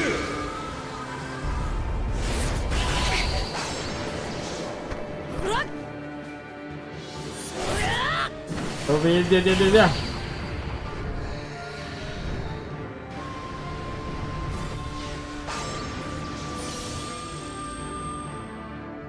させるか。くらえ。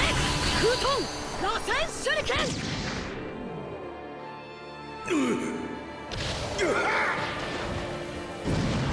Holy shit! I forgot about that attack. よし。 Go for it. キュービのチャクラのコントロールに挑むナルト。だが憎しみの塊であるキュービの影響を受け、憎悪の声に飲み込まれそうになる。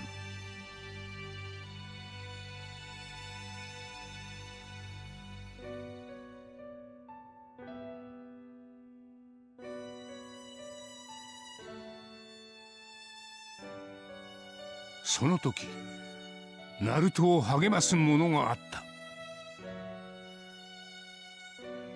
あなたはここにいていいのよ、ナルト。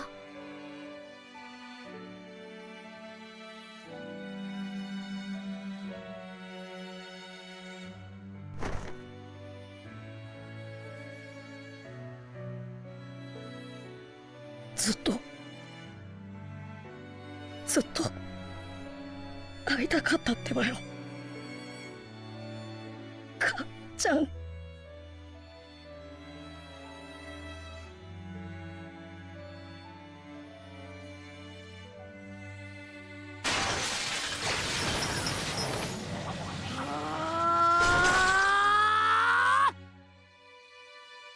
魔をするな、クシナ。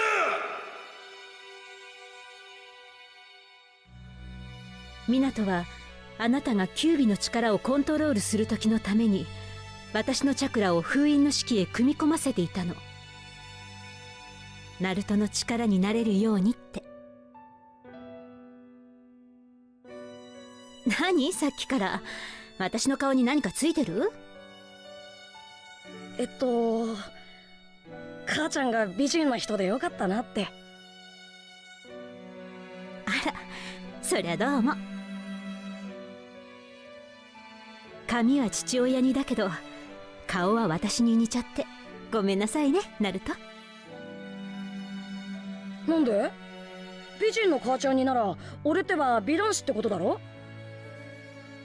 それに母ちゃんの髪だって綺麗な赤でストレートだし、そっちも似たかったってばよ。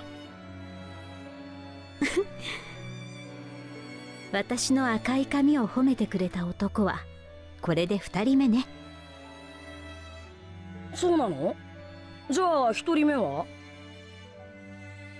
もちろんあなたのお父さんよ。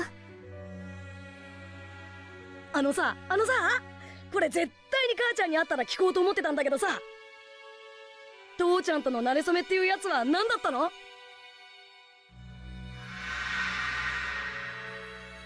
私と湊が初めて出会ったのはまだ2人が幼かった時。私には少し特別なチャクラがあってね、それを狙って雲隠れの里が私をさらったことがあったの。その時連れ去られていく中で私は敵の足取りを残すためとっさにこの赤い髪を切って道に落としていったの。敵に気づかれないようにね。木の葉はすぐに捜索隊を組んでくれたけど、それでもなかなか見つけられなかった。私は国境の間際まで連れて行かれて、もうダメだと思った。でもその時、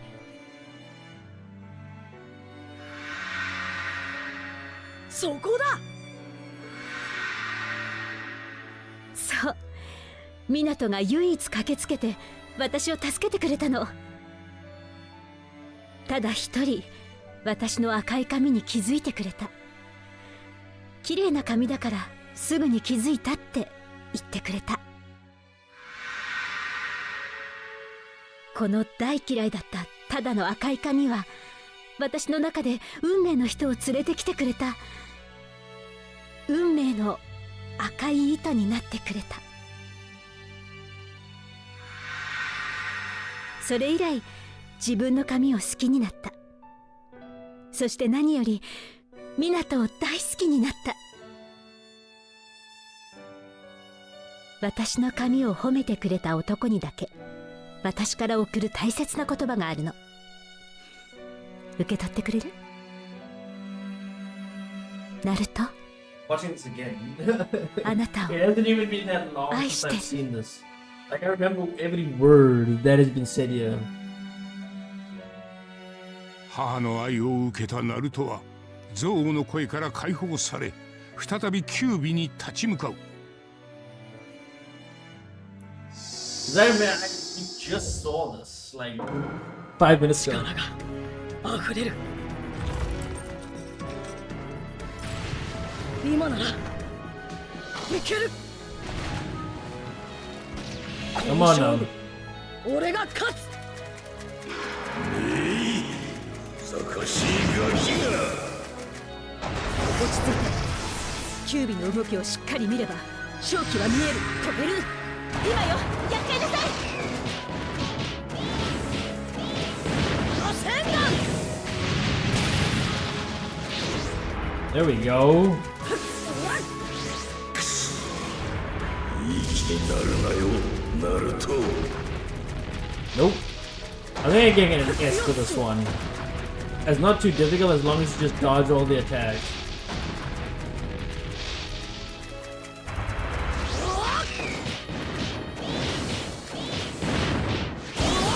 ここは私に任せるってばね。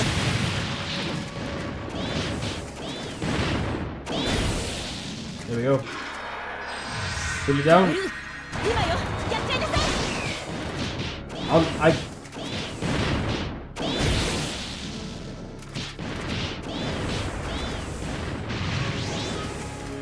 Come on now. 来るわよ。 Which one? Which one? Which one?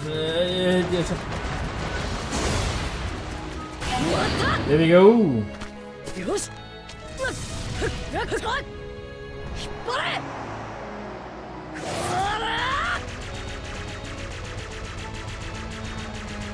There we go. That restores some of こ my の turn. 調子だってばよ。 Okay, I just gotta keep doing that. 随分と弱ってきたじゃねえかよ。キュービー、ガンガン行くってばよ。影分身の術。くらえ。螺旋超多連眼。貴様はわしには勝てぬ。ナルト、大丈夫？ Come on now. This has gotta be an S. This has gotta be an S. Pull it down. 今よ、やっちゃいなさい。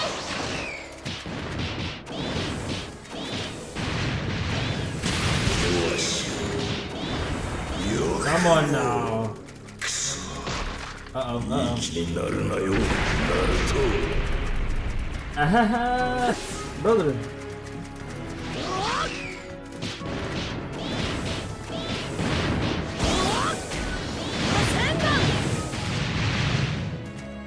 Oh, okay, okay. We're reaching the final point of this. ここは私に任せるってばね。飛べる。今よ、やっ That's ちゃい it, なさい。 that's it, that's it. We're done.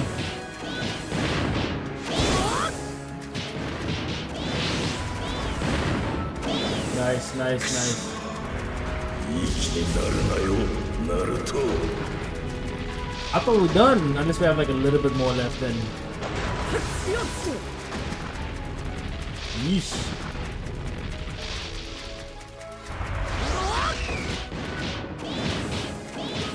There we go. I told you. All that was just a little bit left. ここは私に任せるってばね。 That's right. 行くぜ。わしはなめる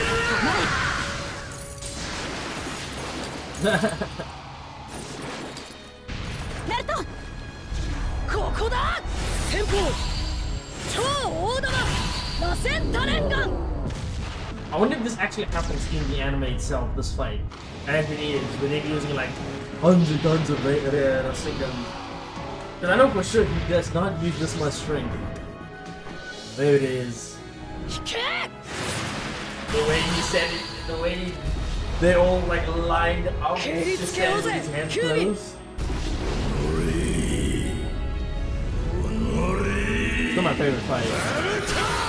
I'm guessing about it like I'm playing for the first time. I've done it like multiple times now. This is the same fight we've done before. But I'm gutting about this so much. It just shows us the contrast of this and Boruto, which I was not gushing about. いつかはお前と飛んでけー。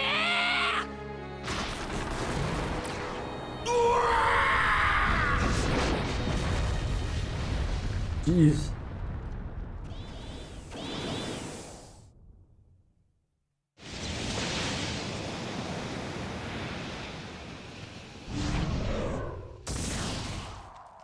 He's Biju form.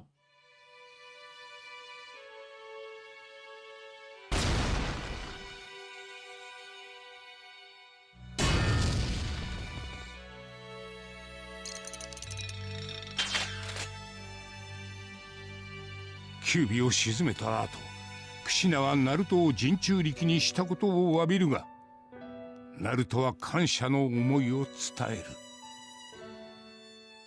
自分は幸せだと。自分が両親に確かに愛されていたと分かったから、父と母の子でよかったと。湊、聞いてる？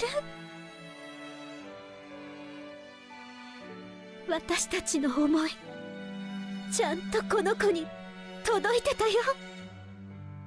ナルト、私を母にしてくれてありがとう。湊を父にしてくれてありがとう。私たちの元に生まれてきてくれて本当にありがとう。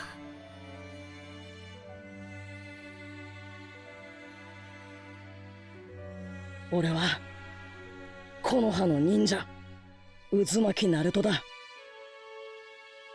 夢は火影の名を受け継ぐこと、そんで先代のどの火影をも超えてやること、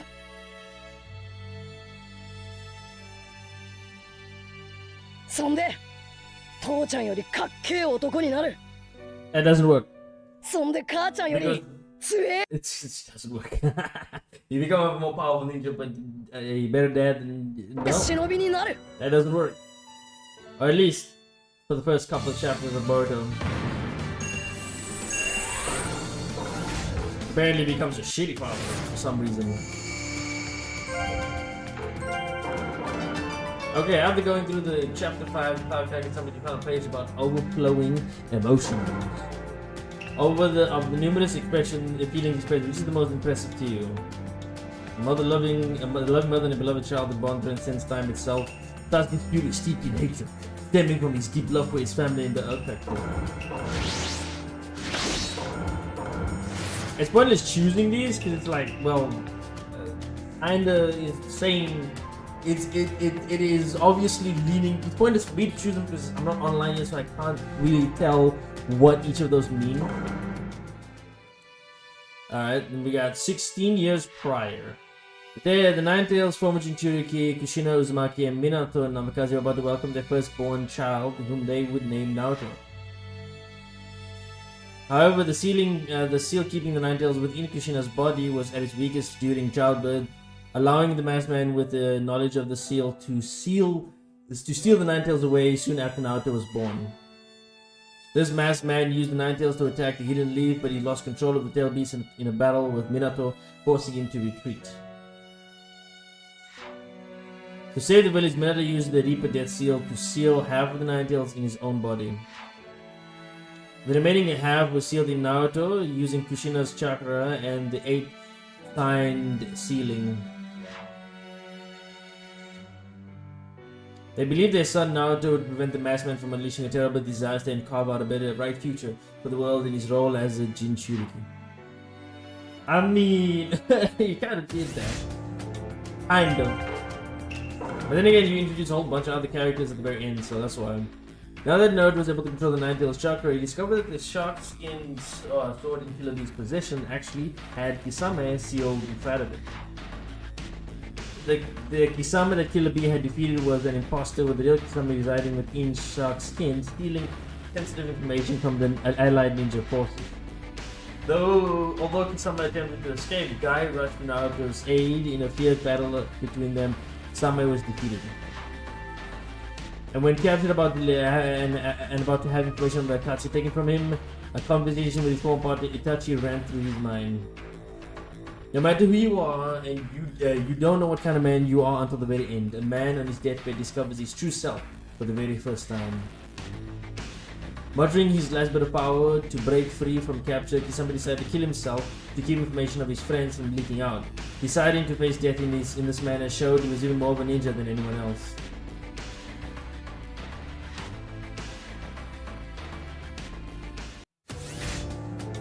Right.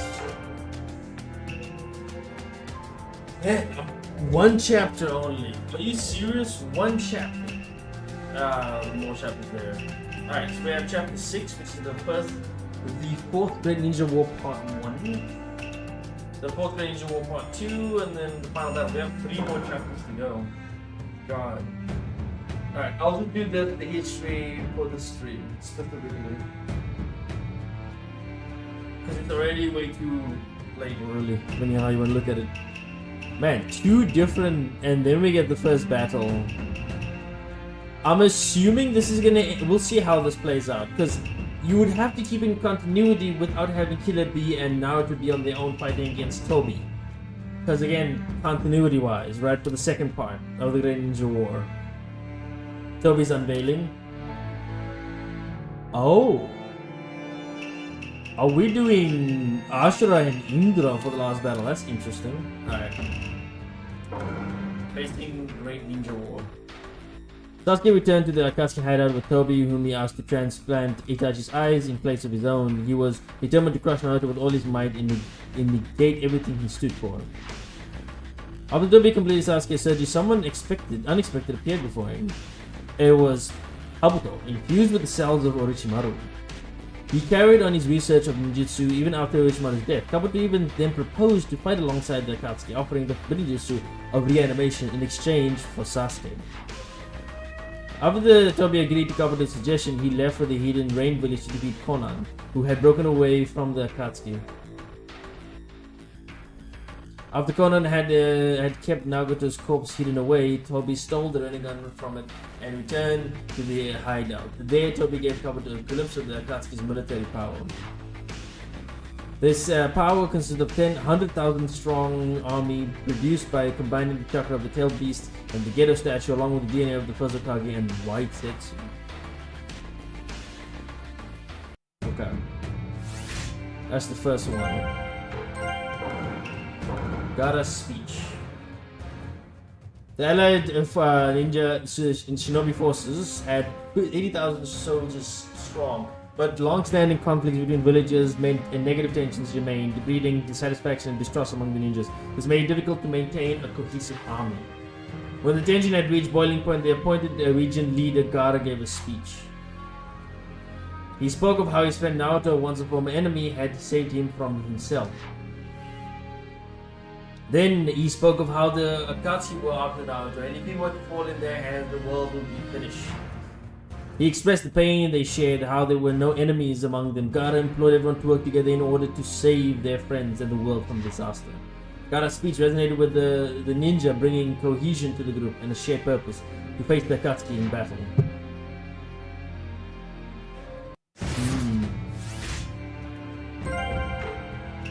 We're gonna have battle after battle after battle from this point onwards. It looks like the war begins. Okay, at last the Fourth Greninja War had begun. The Allied Shinobi forces clashed with reanimated ninjas and white desert troops in deadly battles throughout the ninja world. Dead members of the Akatsuki, former Kage, and skilled ninjas from various villages were brought back to life and forced to fight under the orders of Kabuto. Kakashi once again confronted Zabuza and Haku, whom he once fought to the death in the Land of the Waves. He told them they made it possible for Naruto to discover his ninja way, helping him grow into a remarkable ninja. You were the best opponents Naruto could hope for in his first battle. After proclaiming this, Kakashi sealed away Zabuza and Haku. He assumed that someone would use the reanimation jutsu to force the dead to fight against their own will. Right. The first actual fight. Alright, come on now. Let's just speed through these. We have played these before, man. 第4次 It's really 臨 not 海 like the 大 same 戦の episode that I 火 have 蓋が already 切られ said た in previous streams. 忍び連合軍と江戸天聖により蘇った強者たちが激突し、聖者と死者の入り混じる凄惨な争いが展開されていく。孤島で修行中のナルトは何も知らされていなかったが、戦争を察知し、キラー B と共に外に飛び出す。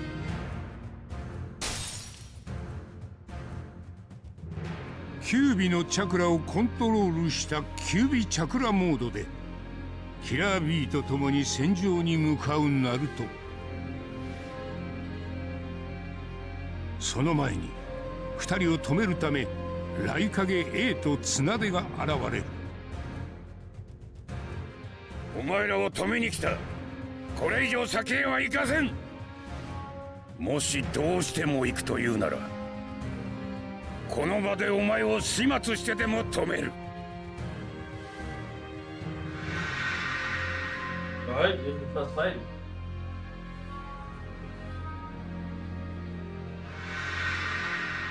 いろんな思いを託されてんだ。この勝負絶対勝つ。 Here we go. First fight. Are they gonna leave me in Biju mode? Oh, okay. It is me fighting in Biju mode. They don't have a separate form for Biju mode. I wish they did, though. 何を言っている。お前たちを守る戦いだぞ。お前らが捕まればこの世界が終わるんだろ。イルカ先生から聞いた。ならなぜ行こうとする。大バカかお前らは。そのせいでみんながやられるのは我慢ならねえ。みんなが死んで戦争に勝って俺だけ生き残ったってそんなの意味ねえ。俺は嫌だ。お前たち人中力は己であって己でない存在だ。 Do so much damage. I wish there was like a separate form for the first Biju mode. And because you have a separate form この for キュ Kuma ービの mode. 力を手に入れるとき I wish it was like that. 父ちゃんはちゃんと母ちゃんに合わせてくれた。キュービの封印を開くと母ちゃんが俺に会いに来るようチャクラを仕込んどいてくれたんだってばよ。ほんの一瞬だったけどその時に二人が俺にくれたすっげえいっぱいのもんがやりきれるんだって俺を信じさせてくれる。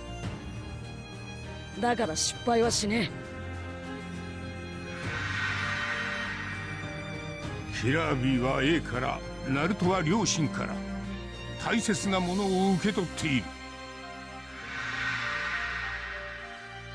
それらがある限り絶対に負けない。ナルトたちは A に思いをぶつける。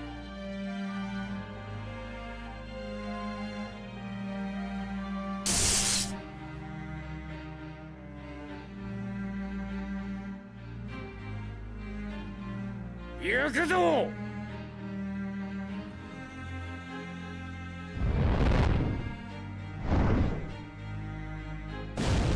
A はナルトを試すため本気の拳をナルトに向かって放つが、ナルトは見事な動きでこれをかわす。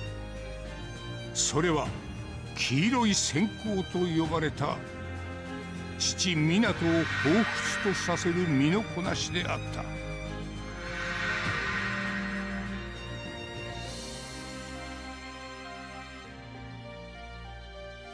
兵はナルトたちを認めると戦争への参加を許すのだった。 You said almost close to go fight in different directions. That was an easy fight. Come on now. You had it was the first fight with Bijou mode. Alright, it's now fight after fight after fight from this point onwards. Nagato and Itachi. ナルトとキラービーは雷影の説得に成功し、戦場に向けて再出発した。だがその前に思いがけない者たちが現れる。ペイン陸道でナルトを苦しめたナガト、そしてサスケの兄イタチ。二人は兜の江戸天聖によりよみがえらされていたのだ。さて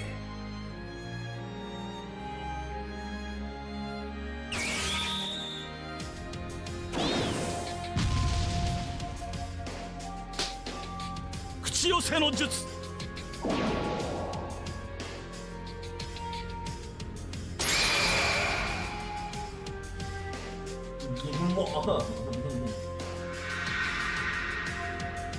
しかしイタチは以前ナルトに施した最強現実こと天つかみにより江戸天聖から解放された。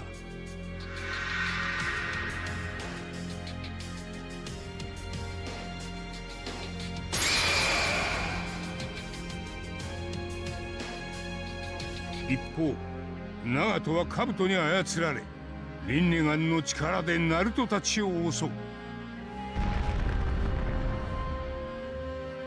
ナルトとキラー B はイタチの助けを得てナガトに立ち向かうのだった。こんな戦いさせやがって。Oh.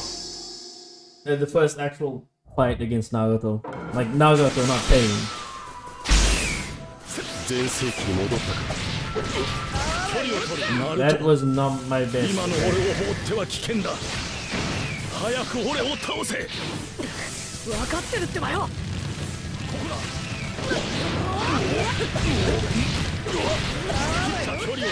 I know. The reason why I'm annoyed because I can't do my combos as per usual.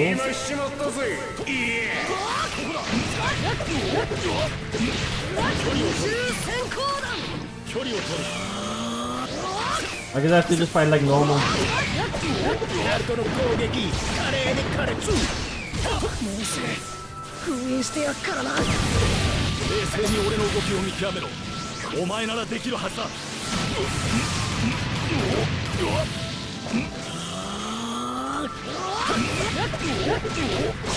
There we go. That's right. Okay, it's much easier because it's treated as if he is awakened.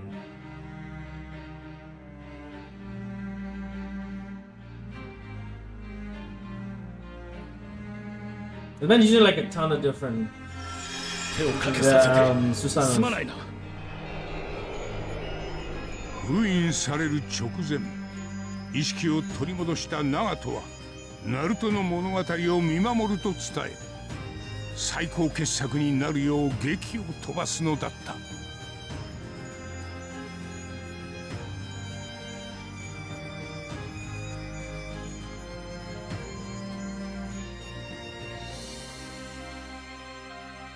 こんな戦争俺の手ですぐに終わらせてやる。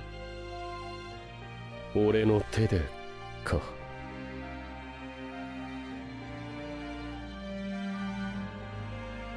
どんなに強くなろうとも全てを一人で背負おうとするな。そうすれば必ず失敗する。火影になった者が皆から認められるんじゃない。皆から認められた者が火影になるんだ。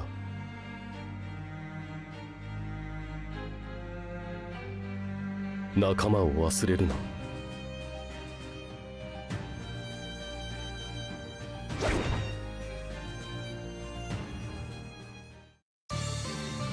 Oh, you didn't tell her about Sasuke? Or they just skip over that part? Because that's the more important sentence that he has to say. Ooh, 5 Kage versus a battle with legends. Still my favorite battle, one of my favorite battles. As I gushed about it in Storm 3, this is just a repeat of that. But, you know, lesser, unfortunately.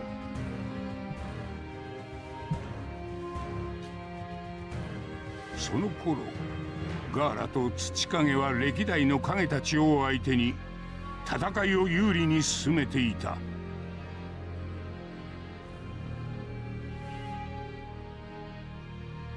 And then he appears.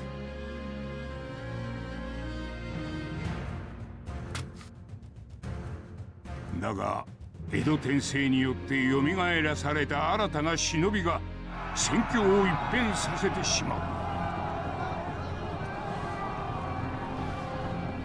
それは内派の伝説と呼ばれた男、内派マダラだった。伝説上の忍びの圧倒的な力に忍び連合の忍びたちはなすすべなく蹂躙されていく。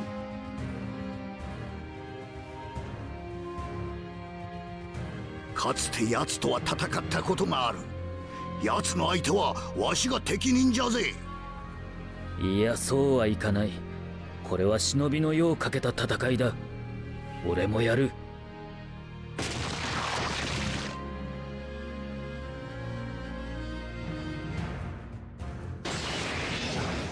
もちろん俺もだ。は、本来ならお前らのおせっかいは断るところだが今回は相手が相手、特別に認めてやる。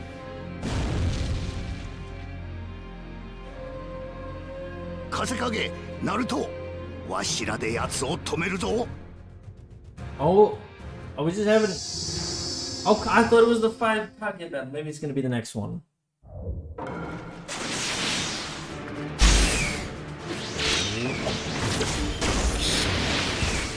両天秤小僧、昔一度力の差を教えてやったはずだ。あの頃と今とわしの力が同じだと思ったら大間違いじゃぜ。お前を倒し、いつぞや捨てた己を拾う。もう一度完膚なき敗北を貴様に教えてやる。力をなめるでないわ。世界はこれ以上成長する必要などない。無限のつくよみの中で眠っている。眠るのはあんたじゃぜ。俺を前にして勝利などはありえん。そんなのやってみなきゃわかんねえだろ。未来はお前の。先方、超大玉螺旋多連眼。この手で戦争を終わらせる。絶対に失敗はしねえ。I just told. I thought he just told you, bro. That's how you do it on your own. 参戦するぞ。Nice, nice, nice. Okay. I'm assuming the next one's gonna be the fight against him. Because he gets his Renegade. そううまくことが運ぶと思うか。Forgot about that. That is still crazy that he does that in Storm 3. And then he brings another one down. 超軽銃眼の術。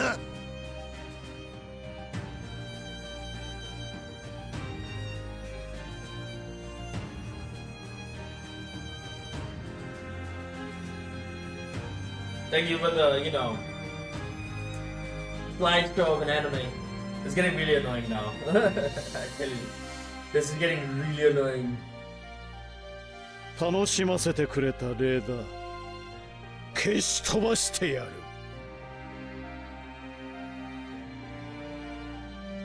Number 2. "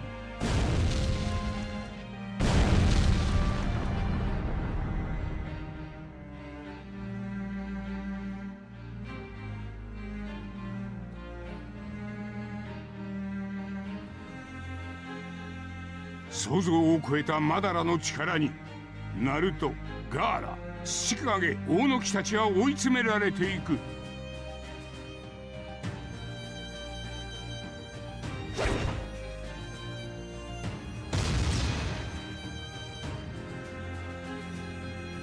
しかしそこに綱手と雷影が援軍として駆けつけ、ついに現在の5影全員が一つの戦場に集結するのだった。こっちのマダラはわしらに任せ。必ず蹴りをつける。あっちのマダラはお前に任せる。それがこれからの希望を進める一歩となる。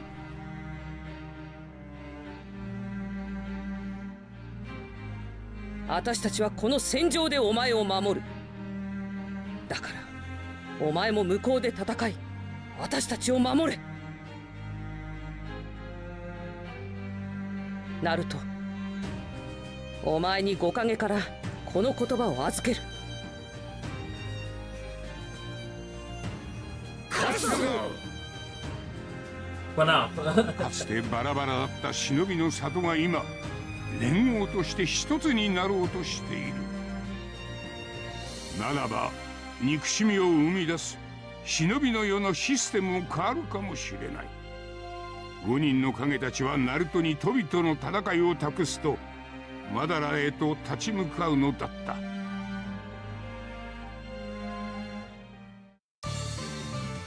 Yep, and that is going to be the next fight, I believe.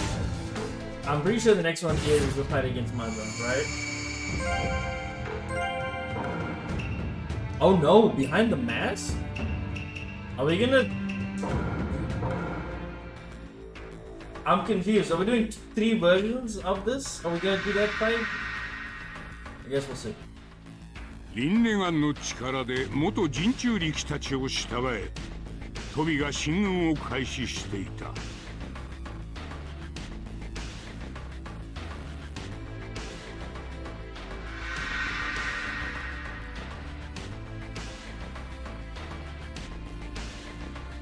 5影たちに送り出されたナルトとキラー B はトビと接触し臨戦態勢に入る。Where's Kakashi? 絶対その面ひっぺがしてやる。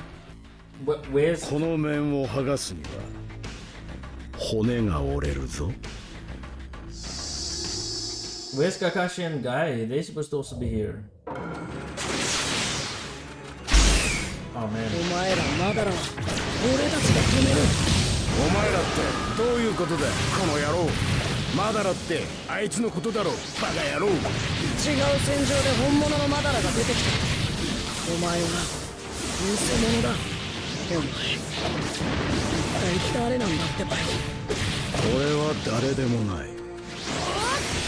誰でも痛くない。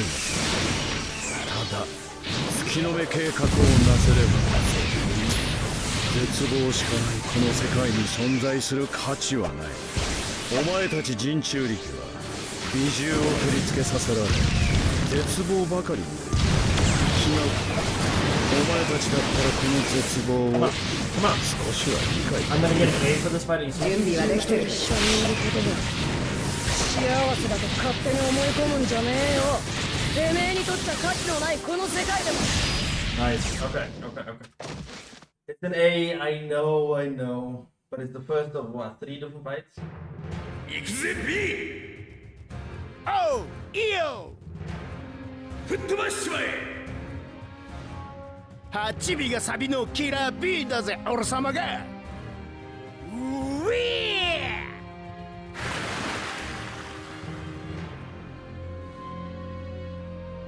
ー。移住鉢巻き。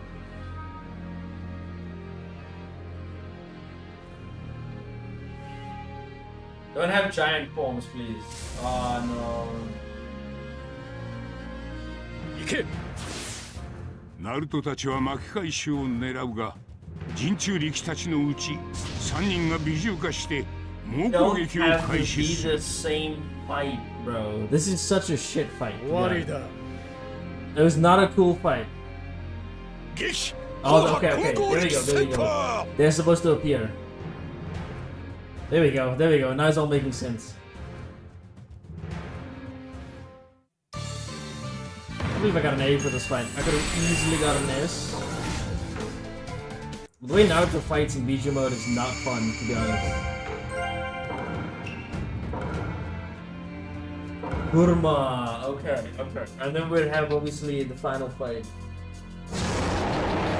We'd have Kurama's fight against all of the 人中力たちが美獣化し追い込まれていく中でナルトは四尾と呼ばれる美獣と意思の疎通を行う。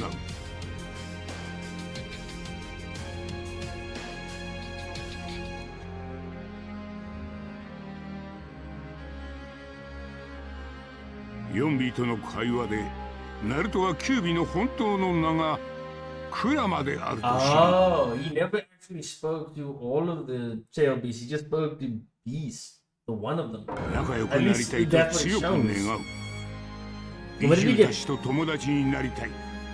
それはナルトの心の底からの思いだっ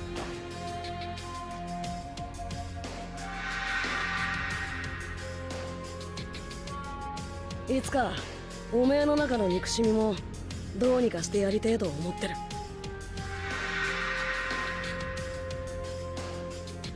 それは堅くなだったクラマの心を溶かしナルトに助力することを決意させる。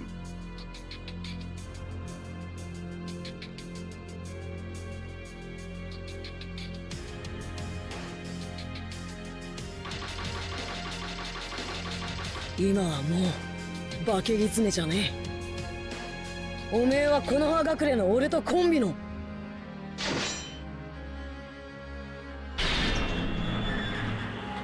クラマだ。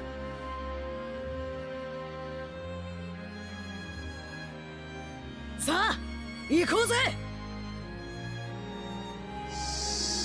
Alright, here we go. This fight.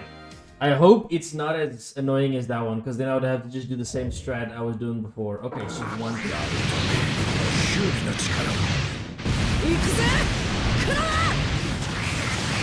おい、初めに言っておくが、この状態ゆっくりはしてられねえ。初めての途中までリンクは完璧じゃ。俺の持続時間はそう長くないぞ。 Bro! Hold on. Y'all screwing with me. This is an insane fight. What is this?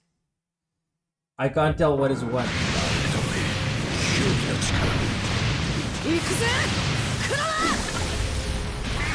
おい、初めに言っておくが、この状態ゆっくりはしてられねえ。Come on. 初めての美獣化でリンクは完璧じゃ。俺の持続時間はそう長くないぞ。十分。よく粘る。できることは全部やる。それお前に絶対勝つ。いかに抗おうとお前に未来俺の目には未来が見えてる。てめえ There の we 目に go. 見えないだけだ。 What was that fight? They weren't gonna just grab the fight from Storm 3. I knew that because I was like, don't do that. That is actually ass. That whole fight, final fight, is so ass. 激化する戦いの中でナルトはトビに操られる美獣そして人中力たちと対面する。 He does this before, he does it after he gets Kurama. 美獣と人中力は自分たちの名前をナルトに明かし人と美獣の未来をナルトに託す。彼らの思いを受け取ったナルトは人中力たちから美獣を引き剥がすことに成功するのだった。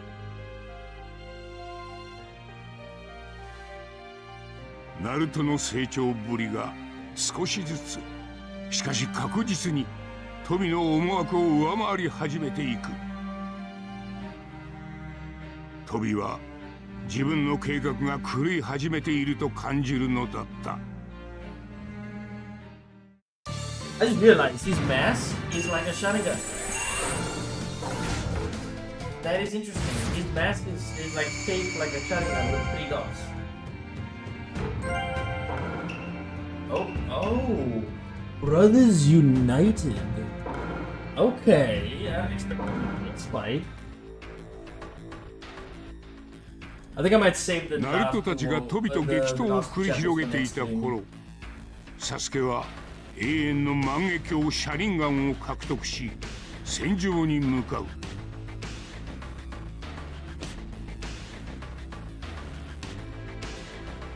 その途中で江戸天聖でよみがえったイタチと開口する。イタチは戦場を混乱させる江戸天聖を止めるため実者である兜のアジトへ急ぐ途中だった。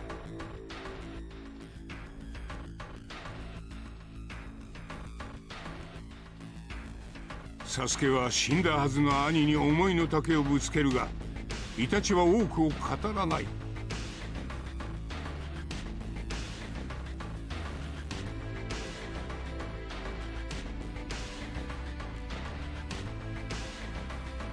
図らずも兄弟二人で兜と対峙する形となる。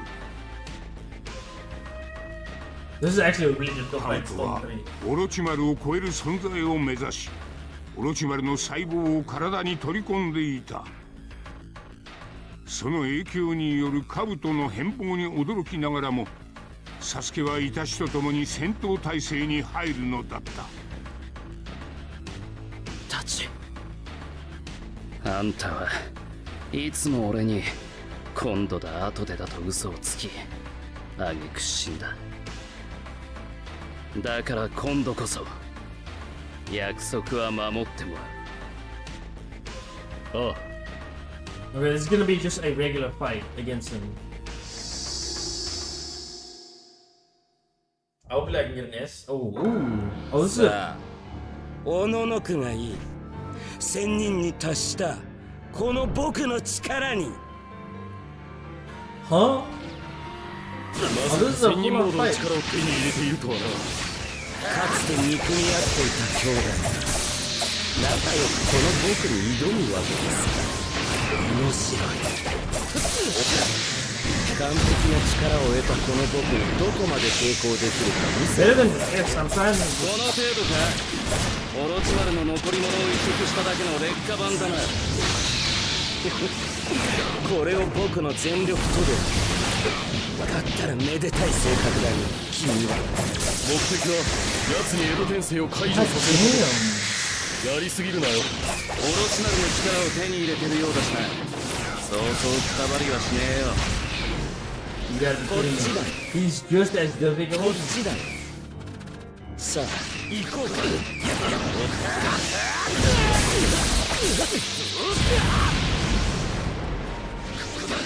こっちだ。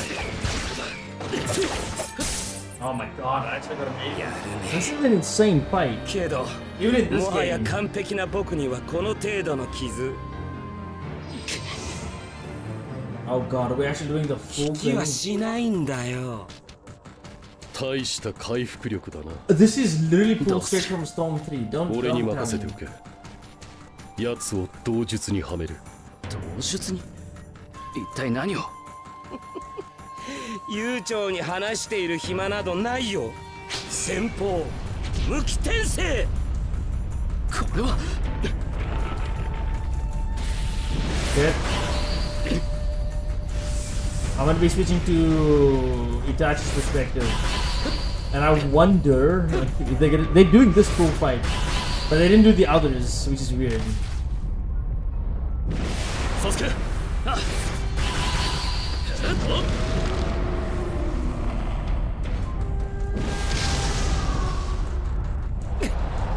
Alright, we're doing phase 2 as well, are you serious?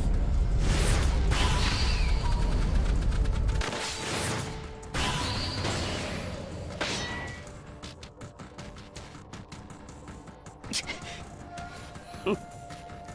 感知能力が今までの比じゃなくてね。うまい。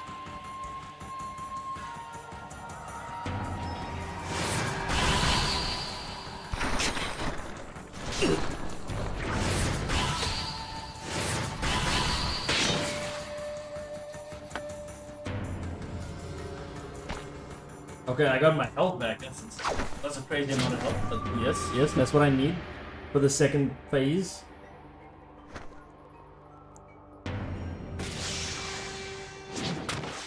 いいねこの状況。さて先方迫撃の術。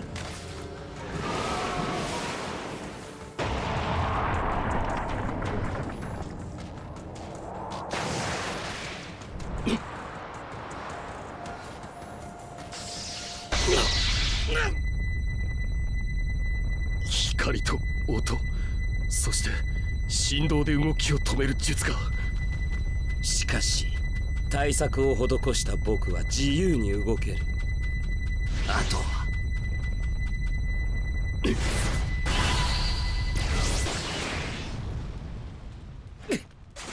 Alright, second phase, here we go. あの状態でよくも。お前の行動パターンは分かった。 Storm 3, but this one? これからは俺が操る。操る？さっき言ってた道術か。一体何をしようってんだ。奴の運命を握る究極の道術。ざれ言！いざなみだ。 Oh, we're just gonna keep going?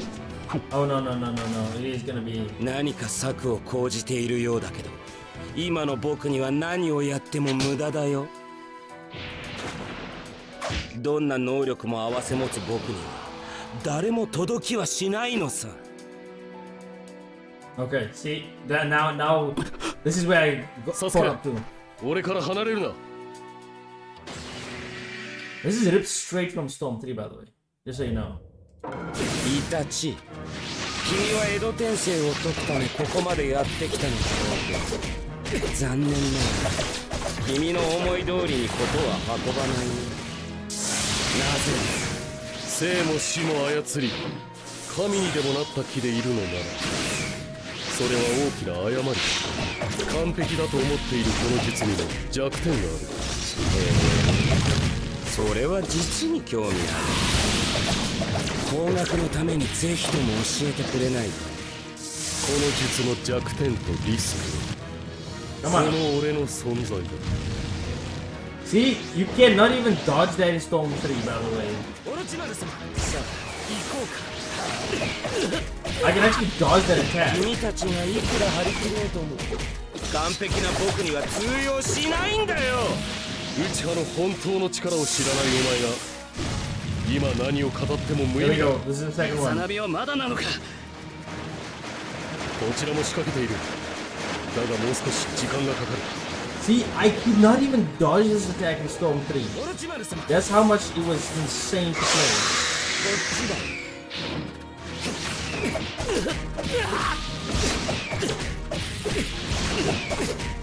Unless this actually is much faster than this one. And I just don't know. He might actually be faster and I just don't know.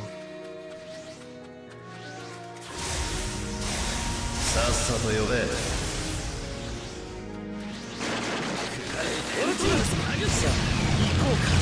There we go. This never happens. At least not to my knowledge.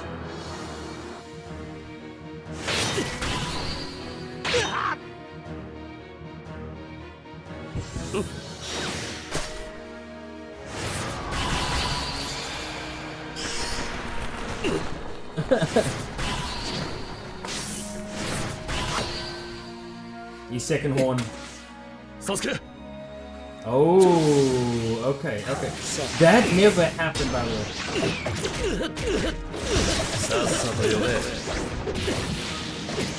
I've never had to do that situation, to be honest with you. See, now this one, I don't know.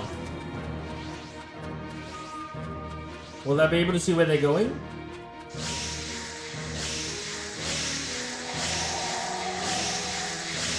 Oh my god.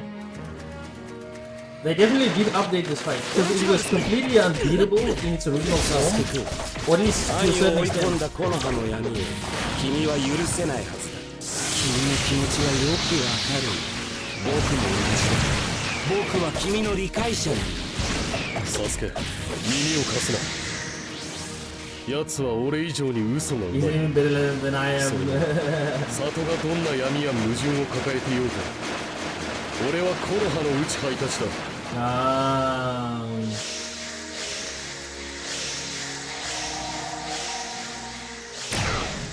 Shit. I was dodging it the whole time. Suddenly I mess up. オロチマル様、さあ行こうか。さあこっちだ。おっ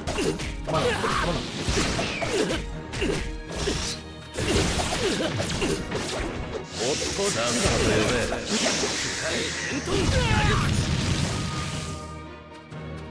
Last one. I'm actually beating this fight. I don't think about S rank, but definitely beating this one.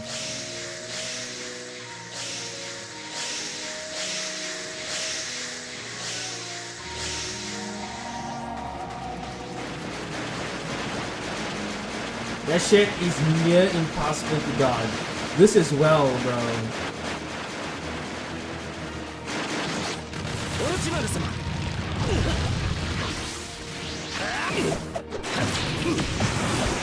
こっちだ。勝敗はほぼ決した。お前の負けだ。カAt least an A, okay? At least I beat it. This was such a difficult fight to storm. まだだ。僕にはオロチマル様の力がある。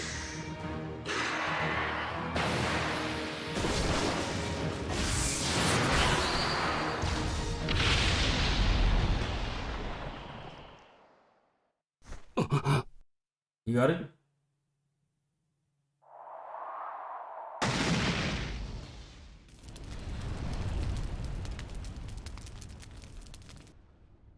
言ったはずだ。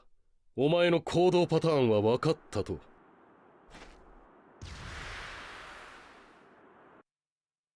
これよりイザナミに入る。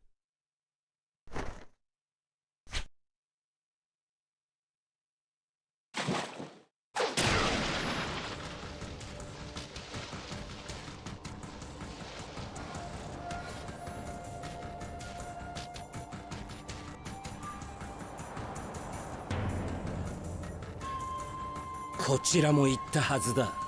何もかも手のひらで踊ってると。君も例外ではないんだよ。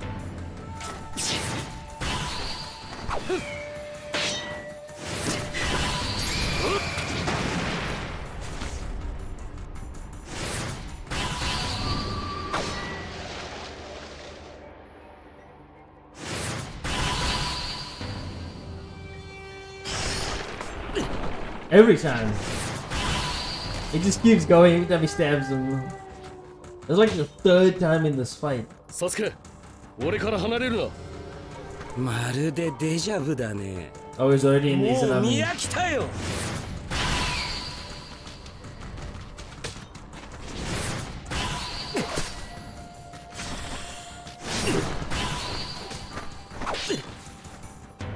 Oh, he's already in the Izanami.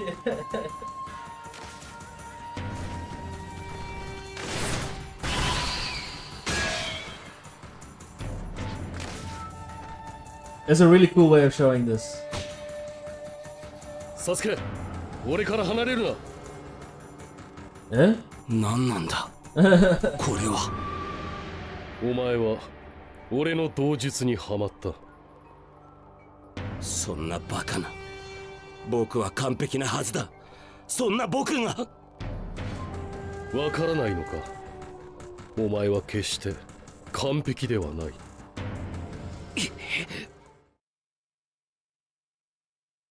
うちハイタチ。 He's kind of stuck now. Infinitely. 奴はこのループから逃れることはできない。運命を決める術。これがイザナミだ。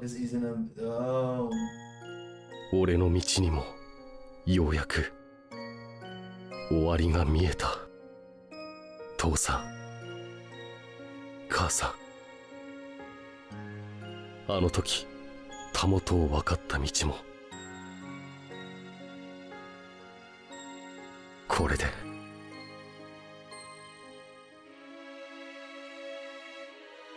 己自身を認めてやることができない奴は失敗する。今の兜のように。そしてかつての俺のようにな。確かに兜のやっていることは間違っている。だがこいつだけを責めるのも間違いだ。兜には俺と違い死ぬ前に気づいてほしい。つくよみ。兜を拘束したイタチは江戸天聖の実を解く印を発動させる。自ら消え去ろうとしているイタチに対し、サスケは兄を苦しめたこのあがくれの里を許せないと伝える。イタチの願いはわかるが、しかしそれでもイタチが守った里を必ず潰すと。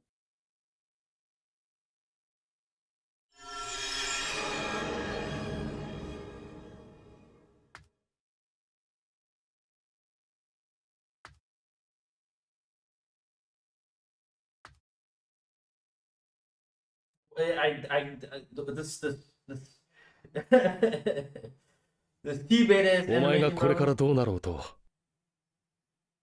俺はお前をずっと愛している。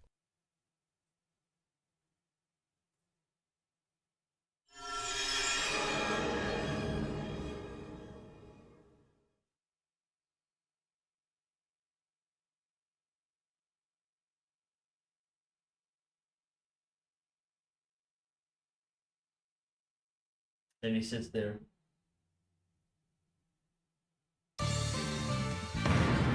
I got 2 A's for this fight, even though I could have easily gotten an S for this one, right? Okay.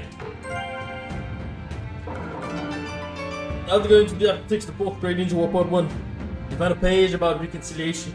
That shows struggle, a form of enemies.